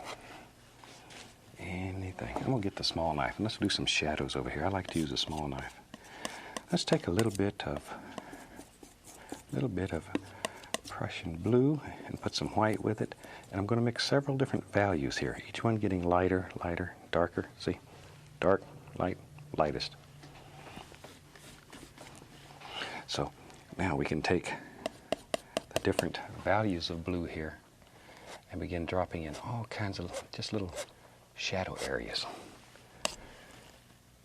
and every once in a while a little bit of dark sienna. Little dark sienna here and there. Put it in, just let it go. See? Zoom. Got to make those little noises or it doesn't work. And you can make some of the most beautiful little shadows. Okay, and you can take your same mountain color here and there and drop back in some dark areas to create some nice, deep shadows wherever you think they should be. All kinds of little things.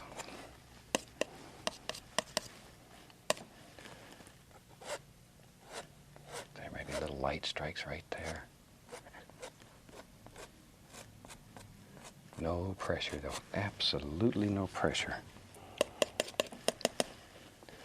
Just let it go.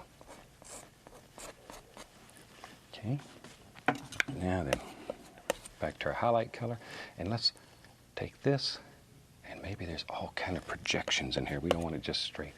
All kinds of big ragged things happening here. This is a rough old mountain. It's had a wild life. Big, strong mountain. So just sort of make up little stories when you're painting. Let these little things just happen in your mind. That's what makes it fun. We can come back in here with some of the darker colors and some of the shadow colors and begin putting in all kinds of little individual things. See these peaks, all these little peaks. They need shadows behind them, so they stand out as individuals. There. Give them some little shadows.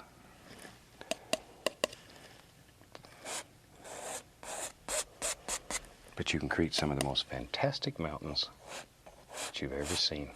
And they're quite easy when you're using a big old knife. You wouldn't believe what you could paint with it, but you have to make friends with it. Spend some time with it. There. And maybe here and there we'll just put the indication of a little highlight, little shadow, up in here. Okay? Now then, clean, dry, 2-inch brush, and I want to just tap the base of this. Just tap it. I want to create the illusion of mist. Tap and then lift upward. Always follow the angles that you have in the mountains. There we go. Over here, follow these angles. See? bring it all together. Makes a super little mountain. Okay. It's time to move forward in this painting. We'll use that same old mountain color, blue and black, Van Dyke brown, some crimson, little sap green, whatever. Looking for a good dark color here. I'm going to take a little bit of it out, and to that I'm going to add some white. There. So it's still a dark color, but not as dark as that. Okay, we'll clean the knife here. I'll just use this old 2-inch brush here. You could use the 1-inch brush, a 2-inch brush, whatever. We'll just start with it. Tap a little color into it. And maybe lives right here. Some little trees. They're way back in the background here. There they go. Just see them? Okay, and it goes right on up. Wherever you want. You just sort of make a decision in your mind where you think these things should live and drop them in. It's that easy. You can do it. You can do anything. Now then, while I have that color on the brush, we'll throw a little bit right in there. Like so. Now, grab the bottom of this and pull it down, and we'll have some instant reflections. Instant reflections. And then go across. Okay. Let's use the 1-inch brush today. I'll go right into some of the yellows. I'm going to reach up here and grab some black. That black and yellow makes a beautiful green. Some yellow ochre, Indian yellow. Just tap the brush firmly into the paint. Okay, let's go back up here now. Now I want to just begin putting the indication of some nice little highlights on these little trees that are back here. Just drop them in. There. All you're doing is just tapping. But pay attention to shape and to form. Don't just throw them in at random. Sort of look at your bush and shape your tree and make friends with it. There we go. See? Just layer after layer. Little bush after bush. And as many or as few as you want. Maybe there's another one lives right here. Now, watch right here. All you got to do, let's create a little land here. All you got to do is just begin tapping, but follow the lay of the land. If you want the land to look like it flows this way, then make your brush go that way. See there? And it looks like very soft, smooth, little grassy areas way back here in the distance. That's the way. You can do it. You can do it. Okay. Now then, we can take our brush, grab just a touch of that, pull it straight down, and we can reflect some of that color right into the water. Right into the water. I'm going to take a little touch of the liquid white, put it on the palette, pull it out as flat as I can get it. Just really pull it out very flat and cut across. That's all there is to it. Just cut across it and go right up here. Act like you're trying to saw a hole right in the canvas. Just absolutely cut a hole in the canvas. There we go. Okay, that gives us just a happy little water line. Then you'll put a ripple or two here. Depends on your mood. If you want a ripple there, then there ought to be one there. Okay, grab this old big brush again. I'm going back into that dark color I had. Now we have to begin making some big decisions about our painting. Maybe, I tell you what, maybe right here. There lives a big, strong tree right here. Maybe there's several trees. I don't know. All you have to do is just tap him in. There's not a great deal of paint on the brush. And I'm tapping quite firmly and sort of with I think you can see that, sort of with the corner of the brush and bend it down like that, okay? Maybe there's a big limb that hangs out over here.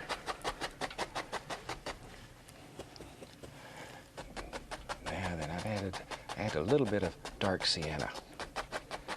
just a tiny bit to begin warming up and lightening that color as it gets toward the top. You can add a little touch of yellow ochre. There's another tree. I knew there was one hiding in there, just had to pull him out. See? Just bring him out. Now then, add a little of the yellow ochre, a little more, right on the same brush.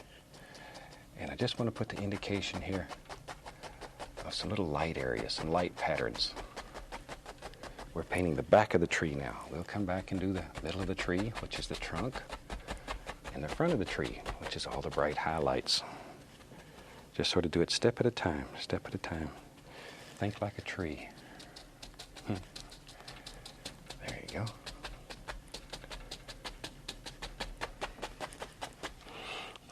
Tell you what, let me grab another 1-inch brush. Let's have some fun. We'll take that same old dark color.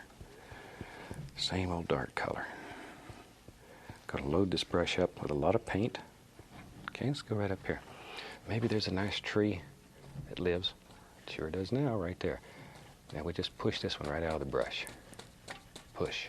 Bend the bristles. Don't let them slide. Don't let them slide. If they slide, you'll have, look like sawgrass. Sawgrass grows in the water. It's just big, long, stringy things. We don't want that. We don't want that. We want some nice looking things going on there. Back into my dark color, browns and the black and the blue and the sap green. Tell you what, let's have another little tree. And he lives right about here. He lives right in front of that one. Put him in there. And however tall you think he should be. There. And another one here. Wherever. Maybe there's a little peninsula that comes out there. Just sort of make up little ideas in your mind and drop them in. Now, if that's a peninsula, we need to have a little reflection under it. So, by pulling down, going across, that'll create our reflection.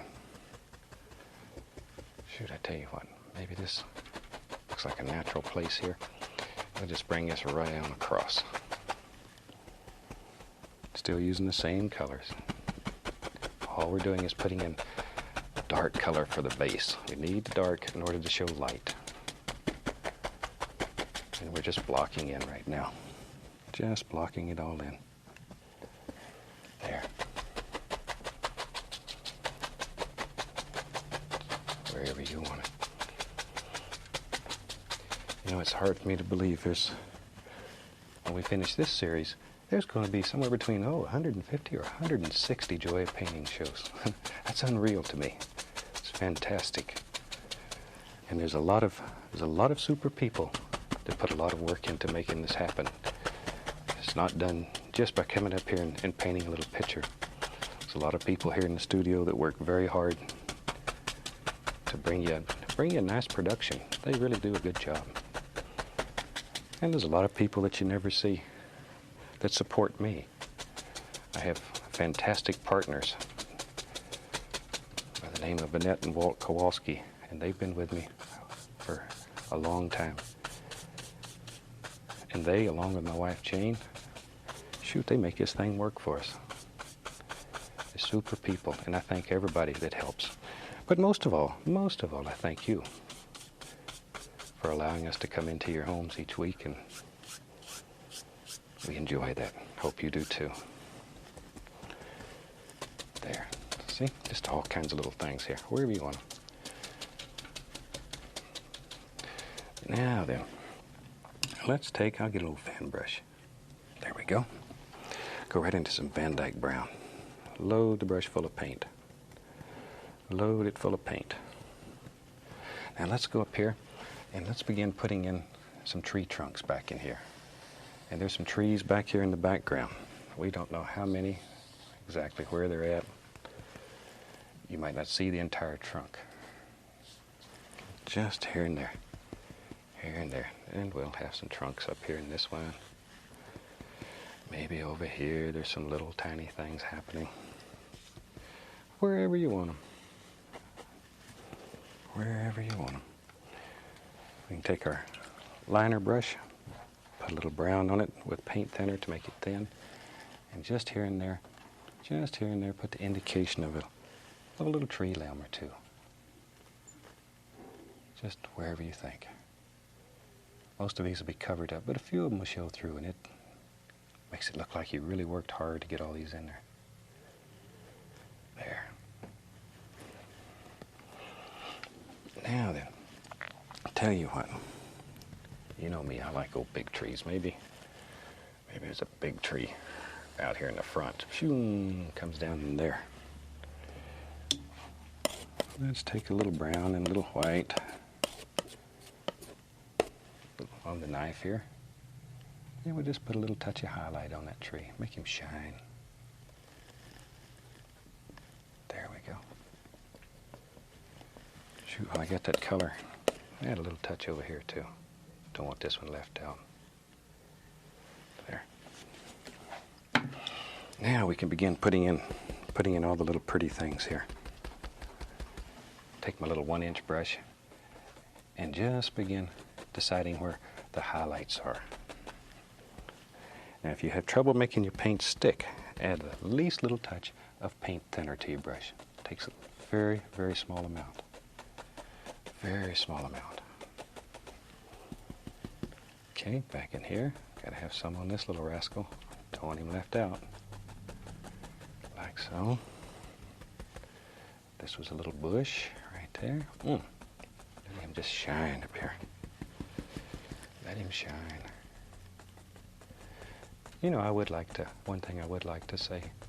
Here I think it was in the 7th series, we had one of the most fantastic painters on the show, in my opinion, that's lived in the last century, by the name of Ben Stahl. And we were blessed with the fact that Ben came here and he painted with me, which was truly an honor to paint with a man of such a caliber. He really was fantastic. And just recently, Ben passed away. And I'd just like to pay tribute to one of the finest artists that I have ever known, and in my opinion, has ever lived. And probably one of the best ways to do that is I remember what Norman Rockwell said about Ben Stahl. He once said that we are but illustrators. Ben Stahl is among the masters. And Ben now he truly is among the master. So, okay, just dropping all kinds of little things here. There. You're just working layers, layer after layer after layer. Every once in a while I'm going to pick up a little touch of the bright red. Put a little sparkle in that rascal. Think where the light would strike out here. Okay, just wherever you want it. Just layer after layer. It's important though that you create these layers. It creates depth in your painting, distance. Makes all those nice dark areas that all the little squirrels and stuff hide in. Let's go up here. This old big tree. We need to put some nice shiny leaves out on him. Don't want him left out. Don't want him left out. And sort of work in patterns and layers, creating the individual effects in your tree. See there? Big old strong tree. Okay, tell you what. Very quickly here, put in a little bit of land area, and then we'll have a finished painting. Decide where your land is, use a little brown. Just drop it in. See there? Little touch of highlight. Shoot, you got a painting that you should be very pleased with. A little bit of the liquid white, you can cut you in a little water line, and your painting and mine would be done. Tell you what, I'm going to call that one finished. And from all of us here, happy painting and God bless. Hi, I'm glad you could join me today. You ready to do another fantastic little painting? Hope you have your easel out and your paints all spread out and a big glass of iced tea and you're ready. Tell you what, let's start and have them run all the colors across the screen that you need to paint along with me. While they're doing that, let's go on up here. I've got my canvas up, have it all covered with liquid white and it's all ready to go. So let's go. Thought we'd do a happy little painting today. I'm going to start, let's take a little touch of yellow ochre. Just the least little touch on the 2-inch brush. Just tap the brush into a small amount of color. Okay? Maybe we'll have a nice bright little spot up here in the sky. And just using little crisscross strokes. Just lay in a little color here. Very, very little paint on the brush. Very little paint. Maybe take just a small amount of cadmium yellow. And just sort of lay a little of that in here. Whatever, just make a happy little painting today. Such a fantastic, nice, good day. Let's make a painting that reflects that. Okay. Now then, let's wash the brush. And we wash our brushes with odorless thinner. Shake out the excess. And beat the devil out of it. Okay, I'm going to take alizarin crimson. Just go into a touch of alizarin crimson. Reach right over here, be right back. A little bit of phthalo blue with it. And you can just mix these on the brush. I'm looking for a lavender color. And by mixing these colors on the brush, you'll get all different variations of lavender. It just won't be one dead color. Let's go up here. Now maybe right in here, still using little crisscross strokes. I'm going to add a touch more blue to that. I'll add a little bit blue. Oh, that's better. I like that better. There, just using little crisscross strokes. Just begin laying in some more sky, just like so.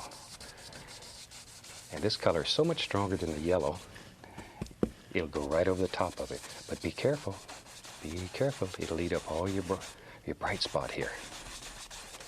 It'll just absolutely eat it up. There. Okay. And wherever you want this to go. Tell you what, maybe a little more right over on this side too. Don't want to leave him out. Okay.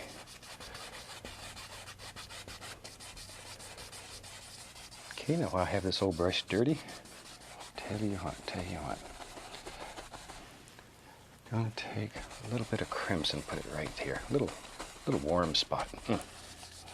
Now then, same old brush. I'm gonna go right back into some phthalo blue. Just tap the bristles into some color. And let's go right back up here. I have some water in this painting today, I think. I like water. Water is always so pleasant in a painting. I don't know exactly where it's going to be, so we'll just put it everywhere. Anything that you don't want, we'll cover up with bushes or trees or land or whatever happens. Shoot, who knows? That's what makes it so much fun. We don't use any patterns or we don't do any sketching. We just sort of let this happen. Just let it happen. Okay, I have several brushes going here. Get another nice clean 2-inch brush. And I'm going to go right up here and blend the sky. I want to blend these colors together, still using little crisscross strokes. Start in the light area and work toward the dark area. If you start in the dark area and work toward the light area, it's going to consume this entire light area. And we don't want to lose that. That's going to be our bright spot in the sky. Don't want to lose it. So start in the light area and work outward. And you can blend this till it's so smooth and so soft. There. Okay, now very lightly, using long strokes, we'll just go all the way across it. And sort of step back and take a look-see at it when you're at home to see if it's blended as soft as you want it. Okay, down here we just go all the way across and smooth this out a little bit. And that's all we need. Tell you what, let's build us a little mountain today. For that, I'll take a little midnight black, a little Prussian blue, throw some Van Dyke brown in there, a little crimson, whatever. Good dark colors. Okay, pull the paint out as flat as you can get it.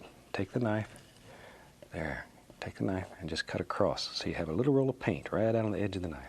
Okay, now then, let's come right up in here and decide where you want your mountain to live. Maybe your mountain does now, lives right here. And all we're doing is just putting in a basic shape, and you're only worried about the nice outside edge. You could care less what's happening on the inside. All we're doing is just getting our outside shape laid in. That's all we're doing. All we're doing. Don't worry about it. Enjoy. And you can have this old mountain go wherever you want it. Maybe right on out there. Okay. Now then, take another brush, just an old 2-inch brush, and I want to pull this paint because the liquid white's on the canvas. The paint will move. It will literally move. There. And you can really make some fantastic mountains. So simple. There we go. And we want the bottom of the mountain, the base of the mountain, to just be blended out very soft so it looks like it's just sort of floating around and having fun all day. Isn't that easy? We got a little mountain. Okay. Let's put some highlights on that mountain. For that, I'm going to take titanium white and the least little touch of bright red. Need very little of the red. Very little. So strong. Pull the paint out just like before, as flat as you can get it, and cut across. Have that little roll of paint right on the edge. Okay? Now then, you have to start making some big decisions here. Maybe right here there's a little highlight, like so. Just sort of look at your mountain and decide where you want these things to live. Wherever you want them. That's where they should be. Maybe that comes, yep, right down like that. Just let it flow right down. No pressure. Absolutely no pressure. This is the most delicate touch imaginable. Most delicate touch. There. See? Just wherever you want it. Tell you what you can do. Show you something that's fun. Let's take a little dark sienna and I'll put some bright red with it. A little bit of white. Mix up a color. Oh, like so. Now, take a little bit of that and I'm just going to sort of just lay it here and there. I want to make it look like maybe there's not as much snow down at the base down here. Maybe it's a little warmer. Maybe it's fall or fixing to be fall and the snow's creeping down the mountain. In Alaska they say the hawk is coming. The hawk is coming. Every day we used to watch the mountains and the snow would creep down, down, down. When it got down toward the bottom, you better have your big coat out because it was on the verge of getting cold. There. Maybe, watch here, see, you can just bring those two right together. You have unlimited power here. You can do anything. Anything. I'm going to get the small knife and let's do some shadows over here. I like to use a small knife. Let's take a little bit of Prussian blue and put some white with it. And I'm going to mix several different values here. Each one getting lighter, lighter, darker. See? Dark, light, lightest. So now we can take the different values of blue here and begin dropping in all kinds of just little shadow areas. And every once in a while a little bit of dark sienna. A little dark sienna here and there. Put it in, just let it go. See? Zoom. Got to make those little noises or it doesn't work. And you can make some of the most beautiful little shadows. Okay, and you can take your same mountain color here and there and drop back in some dark areas to create some nice deep shadows wherever you think they should be. All kinds of little things.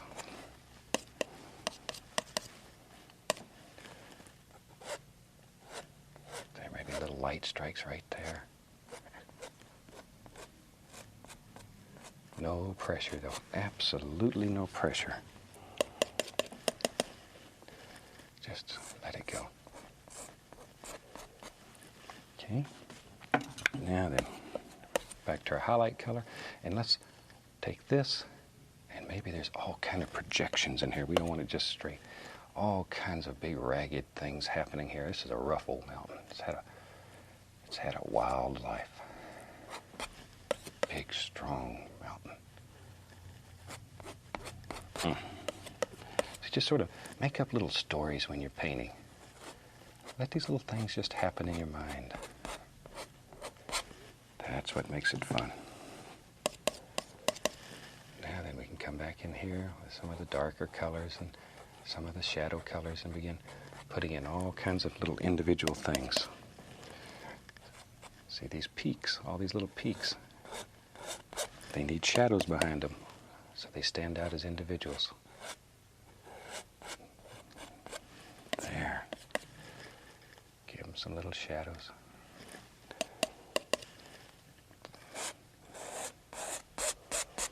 But you can create some of the most fantastic mountains that you've ever seen.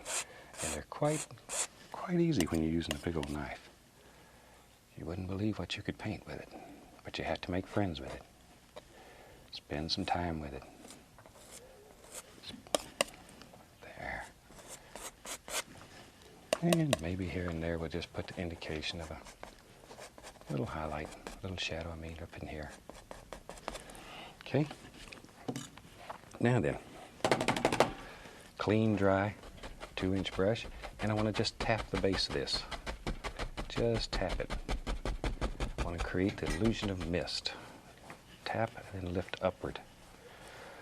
Always follow the angles that you have in the mountains. There we go. Over here, follow these angles. See, you can bring it all together. Makes a super little mountain. Okay. It's time to move forward in this painting. We'll use that same old mountain color, blue and black, Van Dyke brown, some crimson, little sap green, whatever. Looking for a good dark color here. I'm going to take a little bit of it out, and to that I'm going to add some white. There. So it's still a dark color, but not as dark as that. Okay, we'll clean the knife here. I'll just use this old 2-inch brush here. You could use the 1-inch brush, a 2-inch brush, whatever. We'll just start with it. Tap a little color into it. And maybe it lives right here. Some little trees. They're way back in the background here. There they go. Just see them? Okay, and it goes right on up. Wherever you want. You just sort of make a decision in your mind where you think these things should live and drop them in. It's that easy. You can do it. You can do anything. Now then, while I have that color on the brush, we'll throw a little bit right in there. Like so. Now, grab the bottom of this and pull it down, and we'll have some instant reflections. Instant reflections. And then go across. Okay. Let's use the 1-inch brush today. I'll go right into some of the yellows. I'm going to reach up here and grab some black. That black and yellow makes a beautiful green. Some yellow ochre, Indian yellow. Just tap. Tap the brush firmly into the paint. Okay, let's go back up here now. Now I want to just begin putting the indication of some nice little highlights on these little trees that are back here. Just drop them in. There. All you're doing is just tapping. But pay attention to shape and to form. Don't just throw them in at random. Sort of look at your bush and shape your tree and make friends with it. There we go. See? Just layer after layer. Little bush after bush. And as many or as few as you want. Maybe there's another one that lives right here. Now, watch right here. All you got to do, let's create a little land here. All you got to do is just begin tapping, but follow the lay of the land. If you want the land to look like it flows this way, then make your brush go that way. See there? It looks like very soft, smooth, little grassy areas way back here in the distance.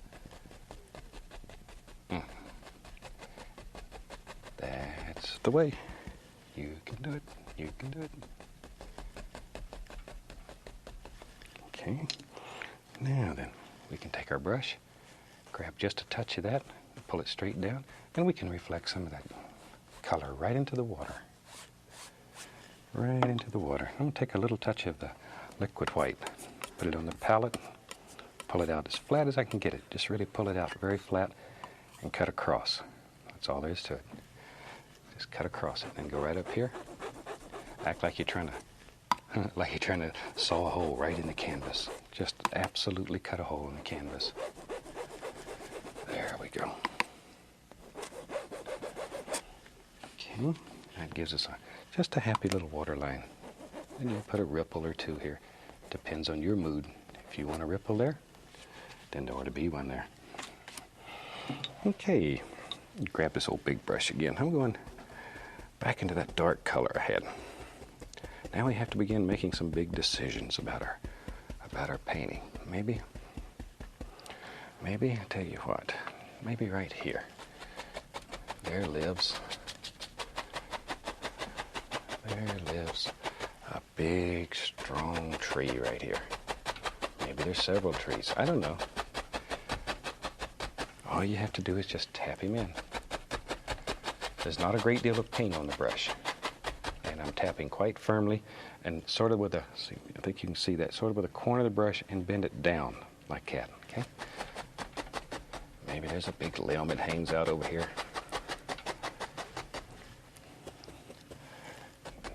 Now then, I've added a little bit of dark sienna. Just a tiny bit to begin warming up and lightening that color as it gets toward the top. You can add a little touch of yellow ochre. There's another tree. I knew there was one hiding in there, just had to pull him out. See? Just bring him out. Now then, add a little of the yellow ochre, a little more, right on the same brush. And I just want to put the indication here of some little light areas, some light patterns.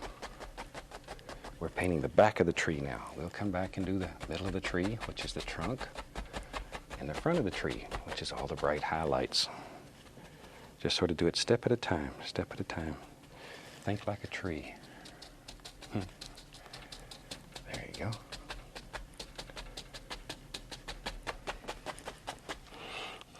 Tell you what, let me grab another 1-inch brush. Let's have some fun. We'll take that same old dark color. Same old dark color. Got to load this brush up with a lot of paint.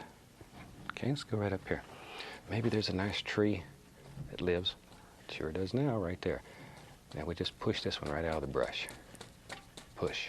Bend the bristles. Don't let them slide. Don't let them slide. If they slide, you'll look like sawgrass. Sawgrass grows in the water. It's just big, long, stringy things. We don't want that. We don't want that. We want some nice looking things going on there. Back into my dark color, browns and the black and the blue and the sap green. Tell you what, let's have another little tree. And he lives right about here. He lives right in front of that one. Put him in there. And however tall you think he should be. There. And another one here. Whatever. Maybe there's a little peninsula that comes out there. Just sort of make up little ideas in your mind and drop them in. Now, if that's a peninsula, we need to have a little reflection under it. So, by pulling down, going across, that'll create our reflection. Shoot, I tell you what, maybe this looks like a natural place here. We'll just bring this right on across. Still using the same colors. All we're doing is putting in a dark color for the base. We need the dark in order to show light. And we're just blocking in right now.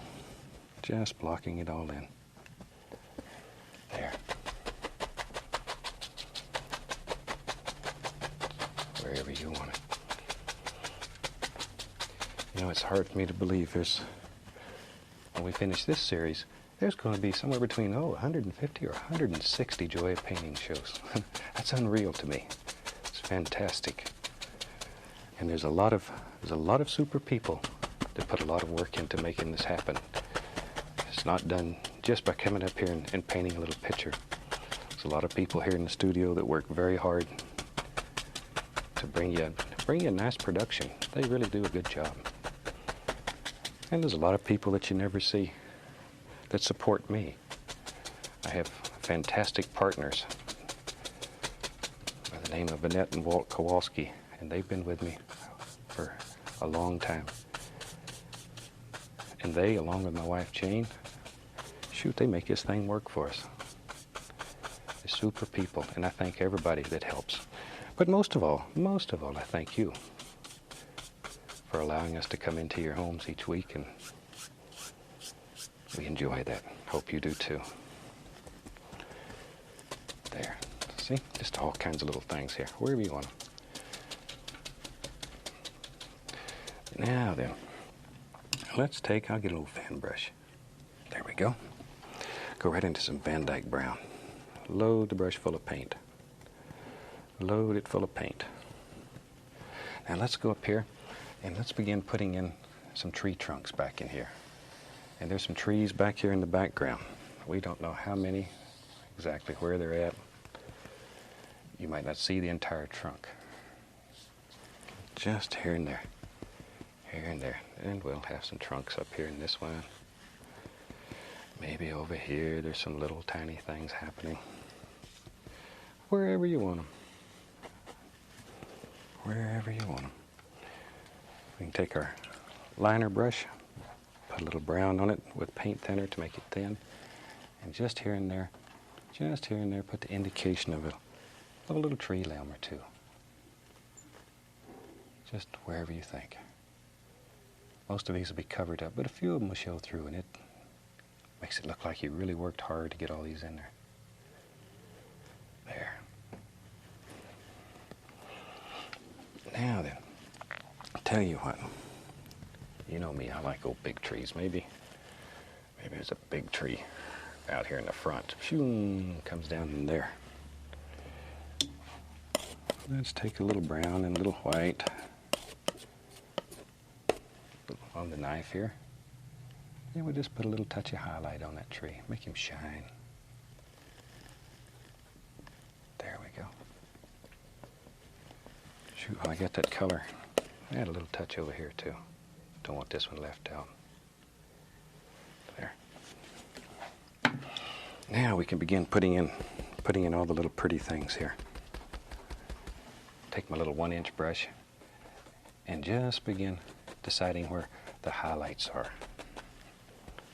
Now if you have trouble making your paint stick, add the least little touch of paint thinner to your brush. It takes a very, very small amount. Very small amount. Okay, back in here. Gotta have some on this little rascal. Don't want him left out. Like so. This was a little bush right there. Let him just shine up here. Let him shine. You know, one thing I would like to say. Here I think it was in the 7th series, we had one of the most fantastic painters on the show, in my opinion, that's lived in the last century, by the name of Ben Stahl. And we were blessed by the fact that Ben came here and he painted with me, which was truly an honor to paint with a man of such a caliber. He really was fantastic. And just recently, Ben passed away. And I'd just like to pay tribute to one of the finest artists that I have ever known, and in my opinion, has ever lived. And probably one of the best ways to do that is I remember what Norman Rockwell said about Ben Stahl. He once said that we are but illustrators. Ben Stahl is among the masters. And Ben now he truly is among the master. So, okay, just dropping all kinds of little things here. There. You're just working layers, layer after layer after layer. Every once in a while I'm going to pick up a little touch of the, ooh, nice, of the bright red. Put a little sparkle in it, rascal. Think where the light would strike out here. Okay, just wherever you want it. Just layer after layer. It's important, though, that you create these layers. It creates depth in your painting, distance. Makes all those nice dark areas that all the little squirrels and stuff hide in. Let's go up here. This old big tree. We need to put some nice shiny leaves out on him. Don't want him left out. Don't want him left out. And sort of work in patterns and layers, creating the individual effects in your tree. See there? Big old strong tree. Okay, tell you what.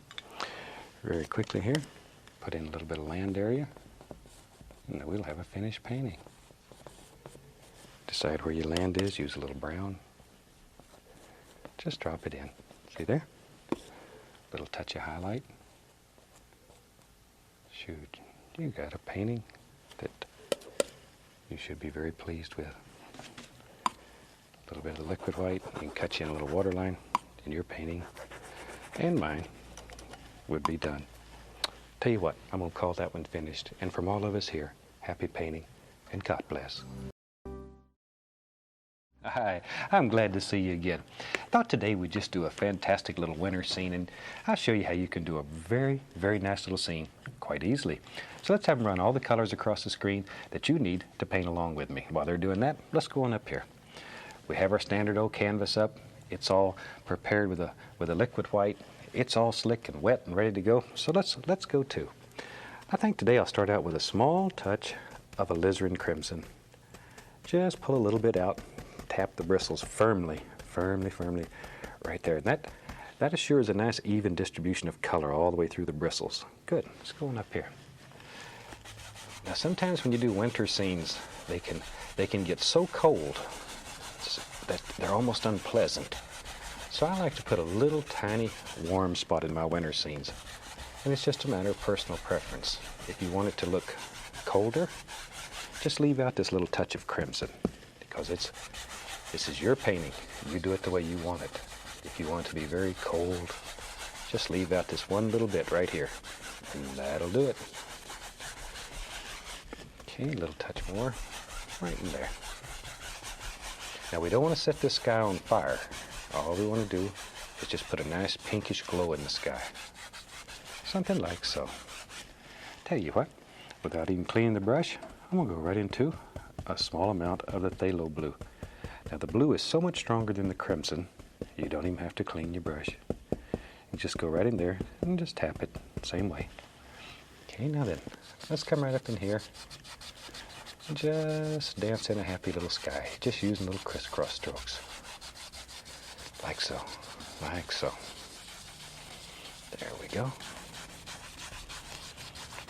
And bring it right down to the crimson. Once again, the blue is so much stronger, it'll absolutely eat your crimson up and kill it. There, very lightly. Okay, we're going to have a little winter scene today. So let's just go ahead and put some blue down here. This will end up being shadows in our snow or water or whatever. I don't know. We'll sort of make that decision when we get there. There we go. Just drop it in. Okay. It's also a good way to clean off the excess paint off your brush. Shoot, while we're doing that, here and there we'll drop a little crimson in too. Just a little. Okay, let's wash your brush. Scrub the old brush. Shake off the excess. And then just splatter everybody. All right, with a good clean dry brush, I want to go right back up here where this pink and blue come together, and very gently, very lightly, just using the little crisscross or X strokes, I just want to blend it so it's very smooth, so you can't tell where one color stops and the next color starts. Just blend it, blend it, blend it. There. Start in the light area and work toward the dark area.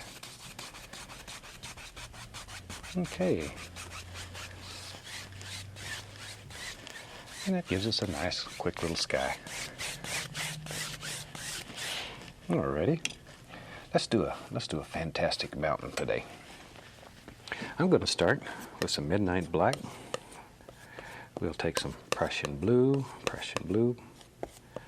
oh, a little Van Dyke brown in there, what the heck, a little crimson, whatever. Looking for dark color, should look black. Okay, pull the paint out as flat as you can get it, and then just take the knife and cut across. Get that little roll of paint right out on the edge of the knife. Okay, let's go right up in here. Maybe we'll have a big mountain that lives way up here in the sky. Boy, that's a big son of a gun. But this will give you some practice making mountains. And if you can make mountains, you've certainly made friends with a knife. And if you can make these mountains, then you can take the same effects that you learn making these and create just unbelievable things. Rocks, stones, roads, houses, entire paintings can be done with a knife once you make friends with it. So this is excellent practice. There. And I lived in Alaska for a dozen years or so, and I'm sort of crazy about mountains. They're a lot of fun to paint. Okay, after you have your basic outline on here, take your knife and firmly, get tough with it. Scrape off all the excess paint. You can't get it all off. The value is in the fabric. Scrape off all that you can get off, though. And the more of that paint you get off, the easier the next step is. Okay, now then, we want to this removes even more paint and blends it out. And because the canvas is wet, the paint will move on here. Just grab it and pull firmly. You're still trying to remove excess paint. There we go. Firmly pull it. And then just blend it. Just blend it. See, and you can soften points and peaks. There. Okay, that gives us a very nice little base to do a fantastic mountain. Okay, I'll wash the old brush again. Shoot, that's the most fun of this whole technique. It's just washing the brush. You can take out all your hostilities and frustrations and anger, and you can get all those bad feelings out just beating the brush. Okay, I'm going to just take titanium white, and once again, pull it out as flat as you can get it, just to really get tough. Then go down here, cut across, and our little roll of paint. Always loading the knife the same way. Okay, let's go right up here. Now then, you have to make some big decisions here. Where is the light striking your mountain? Touch, and just let it flow right down the mountain. See there? No pressure, no pressure. I know you get tired of hearing me say that, because I say it over and over, but it's most important. That's the number one problem that people experience when they're trying to make this knife work, is they get too strong with it. Take a weak pill. Very, very gentle. Very gentle. There we go. Give a little pull right there. See, and you sort of just form your mountain. Decide where you want everything to live and put it in. Because you can create all kinds of fantastic effects. Just let it flow right down the side. One thing that's really worth mentioning here, notice the angles. All these angles are basically the same, because if light's coming across here, it's only going to hit on a given angle. So that's sort of a good rule of thumb, is keep all your angles basically the same. They don't have to be exactly the same, but basically the same, you know. There we go. Maybe this comes right on around, wherever.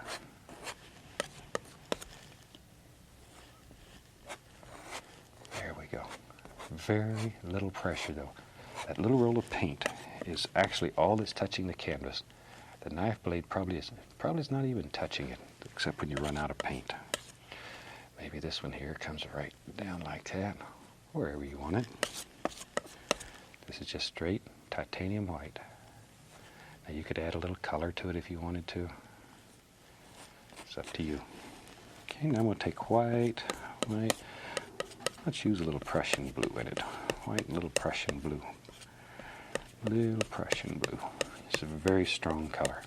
Extremely, extremely strong color. Be careful with it. Okay, now once again, cut off our little roll of paint, just like so. Now we can go back up in here and begin making big decisions. Is this peak behind that one? If it is, do this one first. Touch it, just give it a little pull. Okay, next one, let it just gently flow. No pressure, no pressure. Right over it. And see, that easy. It pushes that one back. Pushes that one back. Tremendous power you have. No pressure. We just bring these together right here. Just sort of let them flow together. Okay. Right in here we'll have some shadow. Basically, for every highlight, you need a shadow. There we go. Just drop them in. Drop them in. Okay, maybe right in here, there's another one, wherever. And you can just sort of work back and forth with your color here. Now you can firm up those edges. Maybe this one comes out here. Sort of comes around. There it is. You can do unbelievable things. Now behind this one, once again, we need a little shadow. Little shadow. He lives right out here. Maybe this shadow comes. There it is. There it comes. But just, it's unreal. I've painted a million mountains, and every time I paint another one, I get excited about it because it's just unbelievable. Watch right here. Maybe there it is. Maybe there's a peak that lives in there. Just put him in. See, it doesn't look like too much right now. But watch what happens when you give him his own private little shadow. See, once you give him a shadow, then he becomes an individual. Just pops right out there. Let's bring him right on around. Like so. Isn't that fantastic what you can do? And you can. You can. Maybe, watch here. See, we'll just play some games today with mountain peaks. Anywhere you want to show a little peak, just put in a little highlight, then come back and drop in a little shadow. See? There we go. There we go. And you can put as many or as few as you want in your mountain. So again, if I don't watch out here, I'm going to cover up this whole canvas with just layer after layer of mountain, which is all right. It's a super way to learn. And any time that you learn, you're not losing. Because if there's a secret to this style of painting or any style of painting, it's practice. That's all. Just practice. And I'm just tapping the base here to create the illusion of mist. But follow the angles. Follow those angles. It's most important. Most important. Like so. There we go. Lift upward. See? You can make it so soft, and here you can just sort of bring that together, try to keep my arm out of your way. There. Just bring it together, soften it all out. Well, you got one son of a gun of a mountain there. Now then, we got us a mountain. Let's begin working forward in our scene and see what we can make. We can use that same old mountain color. Let's see what we got here. Into that, let me add some white. Some white. See what we got. Maybe a little more white. There. Looking for a blue-gray color. Like so. Yeah, that's a pretty nice color. Okay, let me clean my knife off. And we'll use the old fan brush. Let's just go right through here with a fan brush, load both sides of it, just like so. Just like so. Okay? Now maybe back in here lives all kinds of little trees. All I'm doing is tapping downward. Just tap downward with a fan brush. See there? It makes the indication of distant little trees. Just an indication. We're not looking for a lot of detail because it's too far away. When we get into the foreground, then we'll begin worrying about detail. But back here, all you see are basic shapes. Just basic shapes, and maybe right on, wherever. This is the easiest way I've ever seen of making a lot of little trees very quickly. Very quickly. You can paint a whole forest. And maybe a few of them here and there, maybe you can make out a little detail on them. Just like so. See, maybe there's another one here, wherever you want them. Wherever. Maybe even in here. There's another one. Just drop him in. Maybe this one here. So you can make these son of a gun just grow right before your eyes. There. And we just drop in a little color down here at the base. Same color. Same color. Take our 2-inch brush. Maybe we'll have some water. So all we do is pull straight down. Just grab that color, pull it straight down, and it creates an instant reflection. Instant reflections. Okay, go across. Now then, take another fan brush, and with just a little bit of white on it, I'm just going to touch here and pull up. It makes sort of an indication like his little trunks way back hidden there. Touch it, just pull it straight up. See? Just touch it and pull it up. If you get a little too much, just keep working it, and the color will eat up that white, and it'll go away. Just go right away. Maybe right there. There we go.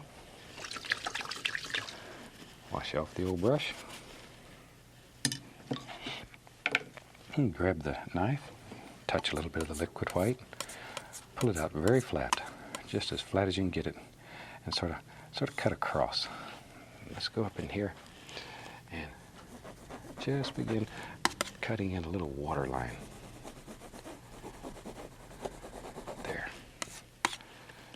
There you go. See there? All kinds of little things happening there.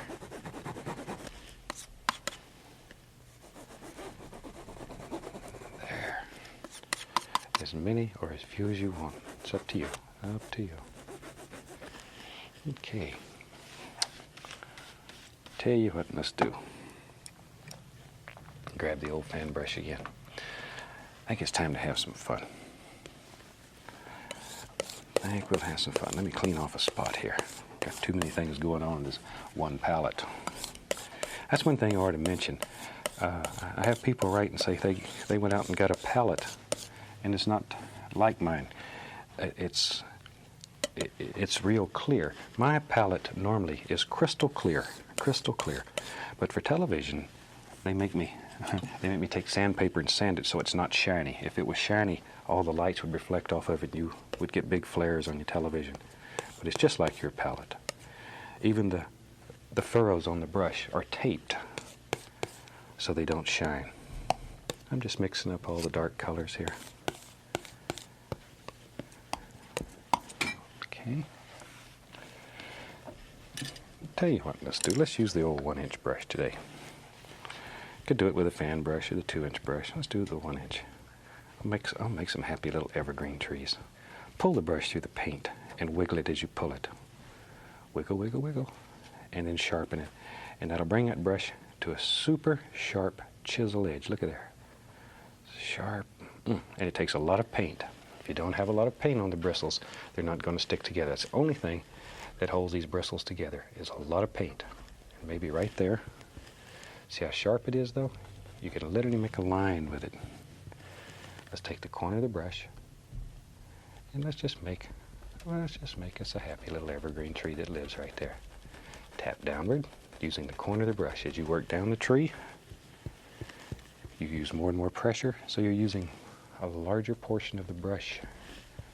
But you start with one corner, and you use that same corner all the way through the tree. Just sort of work back and forth, back and forth. Okay, tell you what, maybe, yep, you're right. You knew there was a tree there. There he is. And just let him grow right out of the brush. They live in there. You have to sort of scare them out sometime. But they're there. Tell you, maybe, let's have a whole forest today. Give you a lot of good practice making some nice trees. There. See, there's another one. Maybe he comes right on down wherever you want him. See, just make him rascals grow. There, a little more paint. And normally I reload the brush after each and every tree. Okay, let's go over here on the other side. Maybe, shoot, let's get crazy. Yep, maybe there's a big tree. Maybe he lives right there. He goes clean off the canvas. Boy, that is a big son of a gun. He probably picks on these little ones here. Right over your mountain. Oh, that hurts. After you spend so much time making a beautiful mountain and put a tree over it. It's no fun. Okay, there. Down, down, down. Still tapping. There. Boy, I said big tree. I wasn't kidding, was I? Now we'll come back and we'll put some highlights on these trees. All we're doing here is just painting the back of the tree. I tell you what, maybe there's 2 big trees. And in your painting, you put as many or as few trees as you want.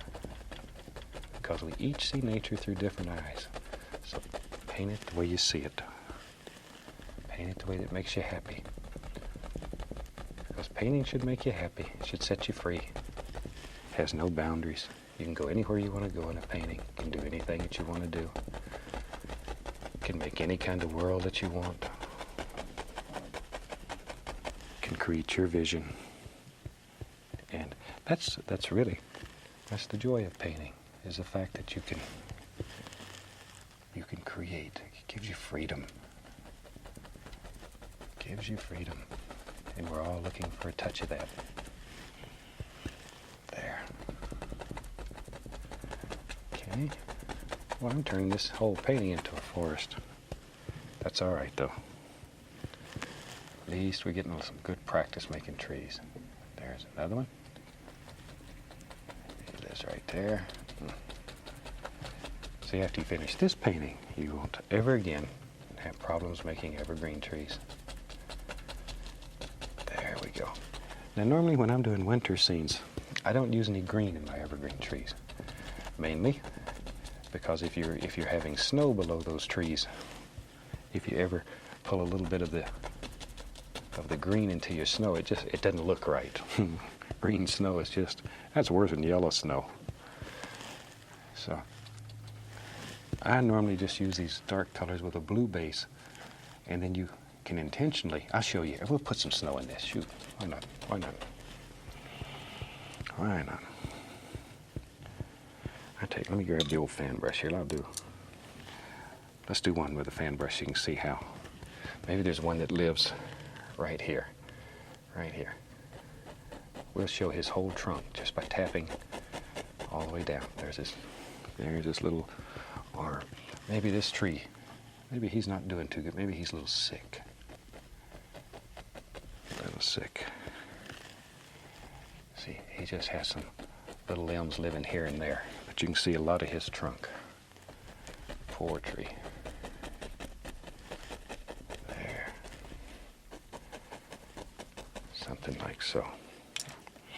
Now then, tell you what. Let's just go right in titanium white. Let's do some snow. We don't need all that water. I'll use the big brush here. Let's go right up here. Decide where you want your snow to start. Grab it and just pull. Be brave. Grab some of that dark color and pull it. Now you have to begin forming the land here. See, I want to grab that dark. It makes nice shadows underneath the trees. Look at there. And then just place some of this white right over the top of it. But see how easy it is to make all kinds of fantastic little snowy areas. And smooth, it's very smooth. This is virgin snow here. Nobody's walked in it yet. It's nice and smooth. See there? Isn't that a super nice way to make a little snowy area? Maybe somebody wants to walk down here. So let's make them a little path. I'm going to take white, a little touch of phthalo blue. White, just on the fan brush. Something like so. Okay, now decide where do you want to walk here. Maybe there's a little path. Comes right down. Just sort of back and forth here. And let it get bigger and bigger as it gets towards you. As it comes towards you, let it get larger. Where does this go? Maybe right on over here. There. And you can make it as distinct or as soft as you want. It's your path. You do with it as you please. Take a little white here. Watch it. Maybe I want to bring out a little projection right there. Bring it right into the path. Like so. Okay, tell you what, I'm going to get a 1-inch brush here. I'm going to dip it right into a little touch of the liquid white and go right into titanium white. Pull it in one direction. Load a lot of paint into it. Let's go right up here. Maybe there's some little snow-covered bushes that live right up against these trees. Just touch it, give the brush a little upward push. But you need it against that dark so it shows up. If you put it against just white snow, you're not going to get anything. Okay, maybe there's another one right there. Little frosty bushes. See how easy those are to make? And they're beautiful little sunburns. Should look like lace. Look just like lace. We don't want this side to be left out. Let's put one or two over here. There's one, lives right out there. You know, this is the last show of the 12th series. It's always sort of sad to come to the last show. I'm going to miss you for a few days. But we have another series already under production. We've already started on another one. So if you'll have us back, I'll be back. As I mentioned earlier, there's now over 150 Joy of Painting shows. And if you hadn't got to see them all, give your local station a call. Tell them you'd like to see them. And they're available to them. And I'd like to thank you for once again allowing me into your home. I've had so many super friends I've made. And I appreciate it. I really and truly appreciate it. A little phthalo blue and white on the fan brush. I just want to come along in here and there, put the indication of a little highlight on these. Just here and there, not too much. Don't want to lose the contrast, like so. Okay, and with that, I think this painting is finished. Once again, thank you for allowing me to be into your home. And until next time, keep the old brush working. Happy painting, and God bless.